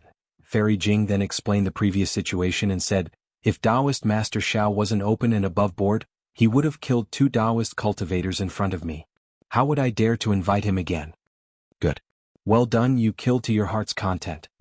Sun Kong clapped his hands and said, "I like daring men like you. Damn it, do you have any yellow paper chicken blood? I'll be your sworn brother." Burning yellow paper to cut chicken blood? Xiaohua was dumbfounded.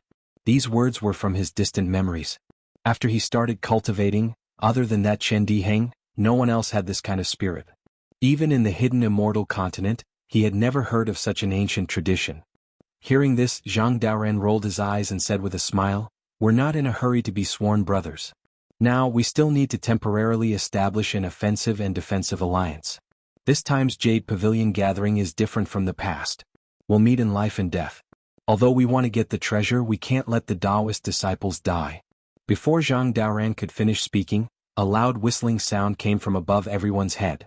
Everyone raised their heads and saw a meteor-like brilliance streaking across the sky, rushing towards the ribbon-shaped area beside the huge sphere. Boom. With a loud bang, a big hole was blasted open in the ribbon-shaped object.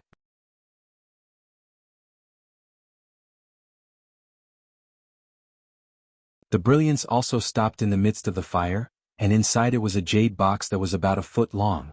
"Quick, don't let others snatch it." On Zhang Daren's huge boat, several people clamored. Immediately, Three people couldn't hold back and flew toward the jade box in the distance.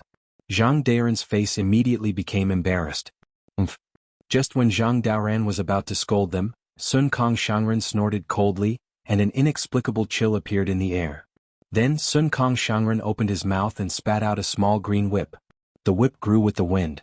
When Sun Kong Shangren caught it with one hand, the whip had already become 3 feet long. How dare you attack in front of this old man? You really deserve to die. Sun Kong Shangren sneered again and waved his hand. Roar. The whip rushed into the air and immediately turned into a long green dragon. A gust of wind that could cut people's faces flew toward the 3 nascent soul cultivators who flew out. Zhang Daoran saw the brilliance flashing around Sun Kong Shangren and knew that Sun Kong Shangren was angry. He hurriedly shouted, "Brother Sun Kong, just teach them a lesson." Fu Jian. Exalted Master Sun Kong even sneered. As he spoke, his figure flew up with a bang, and with a flick of his Taoist robe, an azure green brilliance suddenly appeared and transformed into 100 feet in size that grabbed towards the 5 cultivators out of thin air. You. Zhang Daren's expression changed slightly when he saw Master Sun Kong become even more aggressive. His Taoist robe rippled, and it seemed like he was about to make a move. However, just at this moment, a faint voice echoed in his ears, "Brother Daoran, don't be anxious. Let's see how Brother Sun Kong deals with this." Zhang Daoran let out a cold snort and withdrew his magic power. What can this old ghost do? Sure enough, when the dragon whip fell, 2 of the cultivators were shocked and used their magic treasures to block. However, when the whip fell, 2 shadows appeared and pounced on the 2 of them.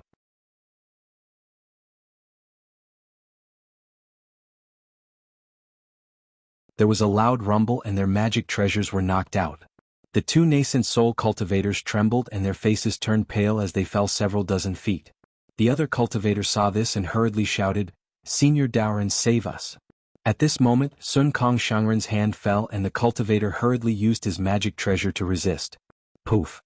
Unfortunately, his magic treasure couldn't withstand Sun Kong Shangren's hand and was crushed. When the hand exploded, the cultivator was also heavily injured and stopped in the air. Zhang Daoran heard the cultivators cry for help and hurriedly shouted, "Master, please forgive us." With that, Zhang Daoran glanced at Xiaohua. If it wasn't for Xiaohua, he would have already attacked. He was quite apprehensive of Xiaohua. Xiaohua smiled. After all, he didn't care too much about his face.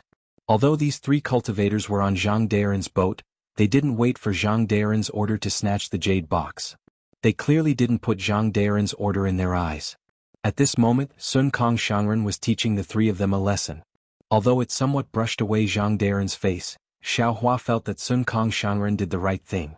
However, things still went beyond Xiaohua's expectations. After Master Sun Kong killed the 3 of them, he didn't stop. A ruthless expression appeared on his face, and then he made a grabbing motion. The green whip landed in his hand, and then his body emitted a brilliant light as he waved the green whip. This time, Xiaohua was also dumbfounded and hurriedly shouted, "Master Sun Kong Shangren, please have mercy." Unfortunately, just as he said that, the 3 whip shadows were even more ferocious than the immortal slaying whip before it condensed its spirit. They turned into almost solid flying dragons and rushed into the 3 cultivators' chests. Their protective magic treasures flickered with a dazzling brilliance and were annihilated in the blink of an eye. 3 miserable screams resounded. 3 nascent souls less than 2 feet long flashed above the 3 cultivators' heads. Extreme hatred flashed in the eyes of those nascent souls. Boom. Just as the nascent souls were born, strands of purple awe-inspiring chi appeared within a few feet of the void. This awe-inspiring chi transformed into plum blossoms and carried the 3 nascent souls into space and disappeared. Following the disappearance of the 3 nascent souls, the scene was silent for a moment. No one dared to say a word. Xiaohua looked at Zhang Daoran's unsightly face and smiled bitterly. He finally understood the meaning of Zhang Daoran's previous words. When Master Sun Kong Shangren made a move, sure enough, nothing good would come out of it. "You actually dared to snatch things in front of me, you're really tired of living." Master Sun Kong's figure descended and he was still cursing, completely ignoring Zhang Daoran and Xiaohua's unsightly expressions. "Sun Kong," Zhang Daoran said coldly, "you killed the people on my ship. What's the meaning of this? Even if they were in the wrong, under my protection, you shouldn't have made a move, right?" "Old man Daoran, your XNCI?" Master Sun Kong disapproved. "They didn't put you in their eyes at all. You're just a good guy who's stupid. If you're not convinced, hee hee." "Brother Daoran."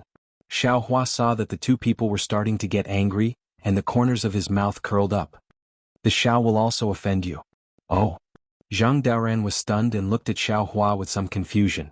Xiao Hua patted the top of his head, and a golden hand that was dozens of feet in size rushed out, grabbing towards Zhang Daoran's giant ship. The texture on this hand was clear and there were runes flowing on it. It was no different from a real hand. Hee hee. Master Sun Kong laughed and there was praise in his eyes. Zhang Daoran bit his lips, seeming to have come to a realization.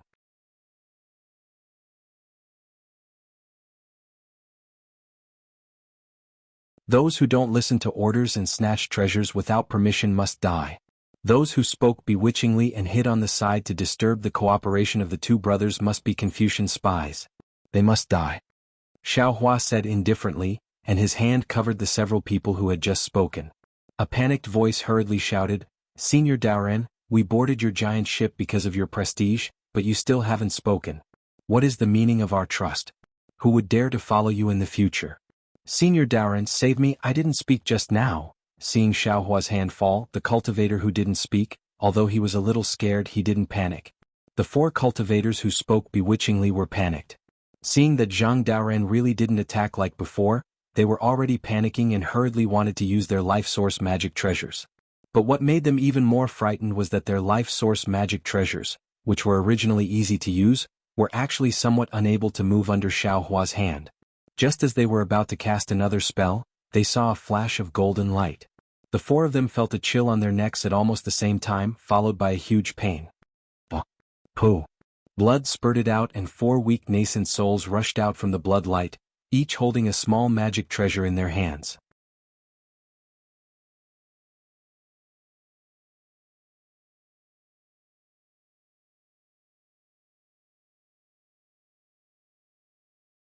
Chapter 36-35. Boom. Similarly, under everyone's watchful eyes, 4 waves of overwhelming chi surged, and dozens of plum blossoms enveloped the 4 nascent souls, disappearing in an instant. Everyone was stupefied, even more shocked than when they saw Sun Kong kill the 3 nascent soul cultivators. Although they were only early nascent soul cultivators, but they were still nascent soul cultivators. They were all 4th stage essence force like Xiao Hua. The 4 nascent soul cultivators were slapped down by Xiao Hua's palm, followed by a snap of scissors. In particular, everyone's hearts tightened. Although Sun Kong also killed the 3 nascent soul cultivators with a raise of his hand, he first used a magic treasure to injure 2, then used his large hand to slap them to death. What Sun Kong relied on was the sharpness of his life-bound magic treasure. But Xiao Hua was different. Although he used a magic treasure to kill the 4 nascent soul cultivators, it was the large hand that was truly controlling the 4 nascent soul cultivators. In other words, Xiao Hua could imprison the 4 early nascent soul cultivators with his magic power alone. As for whether it was a magic tool or magic treasure that killed them, it was already insignificant. Good. Sun Kong's eyes flashed with extraordinary splendor. He stretched out his hand and slapped Xiao Hua's shoulder, shouting, "As expected, you're a straightforward person. Damn it, you must chop off a chicken's head and burn yellow paper." Xiao Hua calmly shifted his body, dodging Sun Kong's large hand, and said with a smile, "Must brothers become sworn brothers?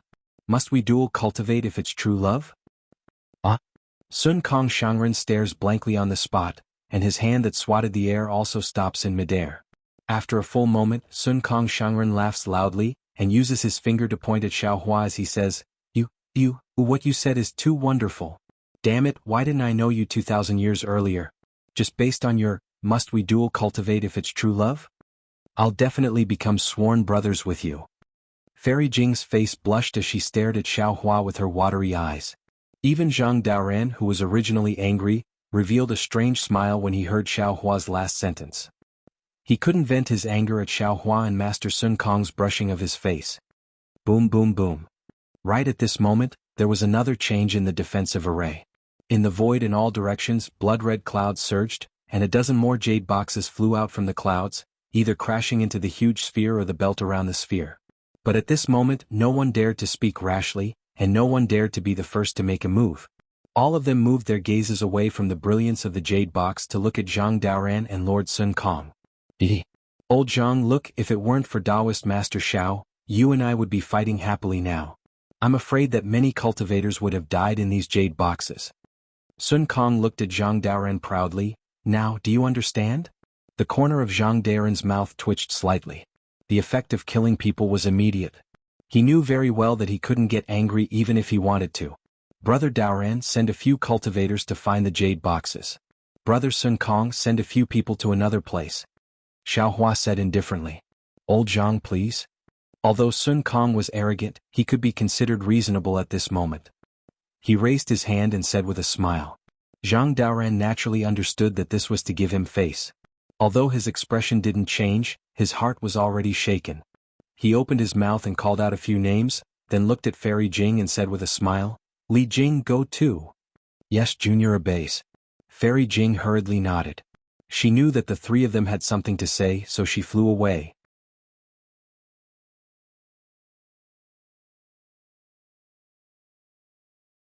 After Fairy Jing left, Zhang Daoren waved his hand and a barrier appeared. He looked around and said in a low voice, Taoist Master Xiao, this old man has something to say to you. Brother Daoren, please speak. Seeing Zhang Daoren's seriousness, Xiaohua hurriedly changed his expression and said in a low voice, although we've only just met, we're still Taoist disciples. There's nothing to hide. Zhang Daoren looked at the disapproving Sun Kong and said, actually, this old man has long wanted to say this to old Sun Kong, but unfortunately, I never had the chance. If you weren't here today, this old man probably wouldn't have mentioned it to him. You don't like to say it, but I don't like to hear it. Sure enough, as soon as Zhang Daoren finished speaking, Sun Kong immediately shouted. Xiaohua smiled and waved his hand saying, Brother Sun Kong, don't be impatient. We've all cultivated for thousands of years. We should have a bit of patience, right? If Brother Xiao wasn't here, this old man wouldn't even bother with this old man. Sun Kong coldly snorted and looked into the distance. Their cultivators were looking for the jade boxes that had fallen there. Xiaohua rubbed his nose and smiled bitterly. Neither of the two late nascent soul stage cultivators were willing to submit to the other. In addition, one of them was very arrogant and the other was too lazy to pay attention to others. They seemed to be high and mighty, but it was really strenuous to talk. If he hadn't just revealed his strength, the two of them might not have listened to him. And he could be considered a buffer for the two of them. Zhang Daoren slightly hesitated and said, actually, this old man has cultivated to a bottleneck. I keep feeling that I'm just a little bit away from entering the leaving aperture realm. Sun Kong's ears were naturally erect. When he heard this, he almost jumped up and shouted in an incredulous voice, Old Zhang, you're bragging. How could you cultivate to such a realm?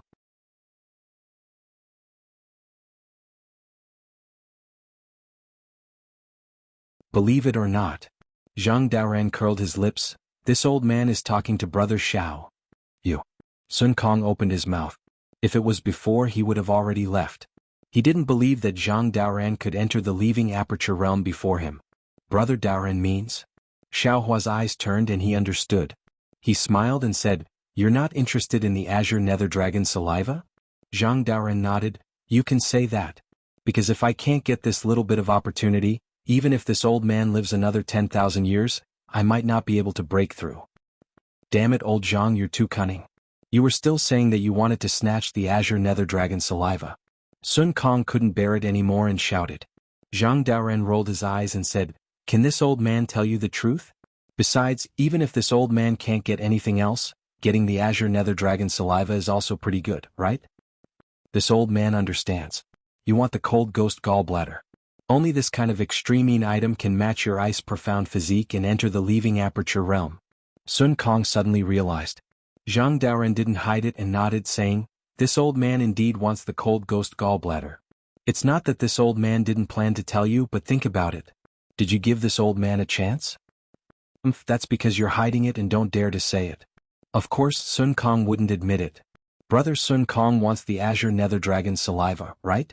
Xiaohua said to Sun Kong with a smile. Sun Kong nodded solemnly, That's right. This old man doesn't have old Zhang's opportunity. I'm afraid that I'll have to use this to extend my life and then break through. This Xiao already has the state teacher's lot. In that case, the three of us don't have any conflicts of interest? Xiaohua now also knew Zhang Daoren's plan. Looking at the two, he said, Brother Daoren means that the three of us should join forces? That's right. Zhang Daoren nodded. This old man doesn't dare to join forces with old ghost Sun Kong. This guy has too many tricks. If we're not careful, we'll suffer. Although this old man isn't familiar with Taoist cultivation is deep and can be considered to have the qualifications to join forces with this old man. Moreover, this old man is very familiar with Li Jing. She's a cautious person and keeps herself clean. She never interacts with ordinary cultivators. Since she can take the initiative to find Taoist, then this old man can barely trust Taoist's character. Damn, this old man and Xiaohua hit it off at first sight. After we go out, I'll definitely chop off a chicken's head and burn yellow paper. Sun Kong was much more straightforward than Zhang Daoran. Xiaohua pondered for a moment and shook his head slightly. This Xiao understands what you two brothers mean, but this Xiao doesn't plan on joining forces with you two brothers? Damn, who do you think you are? Sun Kong was immediately enraged. He sneered, this old man thinks highly of you, old man Sun Kong. Zhang Daoran shouted sternly, it's not too late to listen to brother Zhao's intentions first. Didn't you hit it off at first sight with him? Sun Kong looked a bit unhappy. Hee, it's not that I'm looking down on you two brothers. Xiaohua actually admired Sun Kong's straightforwardness.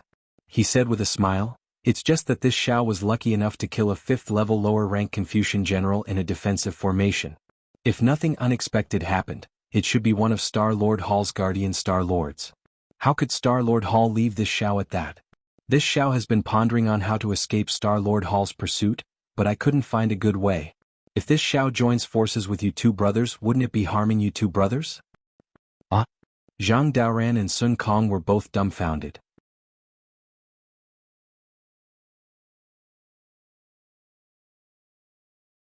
They looked at each other, shock and doubt flashing in their eyes. What Xiaohua said was true. He had also thought of disguising himself, but even if he did, his spells and abilities would not change. It would still be impossible to escape Star-Lord Hall's pursuit. Rather than that, he might as well not expose his ability to disguise himself. Of course, he also wanted to disguise himself as a Confucian cultivator, but the time was not right. Appearing in this defensive formation filled with Taoism cultivators, wasn't that courting death?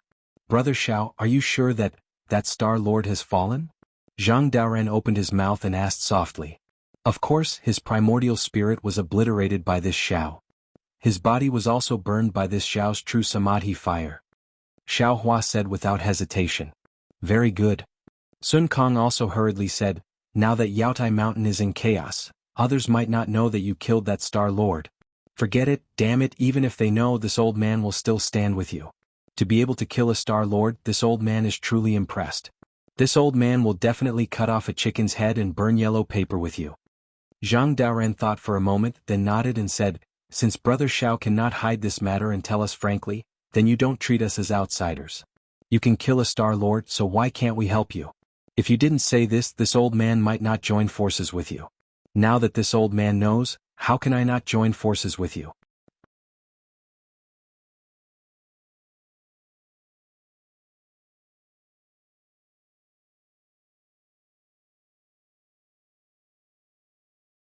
Chapter 36-36. Damn it, Zhang Daoran, when did you become so hot-blooded? How come I've never seen you act so impulsively? Sun Kong also grinned. Actually, Zhang Daoran continued, this is related to the second thing I want to tell you two brothers. Brother Daoran, please speak. Xiaohua's heart moved and he said indifferently. The second thing is related to the abnormality of the Jade Pavilion gathering. Zhang Daoran said tirelessly, I don't know if you two brothers have noticed that the Jade Pavilion gathering this time is completely different from before? To tell you the truth, I have participated in the Yaotai gatherings several times. In the past, the Yaotai gatherings were not so much a test for Taoist cultivators in the middle and late stages of Yuanying realm like me, but rather a different kind of auction. However, the usual auction was about primordial stones, but this auction is about strength. As long as you have the strength, you can get rare treasures and spiritual herbs from the Star-Lord Hall, and you don't necessarily have to pay the price of your life. That kind of risk is only for golden core and early nascent soul stage cultivators. Otherwise, there wouldn't be so many nascent soul stage cultivators coming to join in the fun. That's right. Hearing Zhang Daoran's words, Sun Kong nodded in agreement. Speaking of the Jade Pavilion gathering, who doesn't know that it's the bait of the Star-Lord Hall? Every 10 years they'll get some good things for us Taoist disciples to fight over. Come here and kill each other? However, how can there be no fighting over rare treasures? Outside the Jade Mountain is killing, inside the Jade Mountain is also killing. Rather than fighting over rare treasures outside the Jade Mountain, it's better to fight in the Jade Pavilion gathering. Of course, the most important thing is still the Imperial Preceptor's lot, which can only be used once. When we Taoist cultivators establish a country, the Imperial Preceptor's lot will reveal the country's title, and the Imperial Preceptor's lot can no longer be used. The most damaging move of the Star-Lord Hall is that the Imperial Preceptor's lot with the title of the country is useless to Taoist cultivators, while Confucian cultivators can use the Imperial Preceptor's lot to come to the Jade Mountain to exchange for rich rewards. Aren't you just toying with us Tao sect cultivators? Xiaohua sneered. Yeah, even if that's the case, didn't Brother Xiao also come? Zhang Daoran said self-mockingly. Moreover, this old man and Master Sun Kong also came. Hundreds of fellow nascent soul cultivators have also arrived. In the past, the Yaotai meeting emphasized balance. Our Taoist cultivators suffered some losses, but they were all in the formation and defense formation. The immortal soldiers and immortal generals of Star-Lord Hall might not take action, and they would also give a lot of elixirs and treasures. Sun Kong narrowed his eyes and said, but it's obviously different this time. According to all the signs, this Jade Pavilion meeting, I'm afraid that Star-Lord Palace has set up a great bait to kill most of the nascent soul stage cultivators.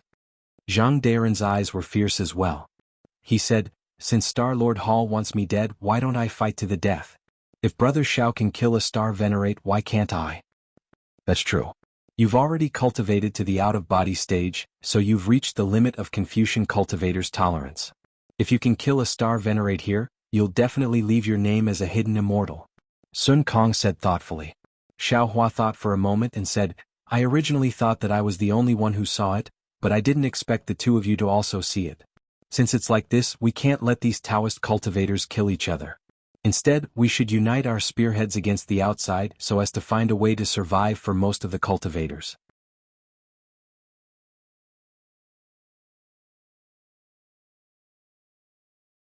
As for the matter of joining hands, this Xiao naturally agrees, but it's only limited to fighting for treasures.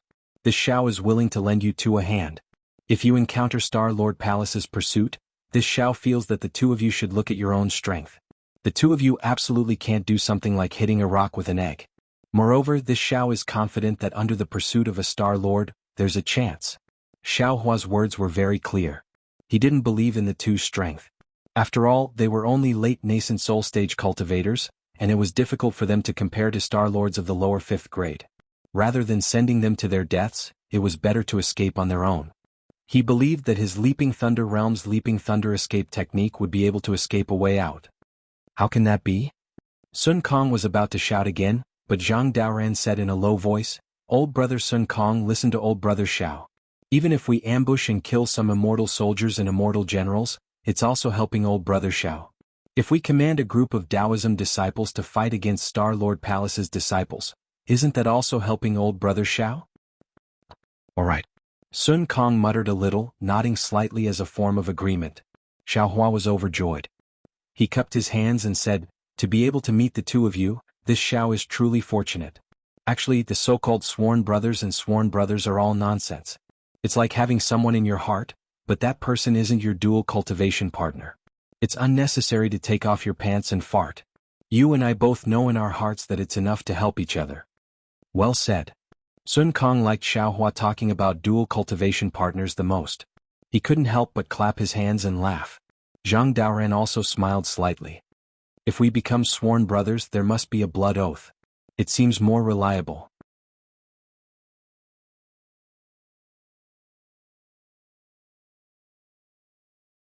We're just saying this, there aren't any restrictions.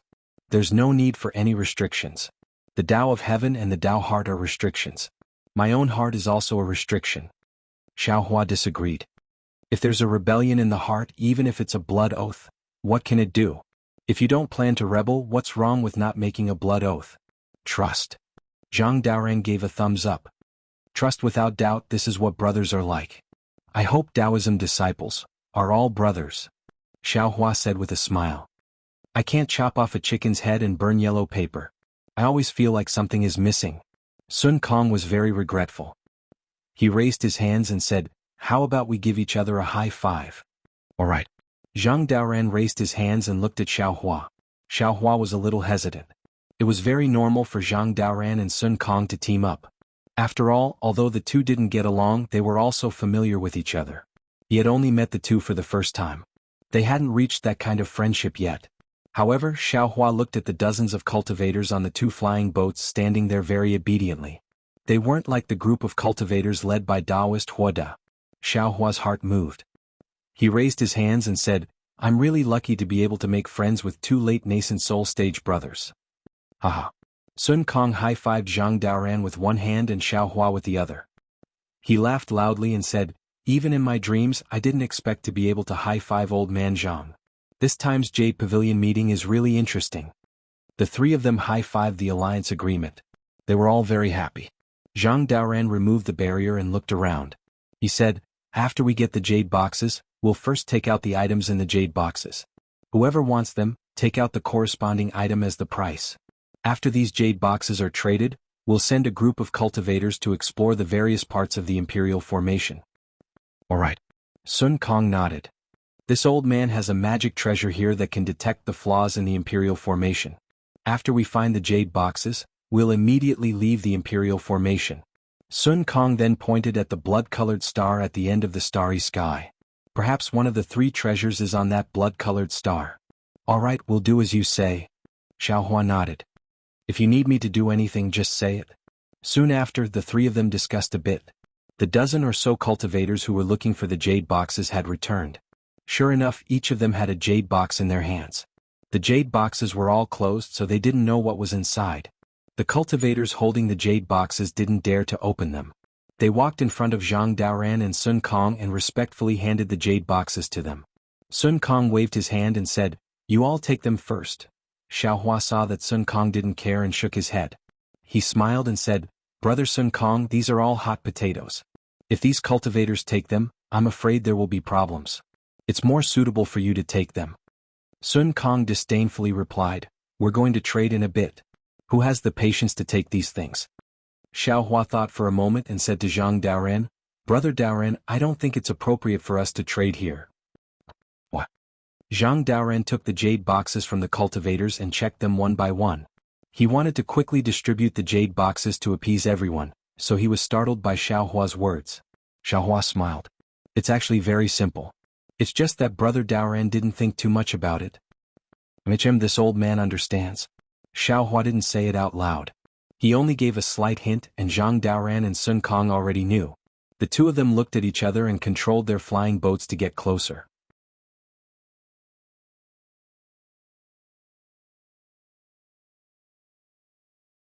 Fairy Jing gave the jade boxes to Zhang Daoran and then stood next to Xiaohua.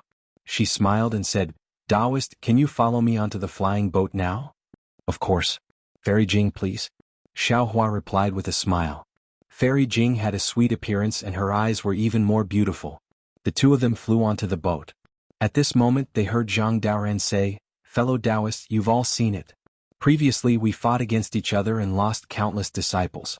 We might not have been able to obtain any treasures. Now we've worked together and obtained all the treasures in this formation without fear of death. I don't need to say more about who is safe and who is in danger, right?" "Yes, Senior is right. Junior will follow Senior's arrangements." Immediately, a cultivator nearby said, "Junior is only at the Golden Core realm. I wouldn't dare to compare myself to Seniors. If there is something Junior needs, Junior will wait until Seniors don't want it and Junior will pick it up. It's better than dying here." When this cultivator spoke, everyone laughed. They all understood, but no one dared to hold back after seeing the treasures. At this moment, Zhang Daoran, Sun Kong, and Xiaohua being able to stand out was exactly what they wanted to see. Sun Kong also shouted from the side, "Brother Daoran's words are what this old man wants to say. If you don't have any objections, then listen to Brother Daoran's explanation." Yes, Junior has no objections. Sun Kong's methods were ruthless, and everyone on his flying boat was even more united. No one said anything.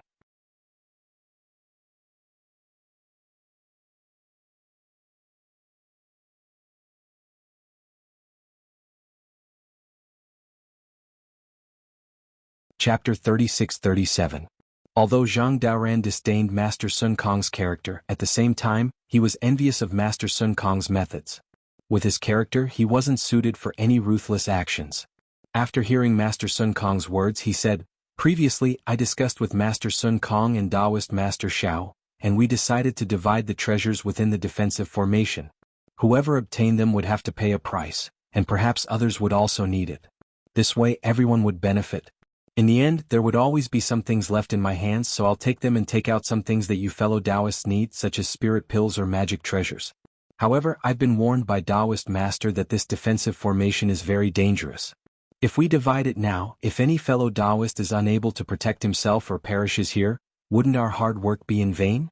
Therefore, my intention with Master Sun Kong and Taoist Master is that when we leave Mount Yaotai and arrive at Taoist Master Zhao's Black Wind Mountain, Master Sun Kong's Black Wind Mountain, or even my Grand Wind Mountain, it won't be too late for us to trade then. Alright, it's settled then. Let's go to Taoist Master Sun Kong's Black Wind Mountain. Xiao Hua hastily waved his hand. Let's go to Brother Darren's Grand Wind Mountain. My place is currently in a state of war. Fellow Taoists, if you go there, you'll attract the attention of Confucian cultivators, which isn't good for everyone. Alright. Then let's set it at my Grand Wind Mountain. Zhang Daoren nodded. At that time, Master Sun Kong, and the three of us will preside over it. We definitely won't disappoint you fellow Taoists. Since the three cultivators with the highest cultivation bases had already decided, the others could only listen to them. Besides, what Zhang Daoren said was the truth. Even if they could obtain the rare treasure they wanted here, if they could not leave Yaotai Mountain alive, wouldn't everything be for naught? Junior will listen to the arrangements of the two seniors. Fairy Jing was the first to speak. Xiao Hua's heart stirred, and he tilted his head to look at Fairy Jing. Fairy Jing seemed to have her thoughts seen through by Xiao Hua, and she hastily lowered her head, her forehead actually somewhat red. Since Fairy Jing had spoken, the others agreed. The cultivators on Sun Kong Shangren's flying boat also handed their jade boxes to Sun Kong Shangren for safekeeping. Alright, the plan now is... Zhang Daoren saw that this matter was over and was about to speak when the entire imperial formation shook. Dozens of pillars of vast chi rushed out from the huge sphere. Layers of clouds shot out from the pillars of vast chi and quickly scattered in all directions. Then, more strange ripples appeared from various parts of the formation. Wherever the ripples went, the entire formation seemed to boil. Bubbles surged out, and the bubbles grew from small to large. In the end, they exploded with pops. Furthermore, the belt of boulders that surrounded the star was now torn apart by the vibrations, turning into thousands of huge meteors that shot towards the entire defensive formation with a rumbling sound. Destruction of heaven and earth. Boulders flew everywhere, almost covering the entire defensive formation. Xiao Hua was immediately alarmed. Thinking of what happened in the previous defensive formation, he hastily shouted, "Brothers, let's hurry and join hands. These boulders are a big movement of the defensive formation. I'm afraid they want to kill us here." Alright. Zhang Daoren proudly said, "With the three of us here, what is there to fear? This old man will join hands with you to resist. Brother Sun Kong, hurry and use your secret technique to find a way out of this defensive formation." Alright. Sun Kong was also in high spirits.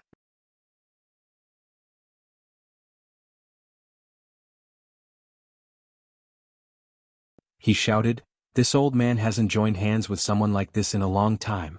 Today watch this old man's methods." As he spoke, the boulders had already begun to fall towards Xiao Hua and the others. Although they didn't have the terrifying destructive aura of the defensive formation from before, the whistling of the boulders, the strong wind blowing against their faces, and the huge momentum of their fall revealed another kind of terror. In particular, the boulders were still relatively slow at first, but after flying for a while, they gradually sped up. The group of cultivators scanned them with their divine senses, and after a little calculation, they immediately understood that when the boulders fell in front of them, their speed and strength were definitely not something a single cultivator could resist. For a moment, everyone's faces turned pale. Many cultivators released their divine senses, anxiously looking for a place to hide within the range of their divine senses. Unfortunately, the entire defensive formation was rippling everywhere, and those ripples were all the primers that attracted the boulders. The entire defensive formation was being baptized by the boulders, and there was no safe place at all.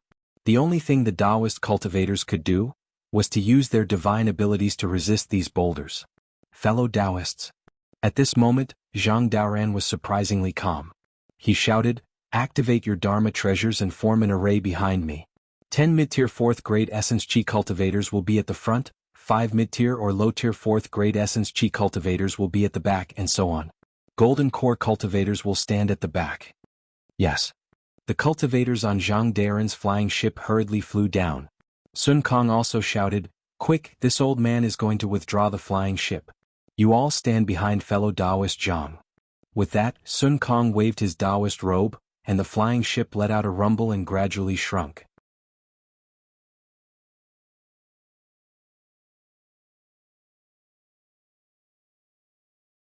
All the cultivators on the ship didn't dare to be negligent and flew down one after another. The two groups of cultivators that had been fighting before began to work together before the great disaster. Sun Kong withdrew the flying ship and took out a palm-sized macaque from his Jianghu pouch. The macaque stood still in the air, stretched out its arms and lazily opened its eyes. However, when the macaque saw the flying boulders clearly, it cried out "Gigi," and hastily shrank its head. It used its hands to hide its head and jumped into Sun Kong's hands as if it was extremely scared. Damn it! Sun Kong was somewhat embarrassed. He grabbed the macaque's hands and angrily said, "Hurry up and find a way for this old man, or this old man won't give you anything to eat." Gigi. The macaque was very aggrieved. It smacked its lips and stretched out its hands to pull at Sun Kong's Taoist robe. Haha, this is Sun Kong's demon pet. Its name is Changgung and it's a variant macaque. Zhang Daoren smiled and said to Xiaohua, who had already flown to his side, "This macaque has a pair of void-piercing eyes and can see the weakness of space. It'll be of great use within this defensive formation." Void-piercing eyes? Xiaohua's eyes turned and he said with a smile, "I've heard of a type of void-piercing beast whose eyes can see through the void. I didn't expect a macaque to have one as well?" Zhang Daoren nodded. Brother Xiao is right. The void-piercing beast is a variant beast of the void. I've only heard of it and have never seen it. However, this macaque can't compare to the void-piercing beast. It can only find the weak points of space. As for the specifics, it'll depend on Sun Kong's methods. If the void-piercing beast is here, it'll probably be able to directly open it. As he spoke, Zhang Daoren looked at the black shadow pressing down from above in the distance and said in a low voice, "The boulders are about to arrive. Let's each use our own methods. You take the right and I take the left. We'll do as much as we can. The more you and I block, the more hope the Dao sect cultivators behind us have, and fewer people will die." As he spoke, Zhang Daren's body flashed with brilliance. Heaven and earth origin chi poured into his head, setting off a storm. Within the storm, Zhang Daren's body rapidly expanded, and in the end he was several dozen feet tall. Roar. Seeing Zhang Daoren again, he opened his mouth and a strange magic treasure flew out. This magic treasure was like a stick, but it was wide at the top and narrow at the bottom. The center of the magic treasure was connected to a fist-sized profound stone. Puff. Zhang Daoren spat out a mouthful of true essence on the magic treasure. The magic treasure let out a roar and rushed into the air. As Zhang Daren's Dharma body waved its hands, the magic treasure flashed with a dazzling brilliance and slowly expanded. When it landed in Zhang Daren's hands, it was already like two huge fists. Seeing Zhang Daoren activate his Dharma body, Sun Kong hurriedly took out a tricolored bead and threw it into Changgung's mouth. The macaque swallowed it in one gulp and its body emitted the same color. Then it burped. Before Sun Kong could speak, its two pitch-black eyes emitted an even more dazzling tricolored brilliance. The brilliance that shot out from the macaque's eyes was a full 3 inches long. Then the macaque jumped up from Sun Kong's hand, looked around and flew behind everyone. Sun Kong glanced at Zhang Daoren with a trace of shock in his eyes. Then he urged his body to follow behind the macaque. Boom boom boom. The boulder was approaching, shaking the entire defensive array. Xiaohua clearly felt that the space around him was trembling. In the face of such a strong impact, no fancy spells could work. Only absolute strength was truly useful. This experience was already known when he fell into the trial array of the Sunset Island.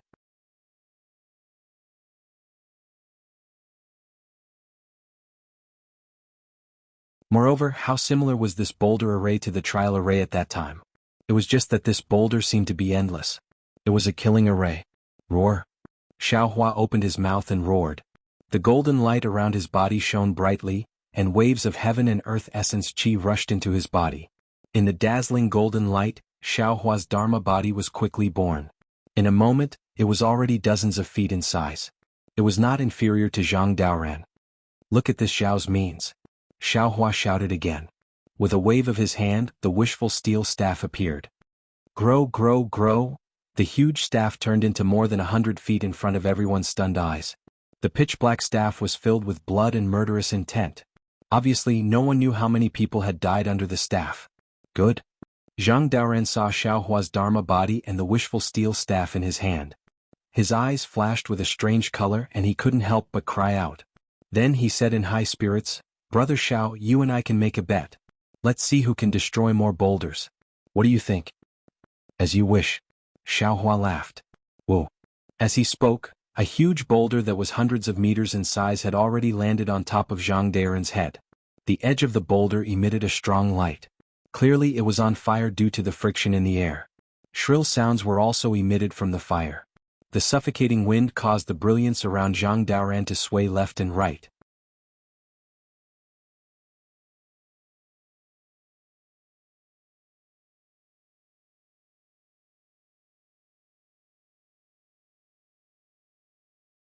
Chapter 36-38.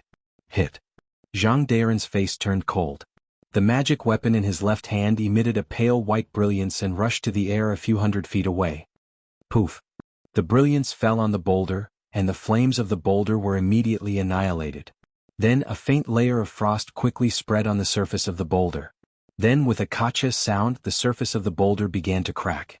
The crack gradually deepened, and when it fell about 100 feet in front of Zhang Daoran's head, Zhang Daoran waved his right hand, and a fist of more than 100 feet rushed out and hit the boulder. Boom!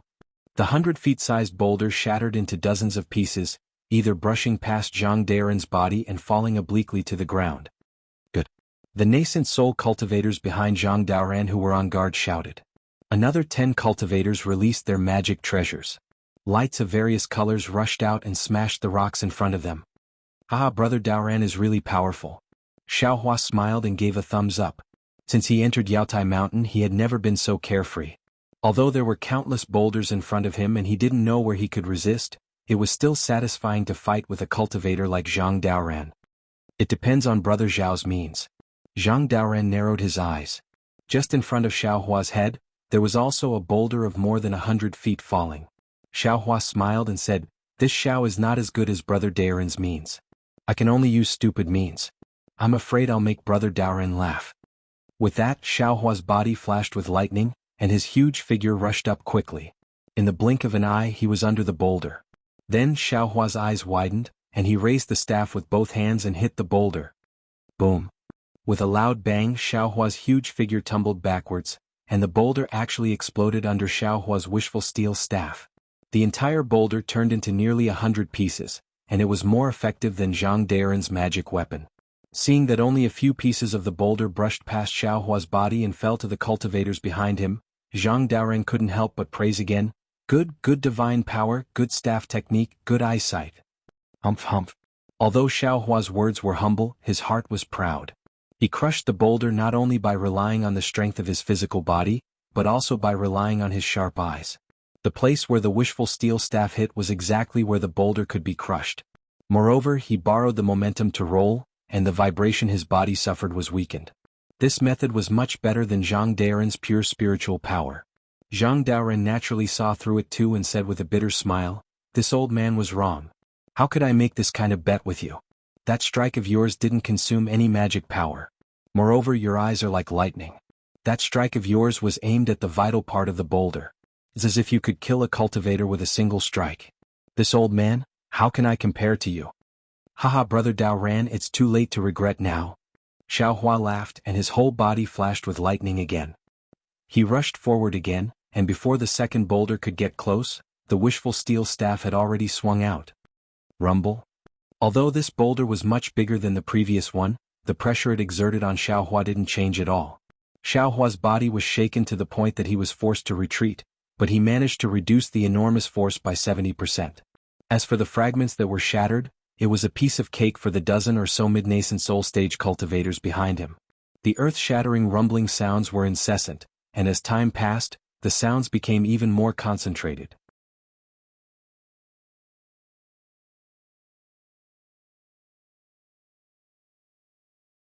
Like a violent storm, huge rocks dragged flames behind them, shaking the sky as they howled towards Xiaohua and Zhang Daoran.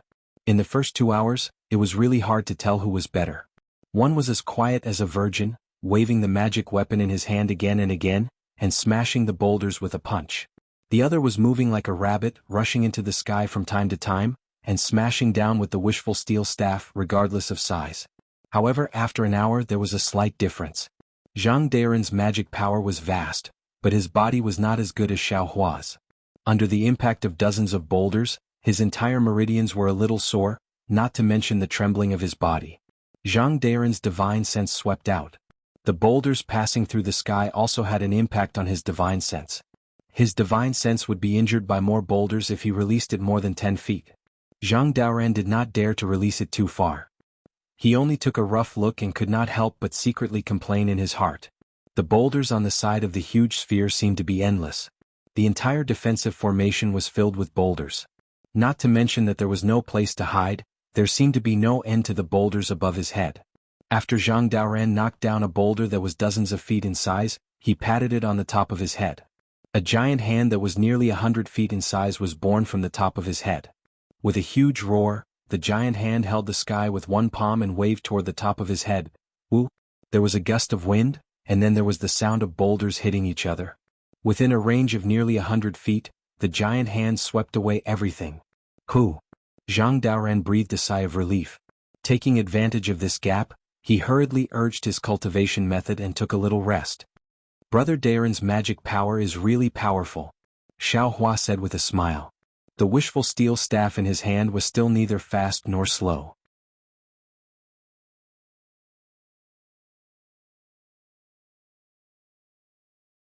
It was like an old farmer plowing the field, breaking one boulder after another.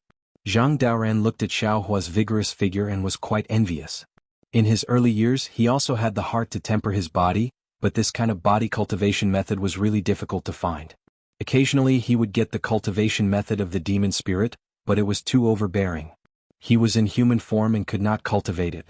When he heard Xiao Hua's words, the corner of his mouth slightly smiled. He did not answer and seized the time to adjust his breath. However, in a moment, a large number of small stones mixed with thick smoke and dust covered Zhang Daoran. Zhang Daoran sighed slightly in his heart and waved the magic weapon in his hand again. However, after this time, the gap between Zhang Daoran and Xiao Hua was widened. Where Zhang Daoran urged his magic weapon, the boulder fragments became bigger and bigger. The dozen or so nascent soul middle stage cultivators behind him began to feel a huge pressure. From time to time, one or two cultivators would exchange positions with the cultivators behind them and temporarily rest. Under Xiao Hua's wishful steel staff, all the boulders regardless of size had always been relatively uniform. Although the number was large, the fragments were small, so the dozen or so cultivators behind him did not have to expend much effort. Later, many cultivators even took the initiative to fly to Zhang Daren's side to help. Another 2 hours passed, but the flying stones of the entire defensive array still showed no signs of stopping. Old man Sun Kong. Zhang Daoran was a little impatient. He urged his magic power and shouted, "Did your Changgung find anything?" Sun Kong's slightly embarrassed voice immediately sounded, "The fluctuations of the boulders here are too great. The entire space is affected. Changgung has not found anything yet. Brother Daoran, hold on a little longer." Zhang Daoran was helpless. After thinking for a moment, he stretched out his hand and took out a palm-sized semicircular magic weapon from his Chengkuan bag. He spat out a mouthful of true essence, and the magic weapon immediately shot out like a sharp arrow. It followed the extremely small gap between the boulders to a space of several hundred feet. Zhang Daoran chanted again, "Quick!" But with a flash of brilliance, the magic weapon suddenly expanded to several hundred feet. It was like a big umbrella that blocked above his head. Boom, boom, boom. 3 loud sounds rang out in a row. The brilliance on the magic weapon flashed rapidly, and the entire magic weapon fell with the boulders. "Rise." Zhang Daoran pointed his finger. Another surge of magic power rushed out, and the magic weapon rushed up 5 feet. Boom. Unfortunately, at this time, another boulder fell. With a crisp kacha sound, the magic weapon was damaged. Its brilliance disappeared and the boulder fell again. Alas. Zhang Daoran only wanted to give it a try. Seeing that this method didn't work, he immediately abandoned the magic weapon and hurriedly wanted to activate the magic weapon in his hand. However, there were now 4 boulders piled up on top of the semicircular magic weapon. Zhang Daoran had just raised the magic weapon in his hand when he felt something was wrong. He activated his divine sense again, and the big hand appeared out of thin air. However, this time the big hand seemed to be very strenuous. It could only sweep the space of several hundred feet and couldn't extend too far. Seeing this, Xiaohua knew that even though Zhang Daren's magic power was profound, he was still unable to cope with these huge rocks that were constantly striking down like a heavenly tribulation. He pondered for a moment and called out, "Brother Daren, the formation of the many cultivators behind us has already become somewhat chaotic under the attack of the huge rock fragments. This Zhao's prestige is not enough to convince the masses.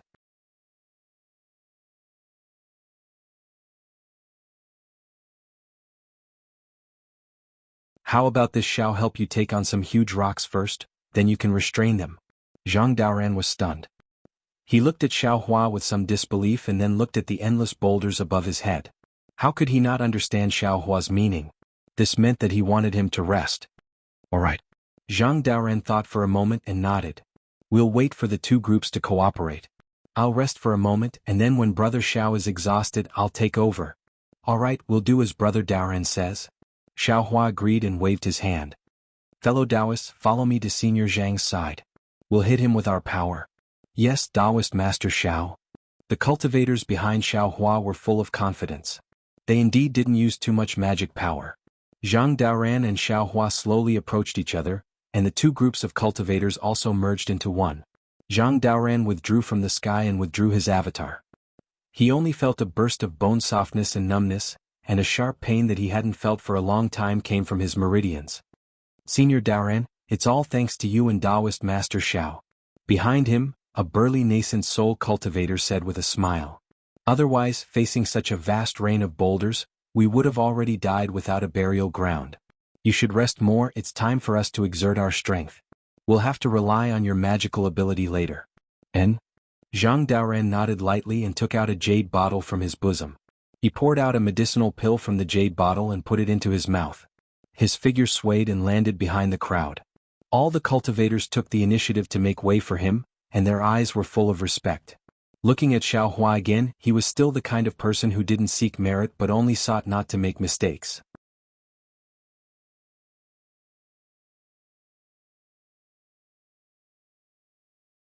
He waved the wishful staff unhurriedly, and the boulders shattered one by one, like a child in the secular world using a small stick to hit a hamster that popped out of a hole in the ground.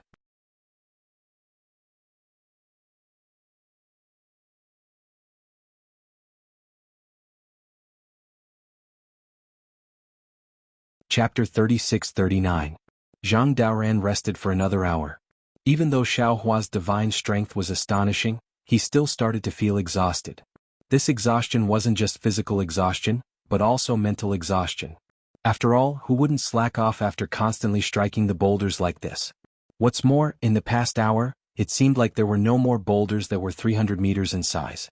The size of the boulders was gradually increasing, and the force of impact was more than twice as strong as before. Xiaohua's arms were somewhat sore. When Zhang Daoran saw this, he said loudly, "Taoist Master Xiao, it's time for you to rest." All right. Xiaohua heaved a sigh of relief and agreed. Zhang Daoran was just about to urge his magic treasure forward when he heard Sun Kong shout, "Old man Zhang, Taoist Master Xiao, I'm afraid, you guys can't be replaced. My Chang'eng seems to have discovered some flaws in the defensive formation. However, the flaws aren't here. We need to go to another place in the rain of boulders. I'm searching with Chang'eng, and I'm simply unable to divert my attention to block the boulders. I'd like to ask someone to come over and protect me." Taoist Master Xiao, go. Zhang Daoran said with a smile, "You can rest now." Xiaohua retreated half a meter, thought for a moment and said, "I should be able to hold on for about 2 hours. If Brother Sun Kong can find the exit within 2 hours, then Brother Daoran doesn't have to replace me."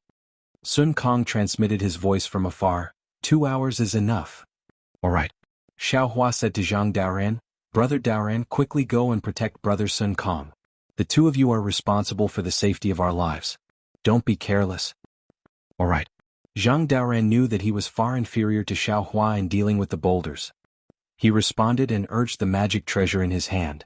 His figure flew in the direction of Sun Kong. Along the way, the boulders exploded under the brilliance of the magic treasure. Seeing that Zhang Daoran had left, Xiaohua waved the wishful steel staff again. When he saw that the endless boulders were denser than raindrops, Xiaohua also became excited. Roar. With a long roar, his waist swelled and the wishful steel staff grew again. The wishful steel staff danced in Xiaohua's hand like a wheel. Rumble? The continuous bombardment was particularly harsh in the vibration of space. Xiaohua, who was 100 feet tall, was like a demon god. His entire upper body was covered by smoke and dust. Pieces of gravel fell on his body, but they could not hurt him. One by one, they were once again destroyed by the cultivators whose morale had also soared. Watch this, Xiao. After another half an hour, there was still no news from Sun Kong Shangren. Xiaohua yelled, his whole body flashed with golden light, and the huge Dharma idol slowly retracted. After returning to its original state, Xiaohua put away the wishful steel staff, and then rushed towards the top of his head like the wind. So, Daoist Xiao? What are you doing? Xiaohua's behavior was quite strange, causing the dozen or so Yuanying stage cultivators behind him who were also extremely tired to be stunned, and their faces changed slightly. This was because the boulders were not only powerful, but the boulders were also extremely dense. Not to mention that the distance between the boulders could not allow the cultivators to use the flying technique. Even the gaps between the boulders could not allow the cultivators to escape freely. As long as the cultivators made a slight mistake, they would immediately be hit by the boulders. This was also the fundamental reason why the dozens of cultivators could only resist here, and no one dared to escape.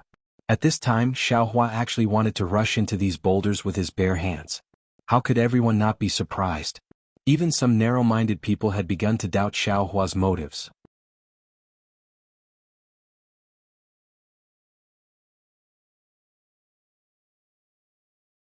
Everyone was still surprised. When Xiaohua rushed to the front of the first boulder, his figure suddenly floated strangely to the side, and at the moment of imminent peril, he let go of the boulder. At the same time, in the blink of an eye, without waiting for him to stand firm, another boulder smashed down like a mountain. Ouch! Everyone was slightly speechless, but at this time Xiaohua's figure once again floated strangely, and in midair, he flew behind the previous boulder. Good. Everyone unconsciously cheered in their hearts. In the few breaths of time when everyone was cheering, Xiaohua seemed to be taking a leisurely stroll, and more like a ghost, he rushed over several boulders all of a sudden. Not good. Taoist Master Xiao. Seeing the huge boulder completely smashing down, the dozen or so Yuanying stage cultivators in front of them were shocked. If it was the initial boulder, they still had the ability to join forces and break it, but now the boulder was really huge and had exceeded their ability. They all exclaimed in their hearts, could it be that he wants to escape? Of course, at this moment, Xiaohua had calmly flown up dozens of feet in the air, and he did not suffer any damage at all. Anyone who thought about it knew that Xiaohua had the magical ability to escape from this boulder rain. In that case, Xiaohua abandoned the wishful staff and flew behind the boulder. If he did not escape, then what was he doing? Just when the dozen or so Yuanying stage cultivators were about to grit their teeth and catch these boulders, Xiaohua's figure paused slightly, and he flew down with the boulder. When his speed was the same as the boulder, his mind was integrated into his spiritual sense, and the spiritual sense was like several big hands wrapped around the boulder below him. Then they heard Xiaohua roar, up. Several boulders actually made a loud boom boom sound in Xiaohua's spiritual sense, and then the side of the boulder suddenly tilted.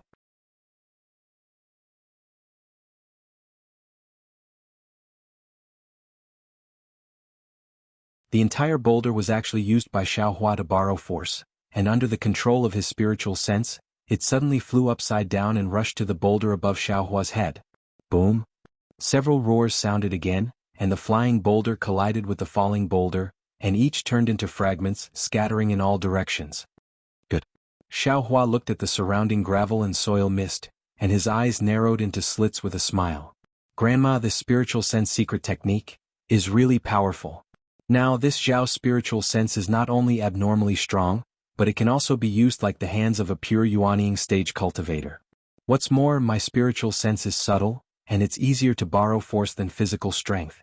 This way this Zhao can not only break this rain of boulders and rest my body, but also use it to temper my spiritual sense and mind. It's really killing two birds with one stone. Xiaohua released his spiritual sense, and the group of Yuanying stage cultivators below him could naturally sense it. But when they saw how powerful Xiaohua's spiritual sense was, they didn't even have the heart to cry out in surprise, and could only stare blankly at Xiaohua alone, performing a one-man show.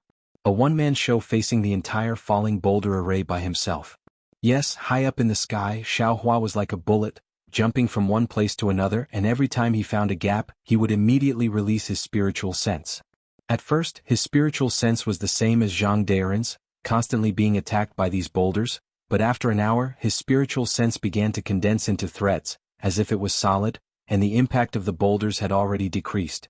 Even when Xiaohua released his spiritual sense, the thousands of spiritual sense threads also wrapped around the boulders, and then Xiaohua's spiritual sense shook together, and the falling boulders immediately changed direction, suddenly flying backwards, crashing into other falling boulders.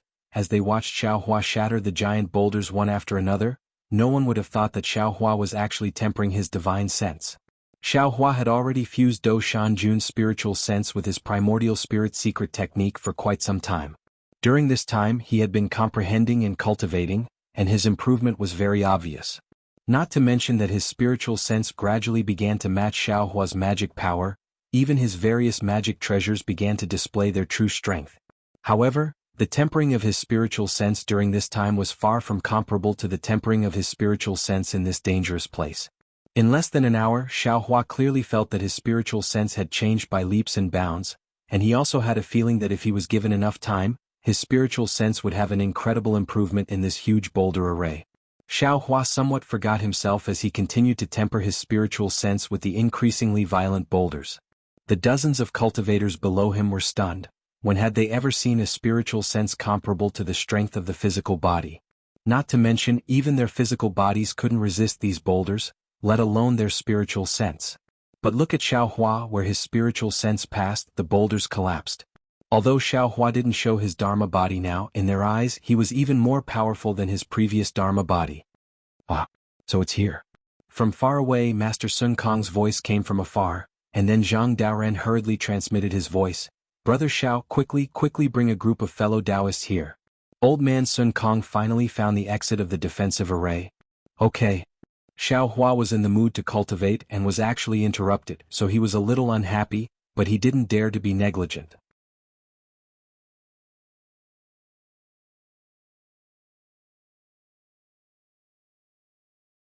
While his figure flew in the direction of Master Sun Kong, his spiritual sense was mixed with the heaven and earth sleeve technique, and layers of giant hands appeared in the air, smashing the huge boulders into pieces.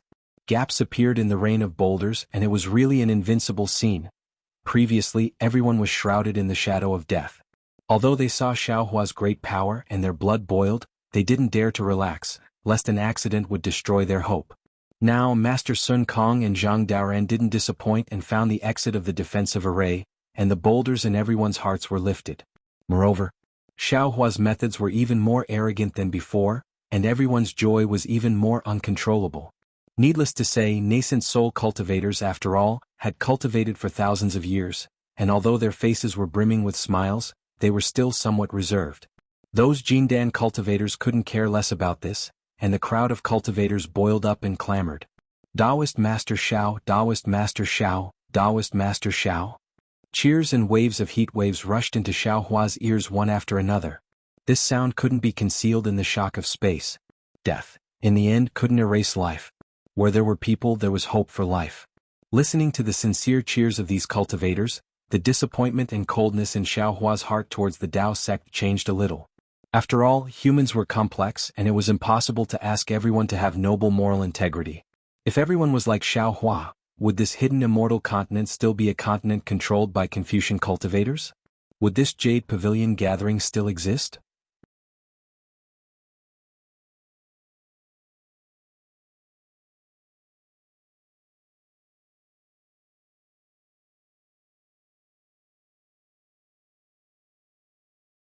Chapter 3640. I am the Tao sect's Xiaohua. Today I am risking my life to save you all. There is no need for you all to repay me. I only ask that you all have the Tao sect in your hearts. No matter where you go, you must consider yourselves Tao sect disciples. The Tao sect is the door to the heavenly Tao. Entering my Tao sect is the same as stepping into the door to the heavenly Tao. Facing such a heavenly Tao, we should seek it from top to bottom. The difficult path is under our feet, and the dangerous map is in our hearts. Only by remembering that you are a Tao sect disciple, every word and action must have the attitude of the heavenly Tao. Can you comprehend the Tao? Xiaohua sighed and said in a deep voice, although I walked half a mile earlier, I know that while I am a Tao sect disciple, I am also a human. The word human is easy to write, but human actions are difficult to do. Do not do good because it is small, do not do evil because it is small, this is a human. Without a human, without humanity, where would the Tao foundation come from, where would the Tao experience come from? Only by being a good person can you be a good cultivator, can you truly comprehend the heavenly Tao. Thank you, Taoist Master Xiao. Everyone was enlightened. These words could be said by anyone, but in this kind of situation, in this kind of dangerous situation, Xiao Hua said each word engraved in their hearts. These cultivators would probably never forget it for the rest of their lives. Boom boom boom. Xiao Hua urged his divine sense and unleashed one divine ability after another, crushing the boulders above everyone's heads.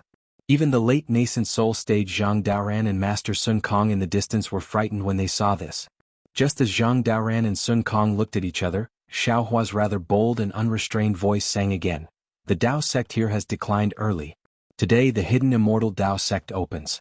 In this world with me Xiao Hua here, dare to let my disciples be bullied? Yes. Even someone as arrogant as Sun Kong unconsciously sucked in a breath of cold air when he heard these words. He was able to cultivate to the late nascent soul stage, so his knowledge and experience naturally couldn't be compared to others. He had also seen arrogant Tao sect cultivators, but he had never seen such an arrogant cultivator. Even he didn't dare to speak so arrogantly in front of everyone. This wasn't just Xiao Hua's declaration, but the declaration of the entire Tao sect. This was a challenge to all Confucian cultivators. He really did not know where Xiao Hua's confidence came from. Even if Xiao Hua was already very formidable in exalted Sun Kong's eyes, he only had the strength of a low-rank 5th-grade essence energy. How could he dare to say such words? Brother Daoran? Sun Kong's eyes flashed with a strange light and he transmitted his voice. You really don't know this? Daoist Xiao? Zhang Daoran was equally astonished. He transmitted his voice. This is indeed the first time this old man has seen and heard of. He reminds me of someone. Not bad. Zhang Daoran nodded in understanding as well. That spirit of looking down on all Confucian cultivators in the world and laughing proudly in the 3 continents is very similar to him.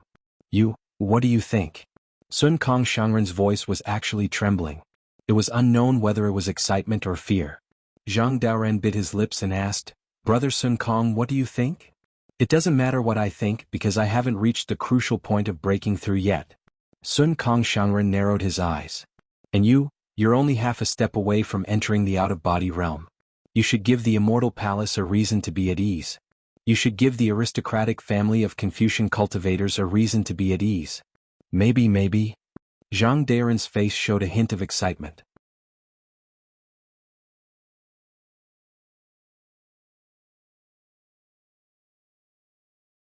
This old man should also make a choice.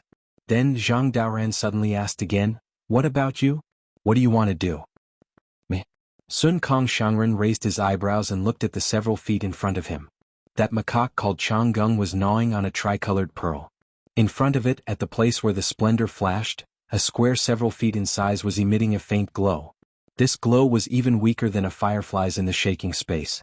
If not for the macaque's lead, Sun Kong Shangren would not have been able to find it. This old man came here for the Azure Abyss Dragon's saliva. As Brother Daoran said, it won't be too late to talk about it after we get out of Yaotai Mountain alive. Old fox. Zhang Daoran shook his head and looked at the magic treasure in his hand smashing away the falling rocks. They're here. Sun Kong Shangren did not care about Zhang Daoran's evaluation. He raised his hand and stroked Changgung's head. He said in a low voice, Open the door, GG. The macaque unhappily threw the tricolored pearl into its mouth. Its cheeks bulged and the splendor in its eyes shot out several feet. However, when the splendor landed in the square, it only caused the splendor to flicker slightly and the appearance of the door to become clearer. Other than that, there were no other special changes. Sun Kong Shangren rolled up his Taoist robe and the macaque disappeared. He then said to Zhang Daoran, Brother Daoran, stay here. This old man will go first and open the way for you at the defensive formation. Thank you, Brother Sun Kong. If it was before, Zhang Daoran definitely would not have dared to believe Sun Kong Shangren. However, after seeing Xiao Hua's great ability, Zhang Daoran could not help but feel a sense of trust. Brother Sun Kong? Sun Kong Shangren's body flickered with splendor. He waved his hand and the green whip left his hand. It transformed into a long snake that protected his body.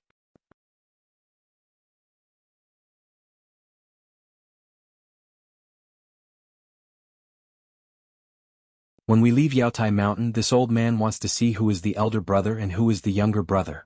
As you wish. A trace of warmth gushed out from Zhang Daren's heart, and his figure suddenly expanded. He turned his head and said proudly, "Brother Xiao, take a rest. This old brother will come to your rescue." He. Sun Kong Shangren shook his head slightly and threw himself towards the square that was several feet in size. Faint gray threads flickered on the square and Sun Kong Shangren's body disappeared. Zhang Daoran flew in the air and blocked the huge rock above everyone's head. The group of cultivators did not dare to be negligent. First, a few nascent soul cultivators rushed through the exit.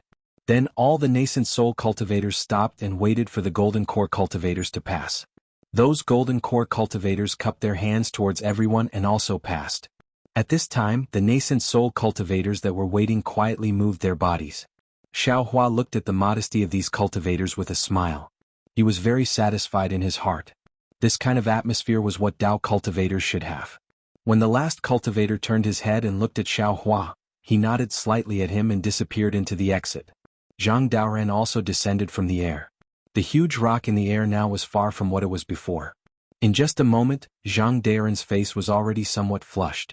Seeing that Xiao Hua was still standing at the exit without moving, Zhang Daoran raised his head and looked at the huge rock that came crashing down from the sky. He urged, "Brother Xiao, you go first. This old brother will cover your back." "No need. This Xiao does not want to leave for the time being." Xiao Hua's reply made Zhang Daoran's jaw drop. You don't want to leave? What are you doing here?" Zhang Daoran asked somewhat strangely. Xiao Hua smiled slightly and said, "This defensive formation is so dangerous. Unless you and I are at the upper 4th grade of essence power, we cannot withstand it. If other cultivators mistakenly enter this place, they will only end up losing their lives on the spot. This Xiao will wait for a few more days. If someone falls in here, I can still save a few lives."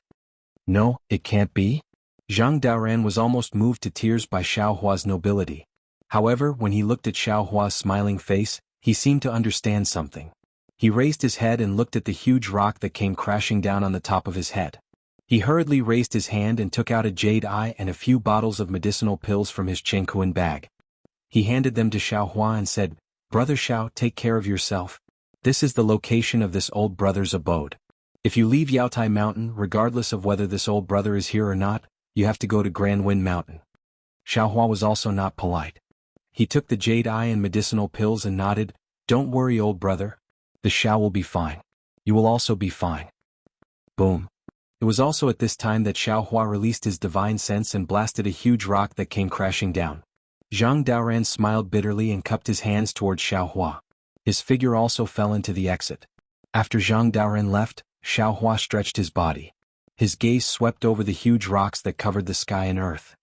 He secretly smiled and said, "This Xiao has already obtained the Imperial Preceptor's lot. There is no reason for me to fight over the treasures with you guys. This Jade Pavilion gathering's defensive formations come one after another. This Xiao has no intention of breaking through them one by one.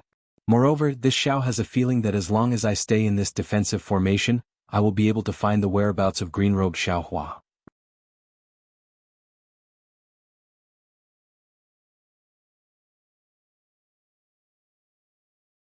Why should this Xiao give up what is close at hand and seek what is far away? Moreover, this Xiao has already regretted breaking out of the bewildering formation on the Sunset Island.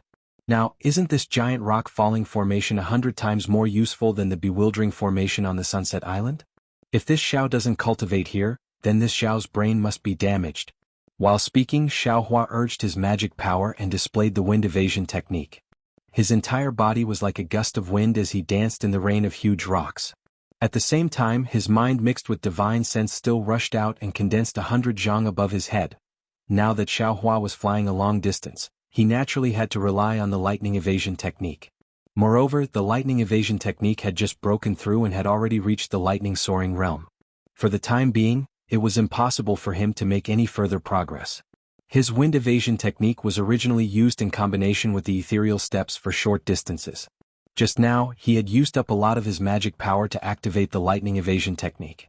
When he was moving around in the space again, it was naturally better to use the wind evasion technique. Therefore, he was determined to cultivate the wind evasion technique to the extreme here. The flowing cloud movement technique was given to him by the Empress of the 10,000 Demon Realm. Although it was only the most basic cultivation technique, it was still very difficult to cultivate. Xiaohua's figure floated back and forth in the rain of huge rocks, always dodging the bombardment of the huge rocks at an incredible speed. In the beginning, Xiaohua frequently made mistakes. The huge rocks flashed brilliantly and fiercely smashed onto Xiaohua's body. Sometimes it smashed Xiaohua's flesh and blood, and sometimes it smashed him 100 zhang away. However, every time Xiaohua's body was surrounded by the heaven and earth yuan qi, the injuries on his body healed at a speed visible to the naked eye. Not even half a drop of blood fell.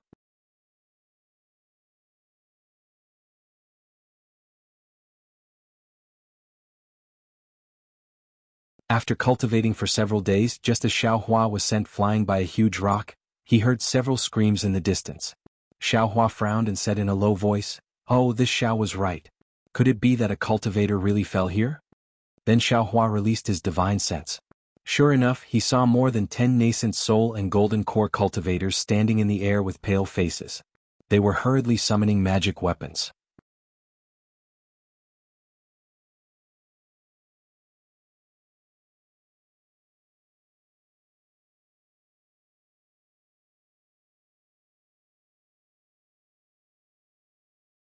Chapter 3641.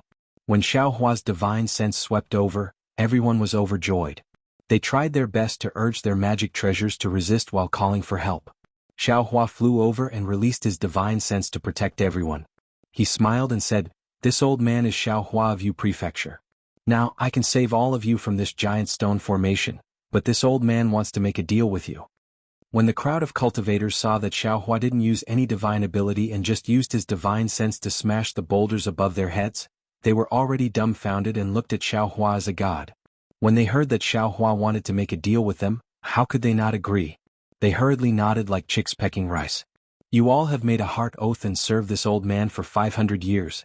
This old man will provide everything you need during this period." Xiaohua didn't hesitate and went straight to the point. "Good." A shrewd person hurriedly nodded when he heard Xiaohua's voice. "Junior Lan is willing to serve Daoist Xiao for 500 years. Good, close your eyes, don't resist." Xiaohua also didn't hesitate and separated his divine sense to cover this early nascent soul cultivator and immediately put him into the space. Seeing Lan disappear, the 7 or 8 gold core disciples didn't dare to think too much and hurriedly made a blood oath. Xiaohua also put him into the space. "Senior, is a Dao disciple? You're not a Confucian cultivator, right?" The remaining 4 mid-nascent soul cultivators were somewhat hesitant, afraid that they would fall into a Confucian cultivator's trap. "If this old man is a Confucian cultivator, your blood oath will be invalid." Xiaohua was somewhat impatient. "This old man is pressed for time, quickly decide." "Yes, this junior obeys." The 4 cultivators were helpless and hurriedly made a blood oath and entered Xiaohua's space like Lan. You all can slowly sleep. When you get out, won't this Xiao's fortune gate be the #1 Dao gate in the hidden immortal continent?" Xiaohua laughed and shattered a huge falling stone. Looking at the flying rocks, Xiaohua's figure flashed and he really passed through the gap between 2 large rocks like a ghost. In the blink of an eye, Xiaohua had already been practicing the wind escape technique for more than 2 months. What surprised Xiaohua was that there seemed to be no end to the boulders. In the end, the boulders stopped increasing in size. The entire space was filled with boulders, and there was also a limit to how far they fell. They did not force Xiaohua to escape through the exit. In these 2 months, Xiaohua had already finished cultivating the wind escape technique, and his spiritual sense technique had also reached its limit. At the same time, like Royal Highness Lan, another 10 nascent soul stage cultivators and 30 golden core stage cultivators had mistakenly entered. Xiaohua didn't hesitate to put them into his space. At this time, although Xiaohua's magic power had not been exhausted, his mind was very tired, and he seemed to be on the verge of collapse. "That's right, such a vigorous cultivation method, I'm afraid you can't find another in the entire hidden immortal continent, right? Forget it. It's time for me to leave." Xiaohua flew to the exit. The exit was the same as what Xiaohua had been paying attention to, and there were no changes. However, looking at the brilliance of the exit, Xiaohua seemed to have thought of something. He couldn't help but look back. When he saw a boulder falling like a meteor, Xiaohua slapped his forehead and said regretfully, "Damn it, I was so careless. I only thought about tempering my spiritual sense and comprehending the wind escape technique, and forgot about the immortal body bestowment technique."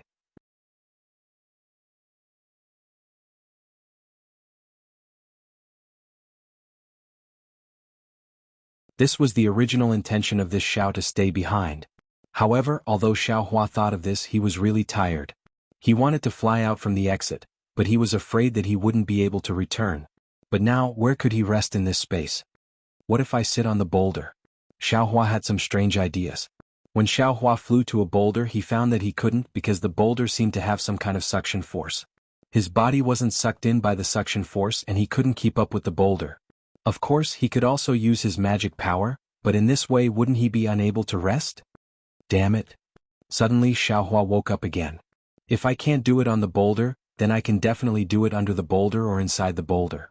Thinking of this, Xiao Hua immediately flew under the boulder without saying a word. He used the wishful staff to cut a big hole in the place where the sparks were flying, and then very comfortably drilled in. Sitting in the boulder, although the entire boulder was very hot, and the friction outside with the space was very destructive to the cultivator's body, it was really a piece of cake for Xiao Hua. Alas, people are always in a panic. If I calm down, this boulder array is not a particularly dangerous place.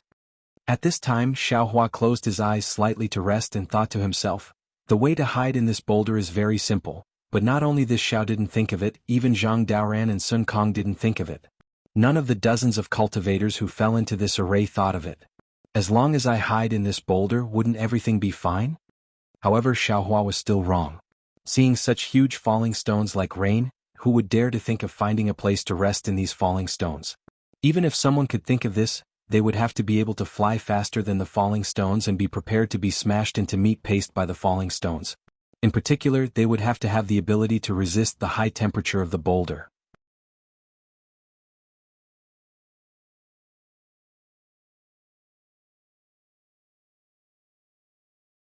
Now that he had all these divine abilities, he also had to have courage that was several times greater than that of ordinary cultivators. Who would think so much in a crisis? Therefore, others couldn't do it, only Xiao Hua could do it. Others could only escape from here, and only Xiao Hua could cultivate here. Xiao Hua fell asleep sweetly, leaving Dragon Vein Xiao Hua in the body on guard. Damn it, you're still talking about others, but aren't you also a coward? Dragon Vein Xiao Hua was very helpless. You're resting, but we're still here. Isn't it good to go out and play? Of course, Dragon Vein Xiao Hua was just saying. He also knew the importance of this body and was very vigilant in the body. After sleeping for a full 3 days, Xiao Hua got up and looked outside the boulder. It was still falling stones. Damn it, how big is this defensive formation? The boulder has been flying for 3 days and still hasn't fallen to the ground. Actually, Xiao Hua was only answering his own question. He scanned with his divine sense and knew that he was still inside the defensive formation. He already understood that the falling stones inside the defensive formation should be in a cycle. It was impossible for this defensive formation to have no end. It's just that, the falling stones of the defensive formation never stopped? Xiao Hua stretched his body and rushed out with his divine sense. In an instant he smashed the boulder into pieces and jumped out. He was secretly surprised. However, if the falling stones didn't stop, Xiao Hua could continue cultivating. He was looking forward to it. The first 2 months of cultivation was to hide. Next, Xiao Hua would have to face it head-on. Among the body refining techniques he obtained, there was a secret technique to use boulders and other objects to temper the body. It's just that Xiao Hua never had the chance. This falling stone formation was really prepared for him. Although I need to cultivate, I also need to be alive. Xiao Hua didn't dare to start with a boulder that was too big. He scanned the area with his divine perception and found a seemingly suitable one. He executed the wind escape technique and chased after the boulder. After estimating that he could withstand the force, he flew to the bottom of the boulder and immediately executed the Sunset Island's body refining secret technique. Boom! The boulder fell on Xiao Hua's body and made him roll a few times. Xiao Hua's Taoist robe was torn, and his body emitted a faint dark golden brilliance. Good again.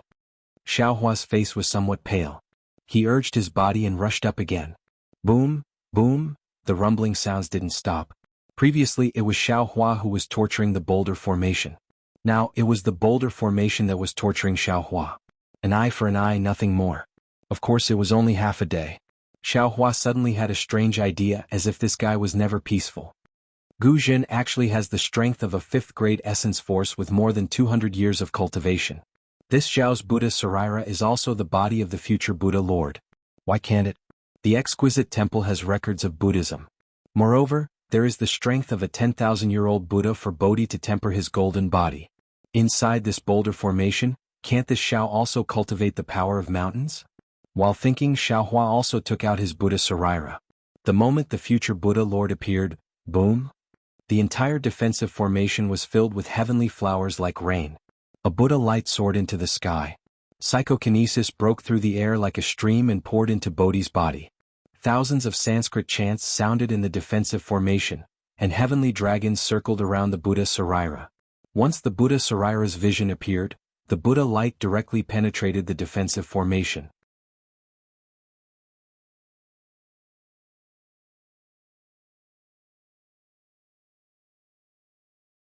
The ordinary immortal soldiers on the defensive formation immediately sensed it. The immortal soldiers didn't dare to be negligent and hurriedly went to report. Not long after, an immortal general with a horse face and a protruding forehead flew over on an auspicious cloud. Looking at the thinning psychokinesis, he revealed a trace of a sinister smile.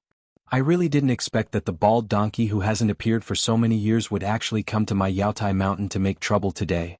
No wonder the boulder formation in the star formation hasn't stopped moving for several months.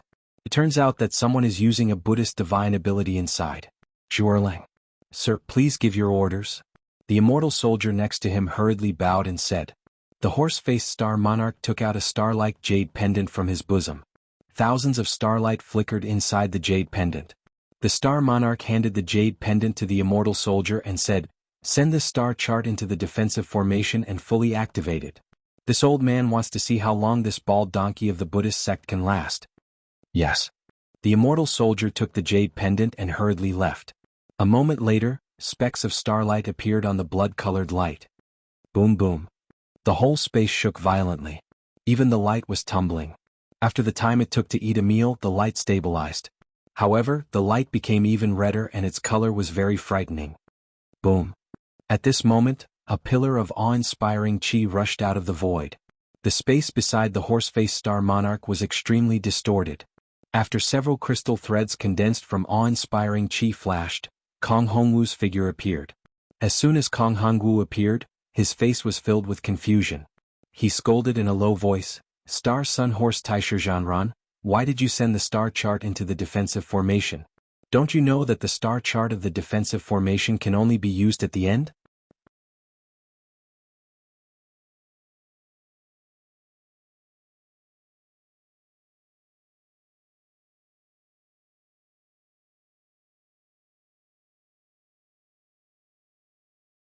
Chapter 3642.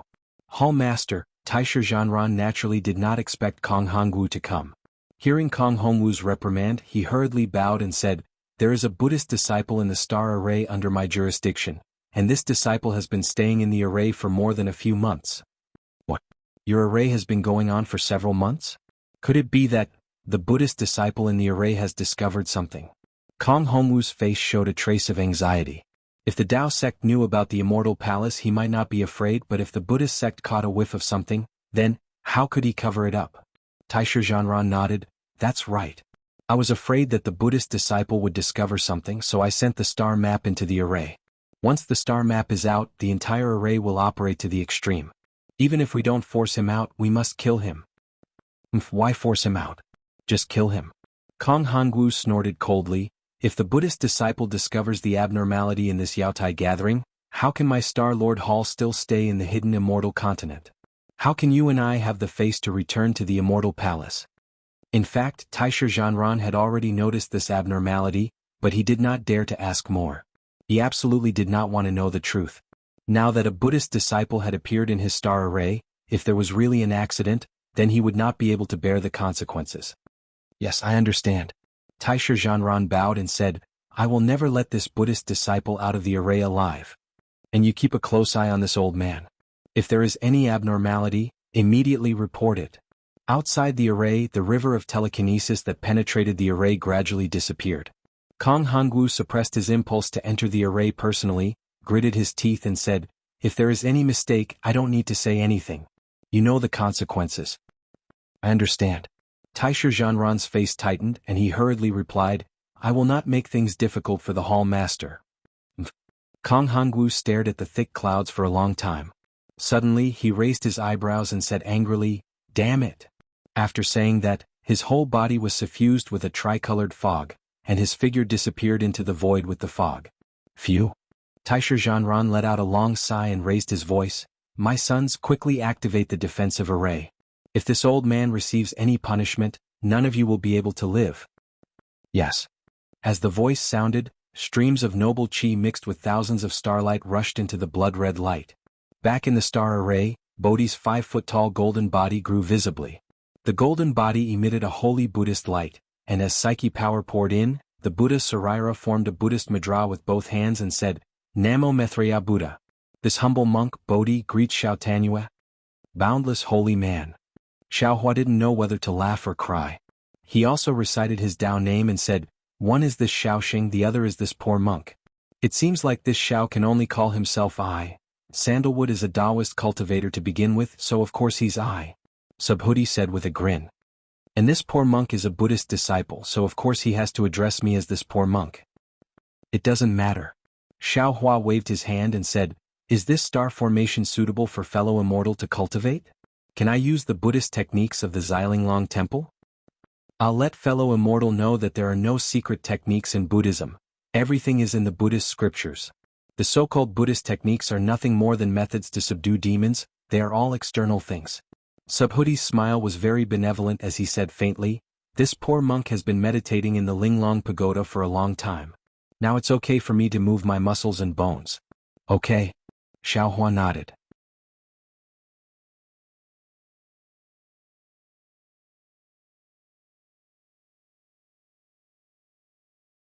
"I'll leave everything to fellow immortal. You and I are one in this defensive array. Fellow immortal can freely use it." "As Sandalwood wishes." Bodhi's body flashed with Buddhist light, and his hands formed a Buddhist mudra. Rumble. With a loud sound, the huge rock smashed into several pieces, and Subhuti's golden body rapidly flashed and dimmed a bit. "Good." Seeing this, Xiaohua no longer paid attention to Subhuti, and he collided with the falling rock again. In the time it takes to brew a cup of tea, Kacha? Thousands of thunderbolts appeared in the sky, and after each thunderbolt, a dark red light spot appeared. After a moment, the thunderbolts not only did not decrease, but instead became louder. The space that was already shaking shook again. The dark red light spots could now be seen clearly. They were huge burning balls dragging thick smoke and flames, and were denser than the rain of falling rocks. At the same time, the terrifying aura of death once again shrouded the entire space. Seeing such a big phenomenon, Xiaohua's heart tightened, and he urged the wind escape to fly toward the exit of the defensive array. However, just as he moved, he heard Buddha's relic Subhuti chanting in the sky, "Namo Maitreya Buddha." What is life, what is death? Where there is life there is death, and where there is death there is life. Life is Amitabha Buddha, death is Maitreya Buddha. Without yesterday's life, how can today's death be? Without today's death, how can tomorrow's life be? Boom. As soon as Subhuti said this, a thunderbolt appeared in Xiaohua's mind, and a problem that he had been pondering before appeared in his mind. That's right, this world has the Buddha of the past, the Buddha of the present, and the Buddha of the future. Although there are thousands of Buddhas, they can represent the past, present, and future, and naturally have the Buddhist principles of these Buddha lords.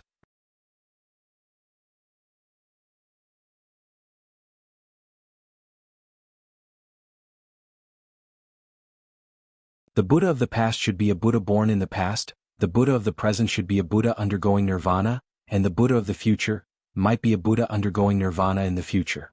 If one doesn't experience death, if one doesn't experience nirvana, how can one achieve karma? Although Subhuti has yet to fully comprehend the true meaning of the exquisite temple's Buddhist scriptures, this Xiao's thoughts may not be correct, but since Subhuti is willing to face this death tribulation here, why can't this Xiao fulfill his wish? Gu Zhen can reach the peak of demon-subduing methods in a short time, and seeking life in death is also one of his methods. Good. Thinking up to here, Xiaohua's eyes slightly narrowed. This Xiao will accompany Subhuti and the Star Monarch guarding the formation. This Xiao wants to see whether Buddha is 10 feet taller or Confucian is 10 feet taller. Whoa! An extremely sharp screeching sound descended from the sky, and a scorching hot aura assaulted Xiaohua's face like lava. Even from far away, that noisy gale blew against Xiaohua's dark golden skin, causing his muscles to undulate. A huge sphere fell from the sky. Xiaohua didn't dare to be negligent. While urging his escape technique to rush into the sky, he also urged his heavenly body infusion technique, and the body refining technique of the setting sun island continuously operated. This was especially true for Bodhi. His eyes were filled with benevolence as he formed the Akala seal with his hands. Countless golden runes and Sanskrit characters flowed all over his body. The streams that appeared in the void also contained Buddhist principles flowing within his golden body. Boom! With a loud sound, a hole dozens of feet wide was created in the huge sphere, and the sphere continued to fall. Far away from the hole, a damaged relic golden body stood in the air with difficulty. A fist-sized relic fell into the golden body, and as Subhuti chanted Buddhist mantras, the relic immediately turned into golden liquid, and as the golden runes flowed around the golden body, the damaged parts were repaired extremely quickly.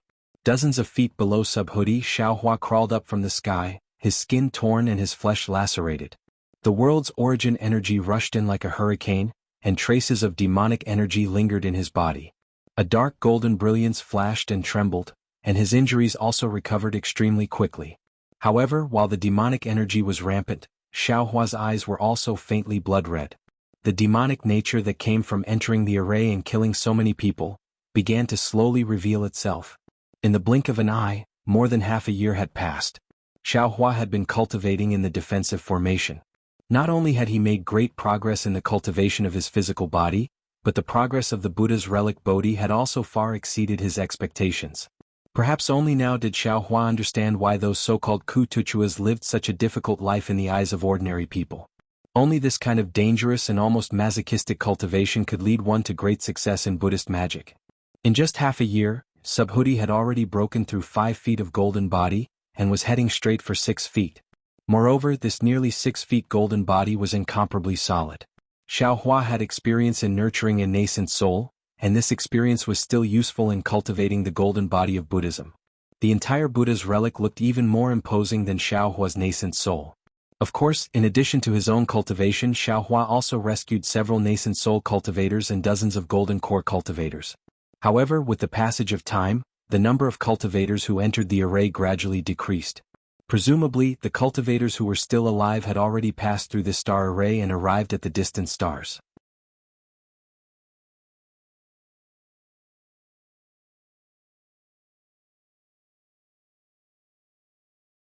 While Xiaohua's cultivation was advancing by leaps and bounds, Sun Horse of Star Taisher Zhanran, who was outside the array, was restless. He wanted to send out a message several times to invite Kong Hongwu over, but every time he was about to do something he would hesitate. Similarly, looking at the surging multicolored light and the twinkling starlight within the multicolored light, he was also helpless. This star array was not like the previous array on Jade Mountain. Those arrays could be controlled by Taisher Zhanran and the other star monarchs. However, these star arrays were personally laid down by some mysterious experts of the Immortal Palace. Taisher Zhanran and the other star monarchs could only monitor them but not control them. Especially, they could not freely enter and exit the star array. Taisher Zhanran really did not dare to take the risk to enter and see what was going on inside. Was it that bald donkey in his heart who built a temple inside? On this day, seeing the immortal soldier report that the nearby array had almost stopped, and the Tao sect cultivators who were able to escape the array had all gathered inside the Crimson Star, he gritted his teeth and jumped up from the clouds. He roared, "Old bald donkey, it seems like you are going to waste your time with me. Good. I don't dare to go in alone. I will find help. I don't believe that the few star monarchs of my star monarch palace are not your opponent." However, Taisher Zhanran angrily took out a scroll of flying crane. Just as he was about to activate it with his true qi, his hands stopped in mid-air. Besides Jing Mui and Shangguan Yaren's death, there were still 26 star monarchs that could be invited. Similarly, there were 7 star monarchs that could arrive in a short time. Who to invite and who not to invite, Taisher Zhanran naturally had to choose. In just a moment, Taisher Zhanran's mouth revealed a trace of a smile. He had already made his choice.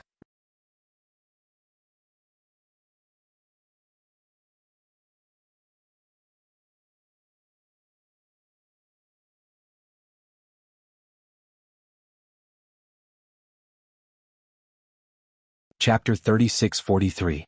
Damn it, other than Wood Dragon Linghu Pyron, I really can't let others know about this.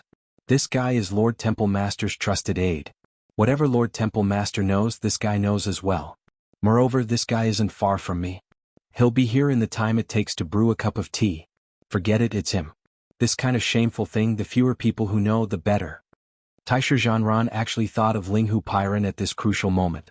Finished thinking, Taisha Zhanran activated the scroll. A flying crane rushed into the sky and disappeared. Who knew that this flying crane would fly back after not seeing it for half a day like a meat bun hitting a dog? It can't be. The impatient Taisha Zhanran was flabbergasted and secretly said, could it be? Linghu's side also has difficulties? Just as he was thinking, boom! A huge roar came from the distant horizon. Then a scarlet-red light shone brightly. The clouds above the entire defensive array were like waves. Through the clouds and the light, Taisha Zhanran could clearly see the origin of the loud sound. The crimson star that was previously hanging in the air was now moving again. It was like a huge bullet rushing towards the pure white moon in the distance. Scarlet Star Lingyu? Taisha Zhanran's face showed disbelief. Damn it, Dao sect cultivators are really powerful. They really broke this Scarlet Star chain array? Then wouldn't the treasure above the Scarlet Star be taken by them? It's really a pity. Shua. Just when Taisha Zhanran was smacking his lips, with a face full of regret that a good cabbage had been eaten by a pig, a towering snow-colored brilliance covered the sky and sprinkled down. That crimson star that had rushed into Hao Yu was swallowed by Hao Yu, and Hao Yu's brilliance instantly replaced the previous blood-red clouds. However, the most discordant thing happened. Under Taisha Zhanran's feet, the star was still scarlet. Damn it! Taisha Zhanran's face was slightly hot. Just as he was about to send out the immortal soldiers and immortal generals to investigate, the flying crane flew back. Then, from the depths of the clouds, a Confucian scholar stepped on the clouds. Wasn't it Linghu Pairan? Taisha Zhanran didn't dare to be negligent. He hurriedly greeted and bowed. Brother Linghu, where did you go? This little brother has been waiting for you impatiently. Brother Taisha, what's the matter? I had some things to take a look at the Crimson Star Great Array, so I was a little late to pick up brother's flying crane. After Linghu Pairan returned the salute, he glanced at the cloud under his feet and said with a smile. Why did brother Linghu go to the Crimson Star Great Array? Taisha Zhanran asked curiously. Which Taoist cultivator obtained the Crimson Star's unique treasure? It's nothing much.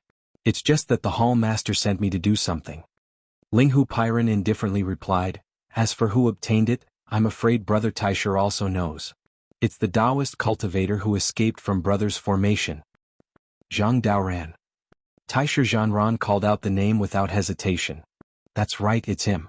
Linghu Pairan had a strange expression and said, I heard that this guy was at odds with Sun Kong Shangren and the others. But in the Crimson Star Great Array, the two of them actually joined forces and led nearly 100 cultivators. The other forces like Zhai Xingzi and Taoist Huodo were no match for them. That unique treasure was obtained by the two of them with great difficulty. And the strangest thing was that the one who obtained the unique treasure first was Sun Kong Shangren.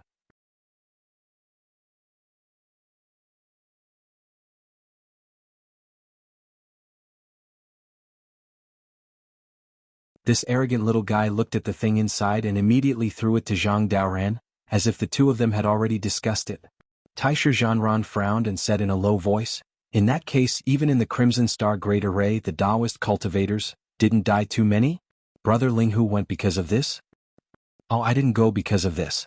Linghu Pairan replied, but as brother said, the number of nascent soul cultivators that died in the Crimson Star Great Array was really too few. The Hall Master is really dissatisfied. I'm afraid he'll do something about the Bright Moon Great Array. By the way, brother, why did you call me here in such a hurry? What's the matter? When Taisha Zhanran heard this, a bitter smile appeared on his face. He pointed at the clouds under his feet and helplessly said, little brother, there is a Buddhist expert hidden in this star array. I don't know why he hasn't left. Little brother has already received orders from the Temple Lord to kill this Buddha in the array. I've already used my star chart, but I haven't killed him yet. I've run out of tricks, so I thought of brother Linghu. I want to ask brother Linghu to join forces with me to enter the star array and kill him. What Buddhist expert? Even the star chart left behind by the Immortal Palace can't kill him? Linghu Pairan heard this and unconsciously frowned. This kind of expert, can you and I do it? Brother Linghu, the Crimson Star Great Array has been destroyed. Now the Bright Moon Great Array is right in front of us, but the inside of this little brother's star array is still crimson. Taisha Zhanran was a little anxious. However, before he could finish, Linghu Pairan waved his hand and said, If that's the case, Brother Taisher, you don't need to worry. On my way here, I've passed by more than a dozen star arrays guarded by other star lords. You can rest assured that some of their star arrays are still alive, and their star arrays are also crimson red. Oh. Taisher Zhanran breathed a sigh of relief and smiled. That's good, that's good.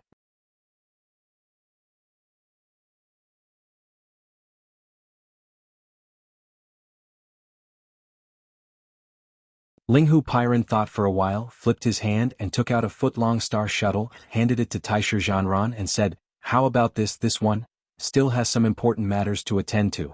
I can't enter the star array for the time being. This is the star shuttle left behind by the Immortal Palace. Observe for a while.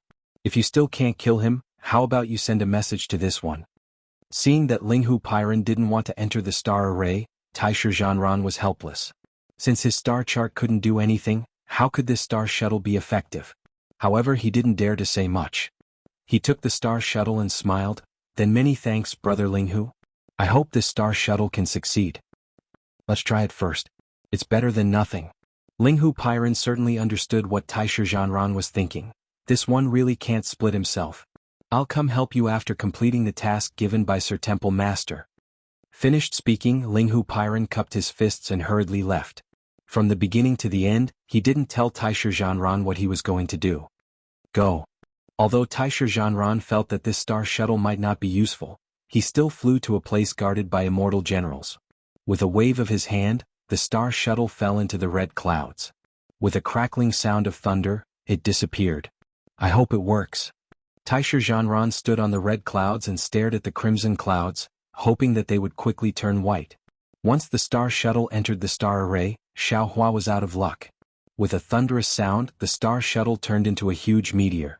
Surrounded by flickering lightning, it fell towards the giant star high up in the starry sky. Hong! The meteor crashed into the giant star and let out a loud explosion. The huge sphere unbelievably disintegrated. Then, the fragments of the sphere fell from the sky again.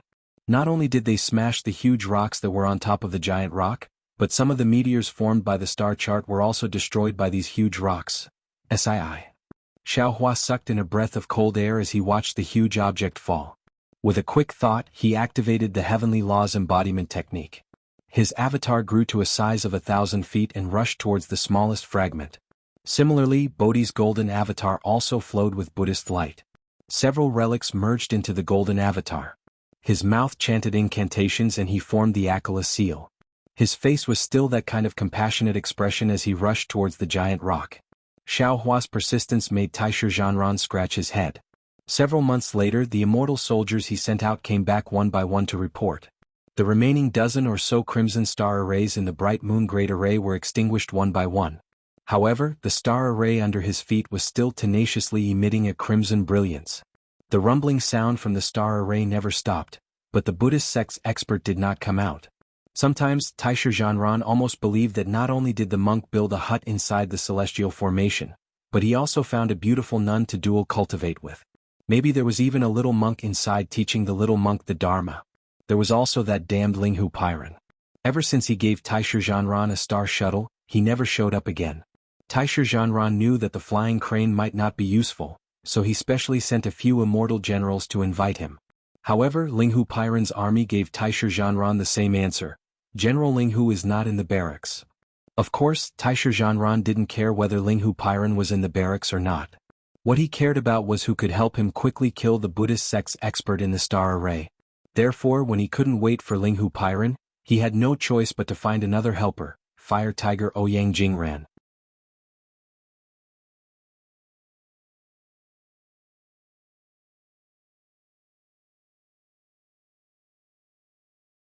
Ouyang Jingran was a female cultivator, but she didn't have the slightest grace of a female cultivator.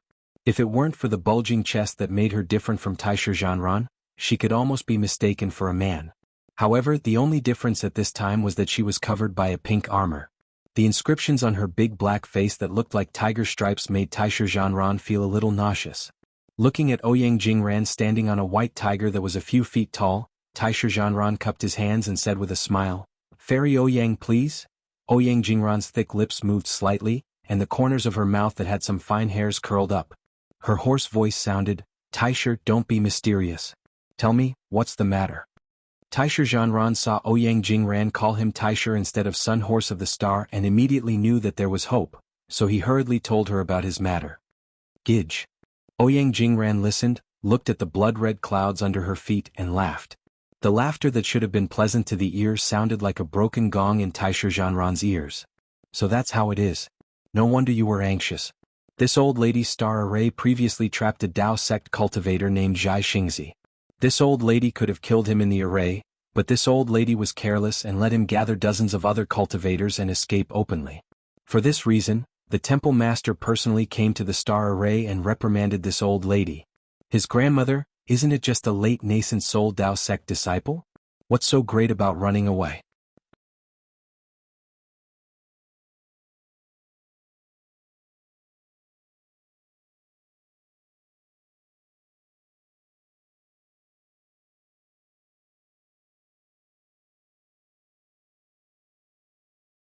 Chapter 3644. Taisher Zhanran knew that Ouyang Jingran was not shrewd and had always been careless. Not only did she not notice the strangeness of the star array while standing on the blood-red clouds of his star array, it was even more impossible for her to know the secret that the temple master wanted to kill a nascent soul cultivator. Of course he did not dare to say much. He could only smile bitterly. Yes, fairy, didn't you see?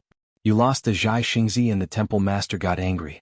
If I let this Buddhist master go, won't the temple master take my head? It's good that you took it. Just as a chamber pot. Ouyang Jingran covered her mouth and laughed. Obviously, she was very comfortable with being called a fairy, but this coquettish gesture was really not complimentary. In particular, the words from the mouth of this so-called fairy made Taisher Zhanran's face even more purple. Fairy, Lord Hallmaster may not really take this little brother's head, but, in the future, this little brother's life will certainly not be easy. Our Star Lord Hall's 28 Star Lords are all in the same boat. Fairy won't watch this little brother's later life be miserable, right? Taisher Zhanran threw caution to the wind. He didn't want his 1,000 years of face anymore and said with a smile. The words "in the same boat" made Ouyang Jingran's heart sad. She stopped smiling and her teasing eyes flashed with a trace of bitterness. She then nodded and said, "In that case, tell me, how do you want me to cooperate? That old monk has been arrogant in the star array for nearly a year. If he didn't have a superhuman cultivation, how could he dare to do so? I didn't dare to go in, because I wasn't sure. Since Fairy agrees, we will rush into the array and kill him," Taisher Zhanran said fiercely. Ouyang Jingran thought for a moment and shook her head slightly. "You want me to accompany you to die? Don't you know the power of this star array? You and I can't control this star array. If you and I rush in, we will be in the same situation as the old monk. There is no convenience. The old monk is already familiar with the star array, but we are not.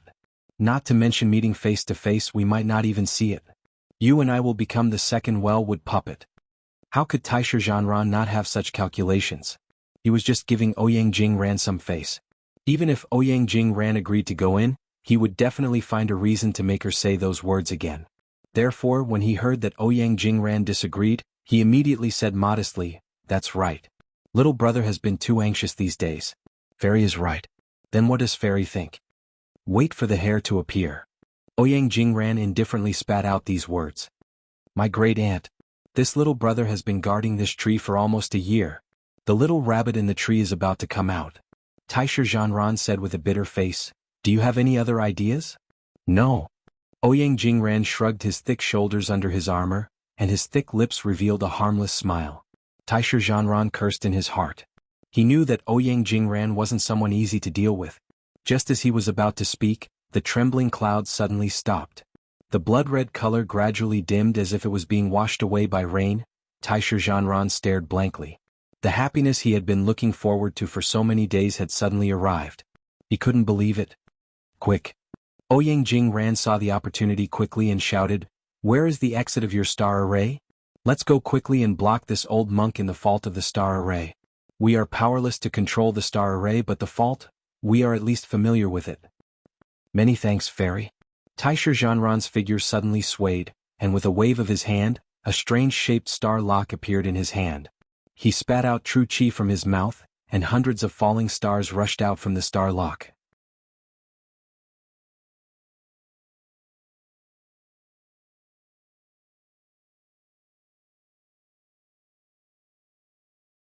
After falling into the clouds, a faint star path appeared. Taisha Zhanran dove into it, and without turning his head, he shouted, "If I kill this old monk, this little brother will owe the fairy a favor. You already owe me now." Ouyang Jing lifted his foot and kicked the white tiger below him. The white tiger immediately rushed in with Taisha Zhanran as it answered. The two flew into the clouds. The clouds were still calm, but after a while, even the star path they fell into was covered. The clouds of the star array had completely turned into the color of the bright moon. However, the two went for a long time and didn't come out. After waiting for 2 days, Linghu Pairan came over with a face full of doubts and puzzlement. However, when he saw that the color of the star array Taisha Zhanran was guarding had changed, he couldn't help but raise his eyebrows and seem to relax. However, when he summoned the immortal soldier and asked about Taisha Zhanran's whereabouts, a kind of fear suddenly appeared in his eyes. Of course, this fear was swept away. After sending the immortal soldier away, Linghu Pairan lowered his head and looked at the clouds under his feet. He stretched out his hand and the previous star shuttle fell into his hand. Looking at the small and exquisite star shuttle, which had lost its previous brilliance, Linghu Pairan narrowed his eyes and bit his lip. No one knew what he was thinking. After half a cup of tea's time, Linghu Pairan put away the star shuttle and raised his hand to take out a star lock. This star lock was a little different from Taisha Zhanran's, but when Linghu Pairan spat out true qi, starlight flew out from the star lock and a faint star path appeared in the clouds. "I hope this old man's guess is wrong." Linghu Pairan's face was cautious, but he was still secretly thinking in his heart, "The one left in this star array is not Xiaohua. Otherwise, the lives of Tailfire Tiger and Sunhorse of Star would be in danger."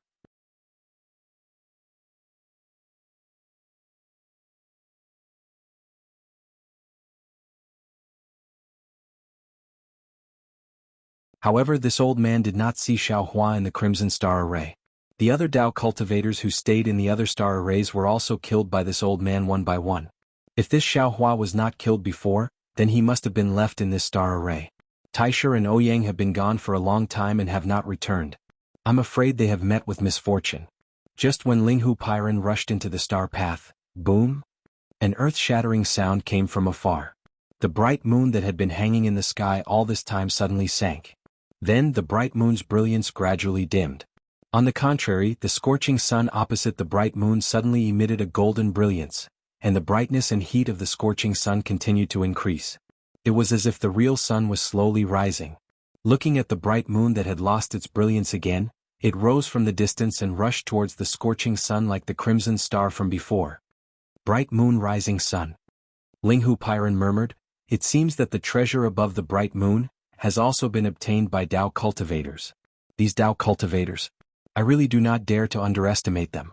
They are only at the upper 4th grade of origin energy, but they were able to break the Crimson Star Array and the Bright Moon Array.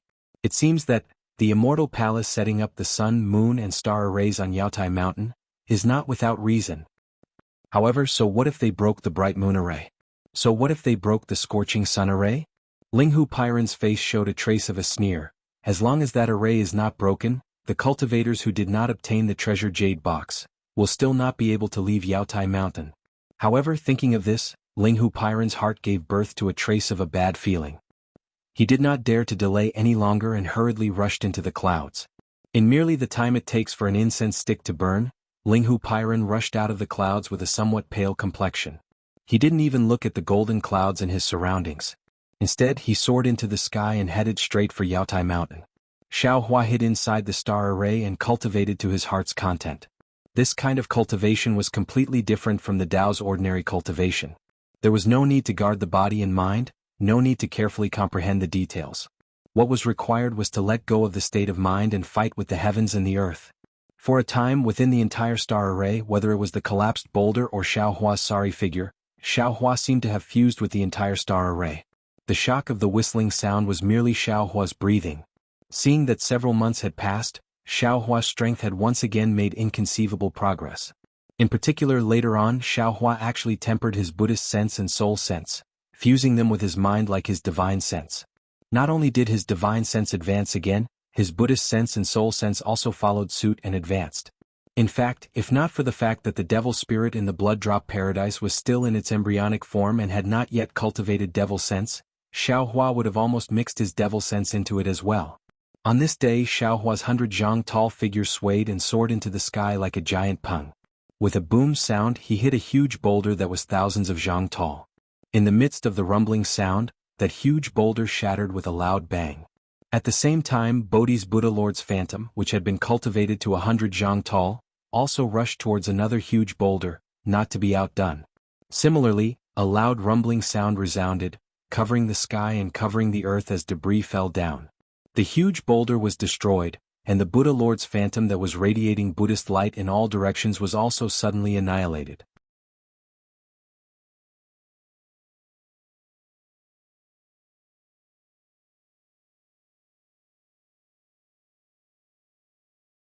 In just a moment, the sound of Sanskrit resounded in all directions.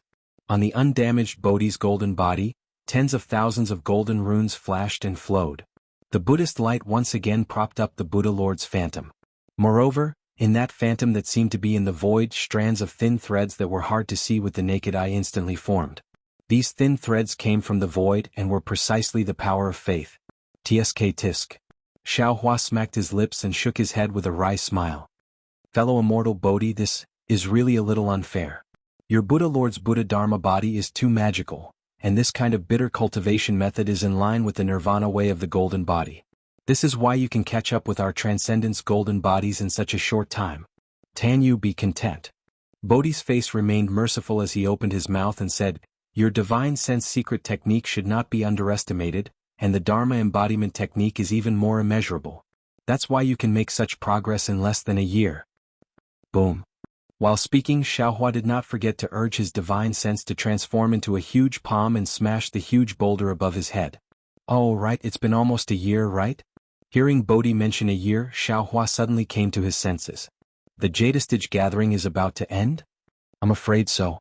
Bodhi pointed his finger at the sky where the stones were flying and said, the white light around this star array has long been invaded, but it has been blocked by the bloody light of the star array. Presumably, the Jadestage gathering is about to end, and the star array is ready to close.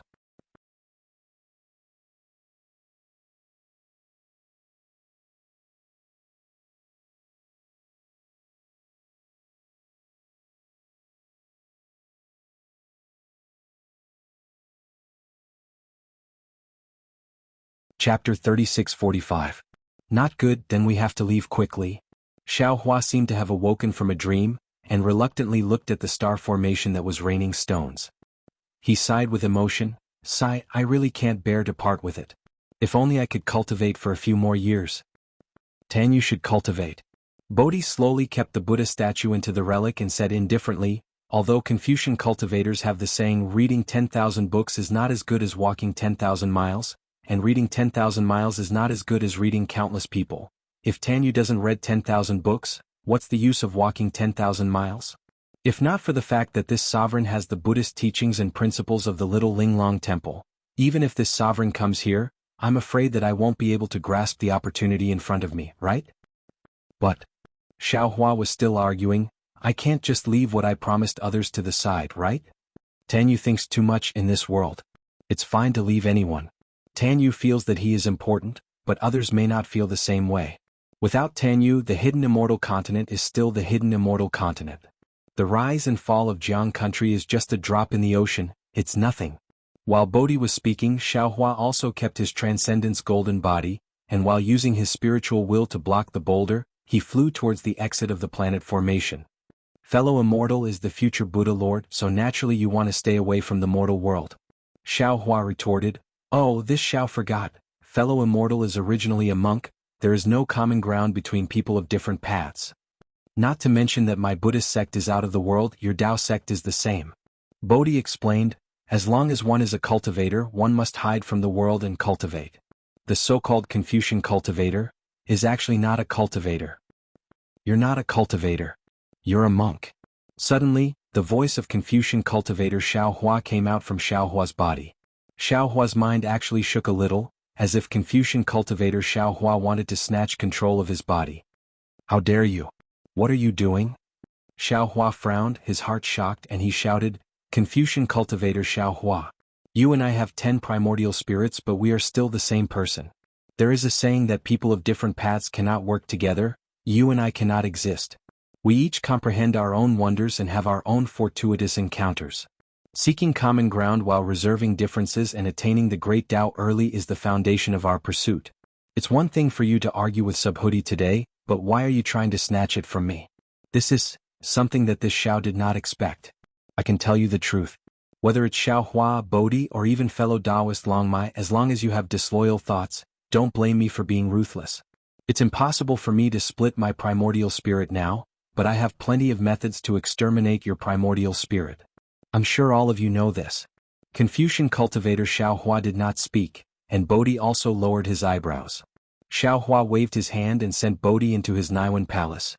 Then he snorted and landed at the exit of the star array. His originally happy mood was now very bad. Immediately, Xiao Hua stepped into the same exit with anger on his face. As his figure disappeared, the blood-red brilliance in the star array suddenly disappeared, and the bright moonlight instantly enveloped the whole space. The falling boulders strangely stopped in midair at the same time. When the bright moonlight scattered, all the boulders disappeared completely, and the space returned to the original huge sphere and the belt of boulders around it.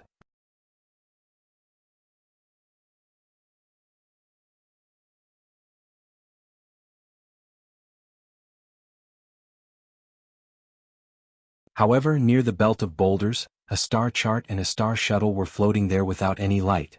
Xiao Hua frowned and stepped out of the star array. He knew in his heart that his primordial spirits were very different, and each of them cultivated a different divine ability.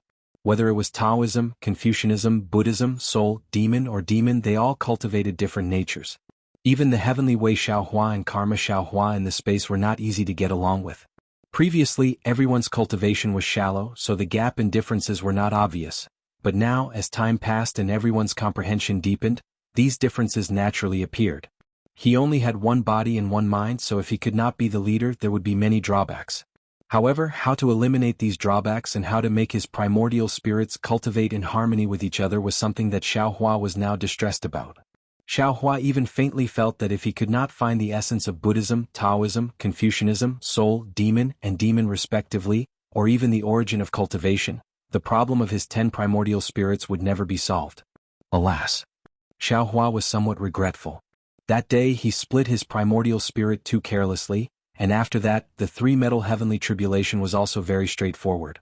Now, although his 10 primordial spirits had begun to show their power, he could only drink this bitter wine alone. Although this primordial spirit splitting technique is not the same as before, this Xiao combined the countless strands of ghost cultivation and other secret techniques to form it.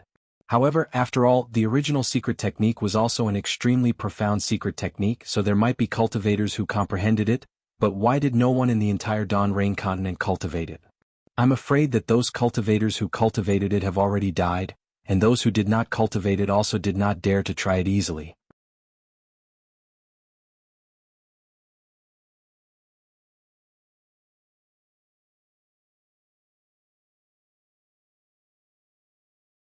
Only this Xiao Hua, this pitiful worm, cultivates any secret technique I see and doesn't know how powerful it is. While thinking, Xiao Hua felt his body tighten, and the space in front of him began to circulate. He knew that he was about to enter the next imperial array, but at this moment the space in front of him suddenly stopped, and the starlight in front of him seemed to be suspended in the air. Even the distorted space ripples also stopped. What's going on? Could it be that the Jade Pavilion gathering has already ended? Xiao Hua was slightly stunned. Suddenly, a chill suddenly rose from the bottom of his heart. Xiao Hua did not dare to be negligent, and his divine sense smashed towards the stagnant space like a hammer. Kacha. A series of fine sounds rang out, and the distorted space ripples were shattered by Xiao Hua. Xiao Hua's divine sense now could even shatter star fragments, so the temporary confinement of this imperial array could not do anything to him. Huh? You're a Tao sect cultivator? Not an old bald donkey from the Buddhist sect? Xiao Hua's eyes flashed, and he appeared in the previous space again. He saw 2 armored immortal generals standing in the air, quite surprised. One of them was holding a foot-long yellow bamboo pole, and in front of him was a white tiger. The other had a face as long as a horse, and in his hand was a bronze scroll. The surprised voice came from the horse-faced immortal general. Without waiting for Xiao Hua to speak, the immortal general holding the yellow bamboo pole sneered, "Why are you talking nonsense with him? Take him down first, then ask him where he came from." The immortal general is right. The horse-faced immortal general was naturally Taisher Zhanran. At this moment, he waved the scroll in his hand, and a soaring righteous chi was produced from the surroundings. It was like a huge bronze lock, sealing Xiaohua within 100 zhang. Looking at Ouyang Jingran holding the bamboo pole, he also waved his bamboo pole, and hundreds of righteous chi swarmed out. These righteous chi were not only vast, but there were also strands of crystal threads flowing within, containing extremely terrifying power. What made Xiaohua most alarmed was that these righteous chi were similar to the righteous chi controlled by Taisher Zhanran. It seemed that each righteous chi complemented each other. The attacks of the two were like two large locks, attacking Xiaohua from two sides, sealing him inside. How are these immortal generals? Xiaohua's eyes narrowed and he secretly sneered, these are clearly two-star monarchs. Damn it, this Xiao has only cultivated in the star array for a year, and you guys are already targeting this Xiao. Now you want to lock this Xiao up without saying anything. Isn't this the same as the Copper Pillar State's constable treating the Seven Suns Temple's master Dao Shan?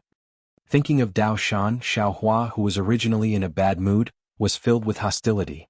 He coldly looked at the righteous chi locks in front of him and coldly said, fighting without declaring it is rude, joining hands to bully others is shameless, attacking innocents is untrustworthy. You are the Star Monarchs of Star Monarch's Palace in vain. You are actually such untrustworthy, shameless, and rude people that are worse than pigs and dogs. How dare you?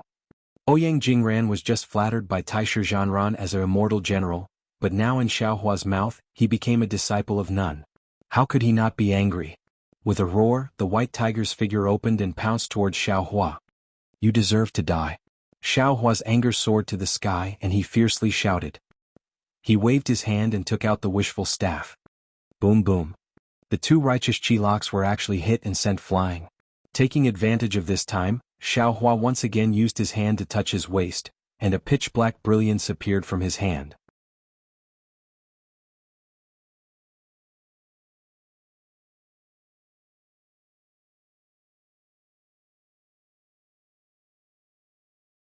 The god power centipede riding the demon cloud flew out from the space, and before it could fly close to the white tiger, it already made a squeaking sound, and the antennae on its forehead crisscrossed with each other, as if it was challenging the white tiger.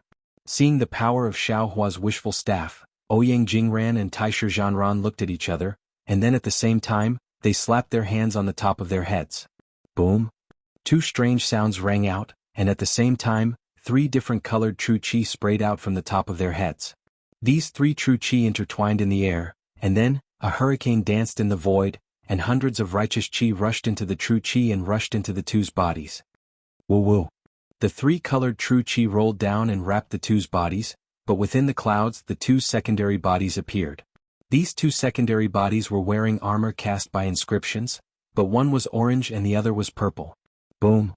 Without waiting for the secondary bodies to take shape, Taisher Zhanran waved his fist and smashed it towards Xiaohua.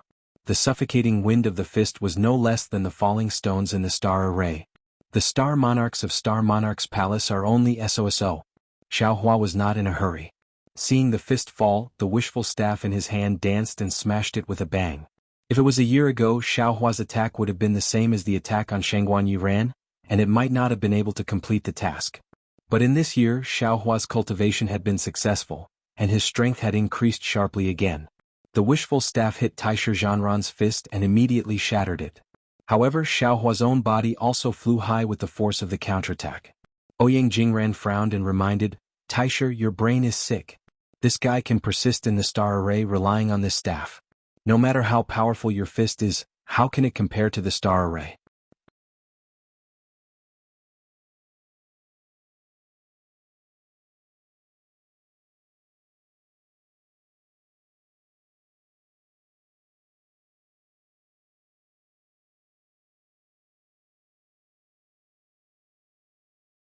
Chapter 3646.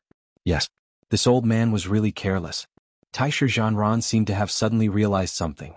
He shook the scroll in his hand, and a terrifying aura spread out from the scroll. The void within 1,000 zhang radius seemed to have leaked out, and endless noble chi rushed into the scroll like a waterfall. Rays of blue light flew out from the scroll. Ouyang Jingran also waved the bamboo pole in his hand, and a fire wall of hundreds of feet appeared out of thin air, attacking Xiaohua from the other side. The aura of the scroll and the firewall also became a kind of mutual restraint, and Ouyang Jingran wanted to kill Xiao Hua on the spot. Didn't you want to see this old bald donkey? Then I'll let you see. Xiao Hua sneered and patted his forehead. A Buddha holding a jade bottle in his hand stepped out of the Buddha light. Namo Maitreya Buddha. As soon as the Buddha came out of the space, his hands formed a Buddha seal, and his whole body was covered in Buddha light. 1,000 feet tall Buddha Lord Phantom was born from the Buddha light, and the Buddha Lord Phantom shook his hand, and the 9-dragon staff turned into 9 dragons, roaring and rushing to the fire wall of hundreds of feet. With the appearance of Buddha Bodhi, Xiao Hua no longer dared to be negligent. His whole body flashed with a dark golden brilliance, and his transcendence golden body was also displayed. It also grew to 1,000 feet, and the wishful steel staff grew to 1,000 feet, and he waved it to hit the scroll. Seeing Xiao Hua bring out the Buddha Sarira, although the Sarira seemed to be a bit incomplete, the Buddha Lord Phantom was actually comparable to him.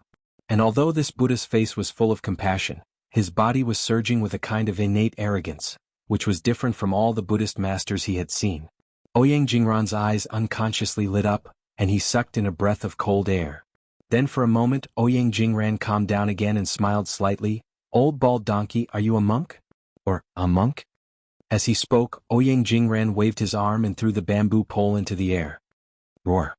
The bamboo pole actually turned into a fire dragon and pounced on the monk's staff. The raging fire instantly submerged the 9 dragons that the monk's staff had turned into. Not only that, Ouyang Jingran reached out with one hand and a pillar of Howren Qi landed on her arm. Amidst cracking sounds, her entire arm turned into a giant sword that was hundreds of feet long.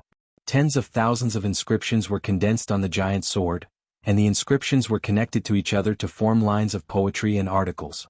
The fiery threads that had been there for thousands of years flashed with an ancient brilliance between the inscriptions. Whoa! Ouyang Jingran sneered as a cold wind blew.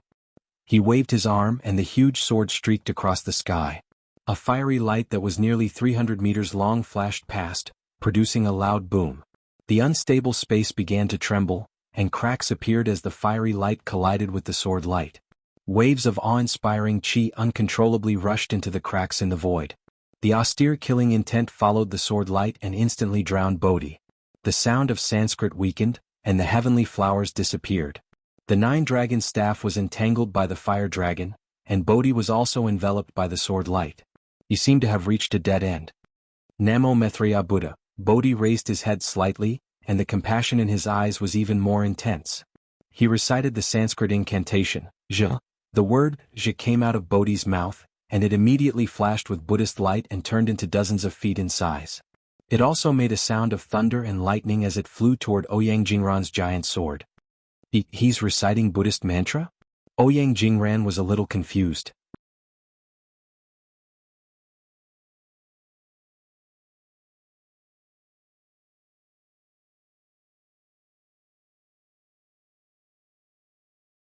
She seemed to have never heard of a Buddhist cultivator who had this kind of magical power. While Ouyang Jingran was in a daze, Bodhi's Sanskrit incantation collided with the giant sword. Boom! The huge sound shook the space where the two people were. The Sanskrit incantation turned into a thin ray of light under Ouyang Jingran's attack and disappeared into the void. Ouyang Jingran's huge body was also thrown off balance by the huge force. Boom! At the same time, another huge roar came from the distance. Taisha Zhanran's scroll unfolded under the attack of Xiao Hua's wishful staff. For huge inscriptions of perfection like water appeared from the scroll. The blue gas on the scroll surged, and the word perfection rushed into the sky and turned into several flying swords, falling toward Xiao Hua's head. The word perfection spread out in the sky, and fist-sized clouds bloomed like lotus flowers. Each lotus flower brewed a terrifying force to surround Xiao Hua's upper body. The word perfection disappeared into the void, and when it reappeared, it had turned into tens of thousands of wooden vines. The inscriptions on the vines flashed and wrapped around Xiao Hua's legs. As for the word water, it was like the Milky Way hanging upside down. Every drop seemed to be able to destroy a mountain peak as it rushed toward Xiao Hua. See. Looking at Taisha Zhanran's grin, Xiao Hua was shocked. This scroll was really too powerful. The 4 words actually had 4 qi condensed. Moreover, each word had the strength of a great grandmaster. Needless to say, this scroll must have been written by a sage of literature. Poof! Xiao Hua opened his mouth and spouted out a flame, which turned into a wall of fire to block the wooden vines around him. The wooden vines condensed from inscriptions turned into wisps of awe-inspiring qi in the flame and disappeared. As for the flying swords, clouds, and water, Xiaohua did not pay attention to them.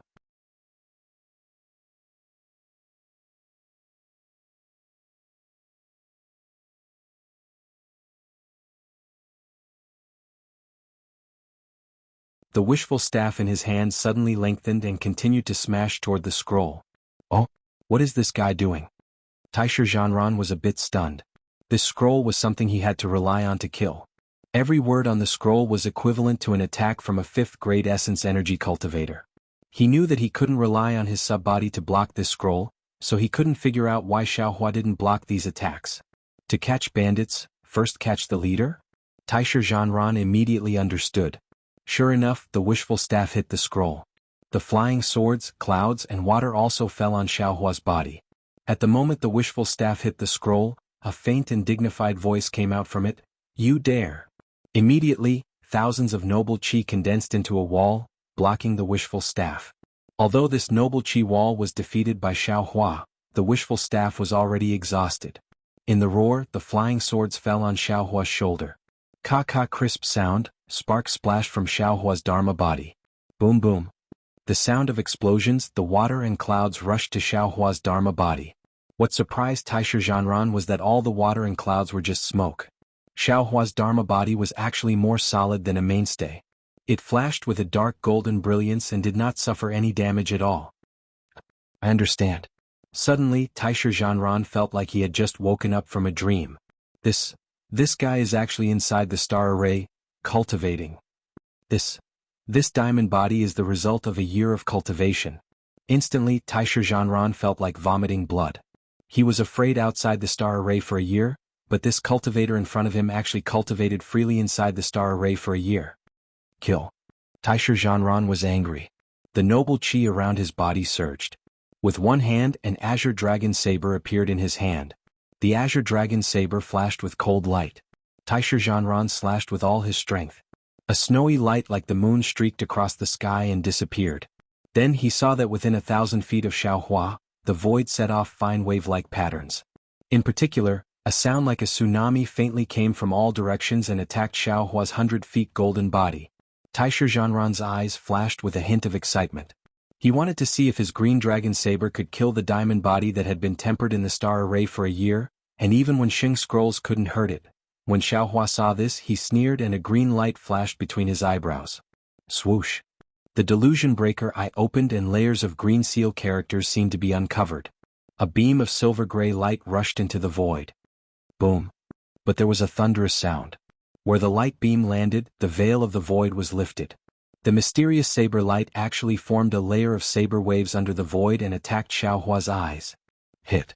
Xiaohua roared, and the wishful staff that was like a mountain strangely swung out. Rumble. The blade wave was blocked and thousands of layers of snowflakes splashed. The sound of thunder reverberated in the space wave after wave. Damn it. Feeling the azure dragon saber's unyielding and regret, Taisha Zhanran cursed. His heart grew timid. Xiaohua's ability was too strange. It was unexpectedly able to open the void. Although his azure dragon saber was sharp, it only left a faint saber mark on Xiaohua's wishful staff. If they continued to fight, he feared that he would not have any good methods. At this moment, Bodhi's swordsman mantra was spat out again. The Buddhist light was resplendent and it was like a glaring vajra that attacked Ouyang Jingran. The mantra contained the Buddhist doctrine and the power of karma, causing Tail Fire Tiger's elemental energy to palpitate. Too powerful. Ouyang Jingran did his best to resist. His heart also had thoughts of retreating.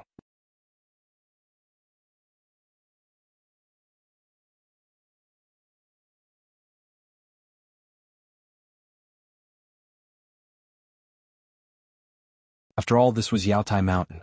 She only came to help. There was no need to fight to the death. Once she left the star array, she had plenty of methods to counterattack.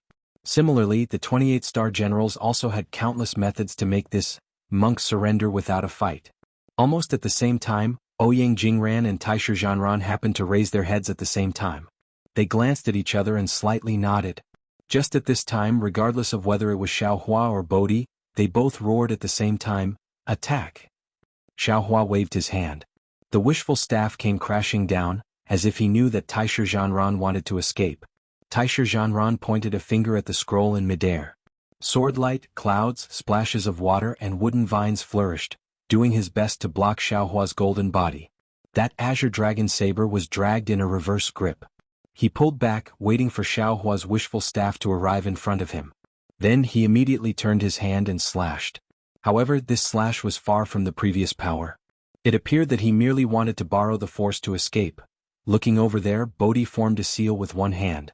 The innate true water in the clear water bottle in his hand transformed into a water screen. It sprinkled in front of Ouyang Jingran, sealing off her path of retreat.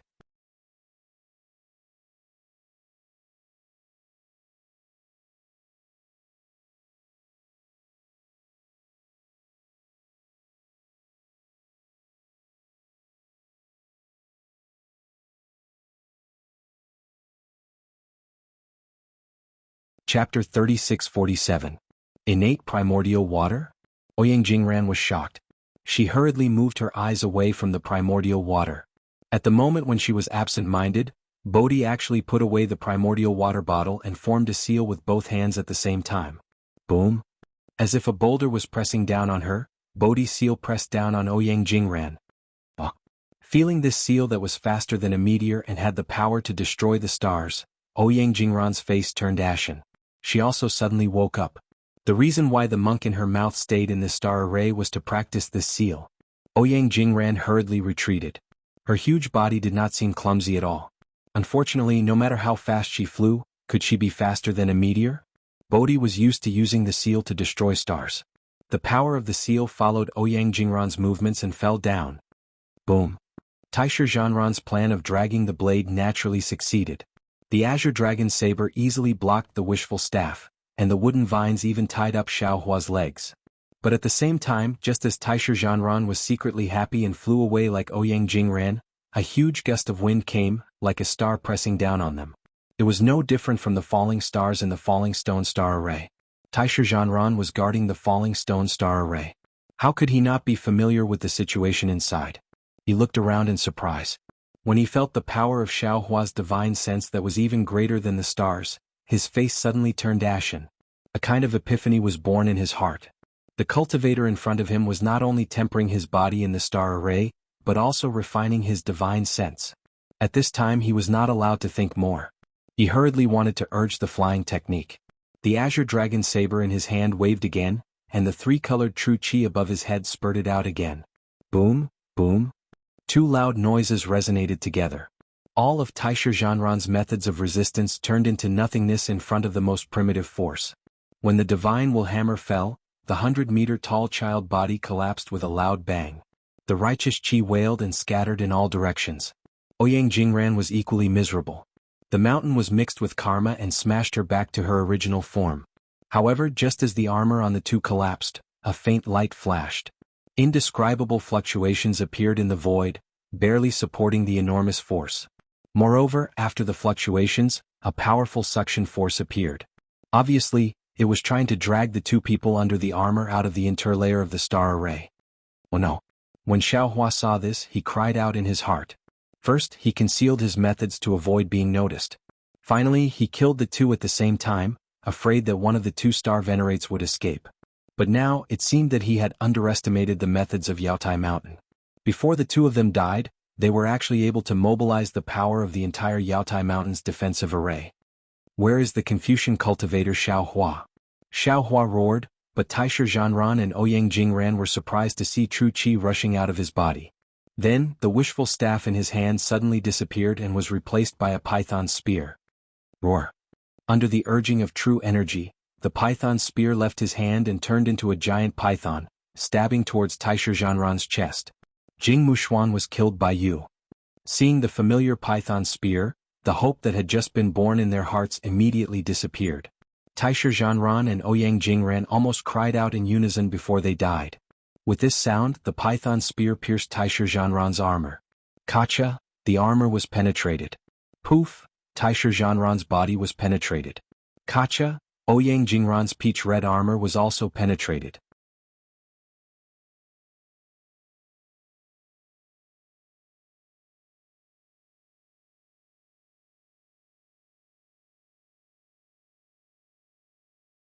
Poof!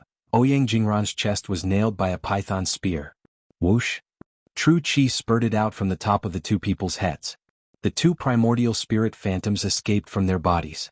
Unfortunately, before they could leave, Xiaohua, who was waiting by the side, had already pulled out his hand. The sword gourd flew out of his hand. The soul-slaying Yuan light rushed out and immediately covered the two primordial spirits. They did not have any chance to struggle and were instantly killed. Namo Maitreya Buddha. Bodhi flew closer. After chanting the Buddhist name, he chanted the Lin word. When the word fell on the two primordial spirits revealed their human forms. Moreover, their hazy faces were filled with panic. After all, at this time Xiaohua not only controlled their life and death, but also decided their reincarnation. Bodhi raised his hand. Two strands of Buddhist light appeared from his fingertips and fell between the eyebrows of the two primordial spirits. The two primordial spirits' faces were filled with pain and their entire primordial spirits rapidly faded. Fortunately, it was only half a cup of tea's time. Bodhi retracted his hand and chanted the Buddhist name, Namo Maitreya Buddha. By this sovereign's order, re-enter reincarnation, Jil. Under the incantation, the two primordial spirits suddenly woke up. They hurriedly bowed and saluted, then disappeared in a moment. When the two primordial spirits died, the suction force in the space immediately disappeared. While Bodhi was converting the two primordial spirits and searching their souls, Xiaohua took the two primordial spirits' corpses, scrolls and weapons. As for the white tiger, how could it be a match for the divine power centipede?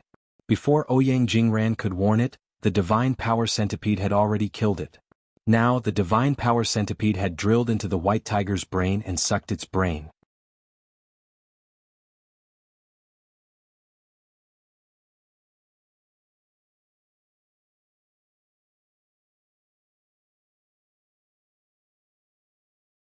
Seeing Bodhi send the two primordial spirits away, Xiaohua's mind was filled with everything Bodhi knew. He looked at the space again. Although there were traces of a struggle, there were no special flaws. Xiaohua faintly smiled. His hands formed seals again. Dozens of seals flew out and landed in different parts of the space. Although these seals couldn't completely eliminate his aura, for a short time, cultivators weaker than him would have a hard time finding any clues. After doing all this, Xiaohua smiled and said, Confucian cultivator Xiaohua, take a look. If you and I didn't work together, how could things have been done so perfectly? That's why there are benefits if we work together and disadvantages if we don't work together. Don't separate Bodhi and the others because of some differences in cultivation. Our situations are different and can't be separated. Namo Maitreya Buddha, excellent, excellent. Bodhi descended and put his palms together. This poor monk hasn't come out for a long time. As soon as I come out, I'll harm someone's life. This is really inappropriate.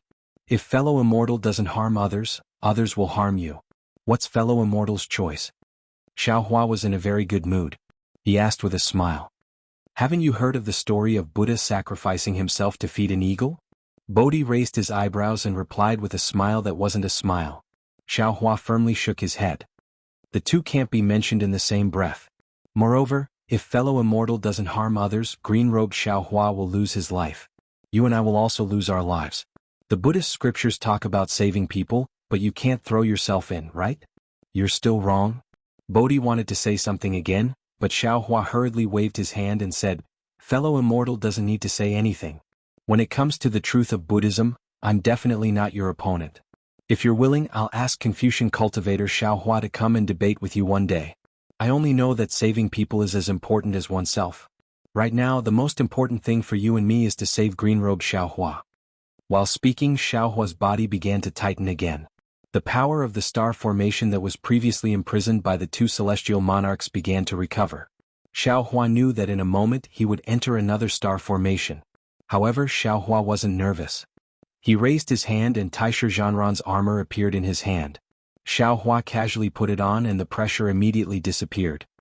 According to the memories of the two celestial monarchs, the defensive formation of Yaotai Mountain should have been rearranged by the people sent by the Immortal Palace. The so-called Scorching Sun, Bright Moon and Crimson Star formations are all fierce formations used by the Immortal Palace. This time they were specially used to kill our Taoist cultivators. Moreover, they speculated that the number of Taoist cultivators who could walk out of the Yaotai Mountain gathering this time could be counted on one hand. Even the Celestial Monarch Hall has already drafted an edict stating that the treasures in this Yaotai Mountain gathering were too rare and our Taoist cultivators killed each other too fiercely, resulting in such a great loss. Xiaohua flew towards the interlayer of the star array. He put on his armor and held the azure dragon saber in his hand. At the same time, he used a transfiguration technique to transform himself into Taishu Zhanran's appearance. This Kong Hongwu's ruthlessness, tsk, it's obvious. Alas, but these celestial monarchs seem to be pitiful. They all offended the influential figures in the Immortal Palace and were sent here to admit their crimes. This is said to be a good opportunity for them to perform meritorious deeds. Unfortunately, 3 of them were killed by this Xiao. This Kong Hongwu should be furious again.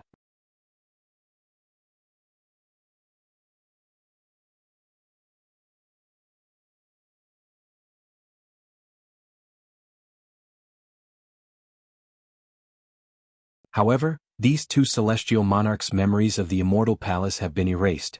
Even if this Xiao wants to know the whereabouts of the Immortal Palace, this Xiao can't. Xiaohua flew for a moment and arrived at the bottom of the interlayer. He took out the Celestial Monarch token and sprayed a mouthful of true qi on it. The Celestial Monarch token rushed out a 3-colored brilliance and fell on the clouds at the bottom. Shua. At the place where the brilliance came from, a hole several feet in size appeared. Xiaohua used the clear eyes technique to take a look and fell into it. Looking at the somewhat unfamiliar star formation, Xiaohua urged his figure to descend. A faint fluctuation appeared on the armor on his body, slowly spreading in all directions, but it didn't trigger the restriction of the star formation. Now that the Great Crimson Star formation has been broken, Brother Daoran has obtained a unique treasure. It seems that this unique treasure should be the Cold Ghost Gallbladder. Zhang Daoran and Sun Kong have now attacked the Bright Moon Formation. No matter what is inside the Bright Moon Formation, presumably with the joint forces of 2 late nascent soul stage cultivators, they should be able to succeed. However, this Kong Hongwu unexpectedly wants to take drastic measures and kill all the cultivators in the Scorching Sun Formation. This is troublesome. Xiaohua passed through several star formations and several interlayers before finally escaping from the Sun, Moon and Star formations and landing on the Yaotai Mountain. At this time, the Yaotai Mountain was still covered by pure white clouds and couldn't be seen clearly. Xiaohua pondered for a moment and looked around before flying in a certain direction. He thought to himself, apart from the Sun, Moon and Star formations, the earliest formation that the people of the Immortal Palace set up was the Great Formation under the Yaotai Mountain. This Great Formation took several years to set up.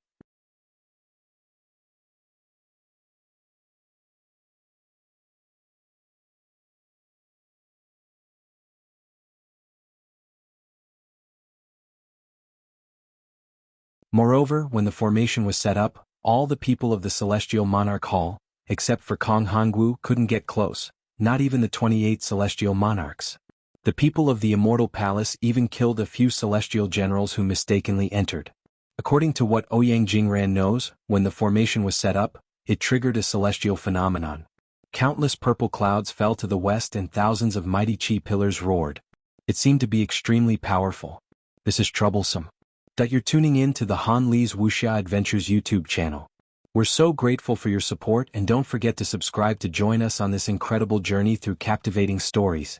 Your generosity through donations truly makes a world of difference, as it's the primary source of revenue that allows me to expand and enhance this channel for you. Thank you from the bottom of my heart for being a part of this adventure.